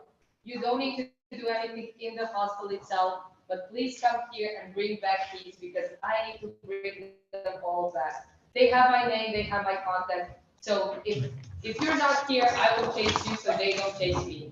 Also, yeah, I'm not fast, but I will chase you. Now we'll have dinner, and then at 8:45 we'll start with the quiz here. Saskia and Connor prepared a nice little quiz. Direct response, answer it. No. When you finish, just so that people here know that we have something else. Yeah. That's it from my side. I'm giving it to you. From Yelena's side, from Joao's side.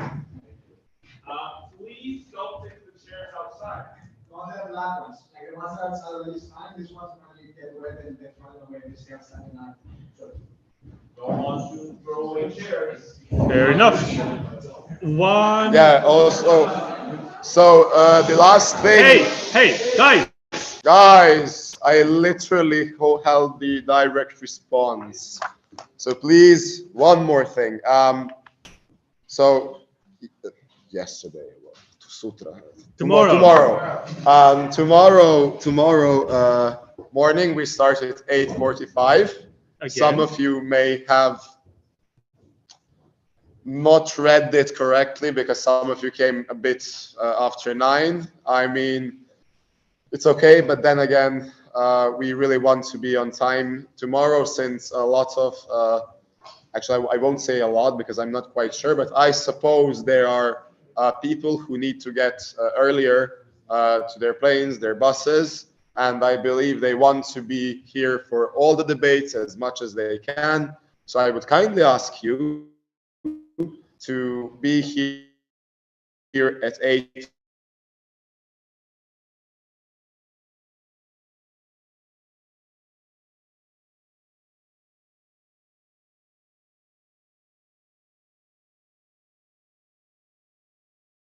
$45 plus minus 5, not more than that. Thank you. And the final one. All your placards.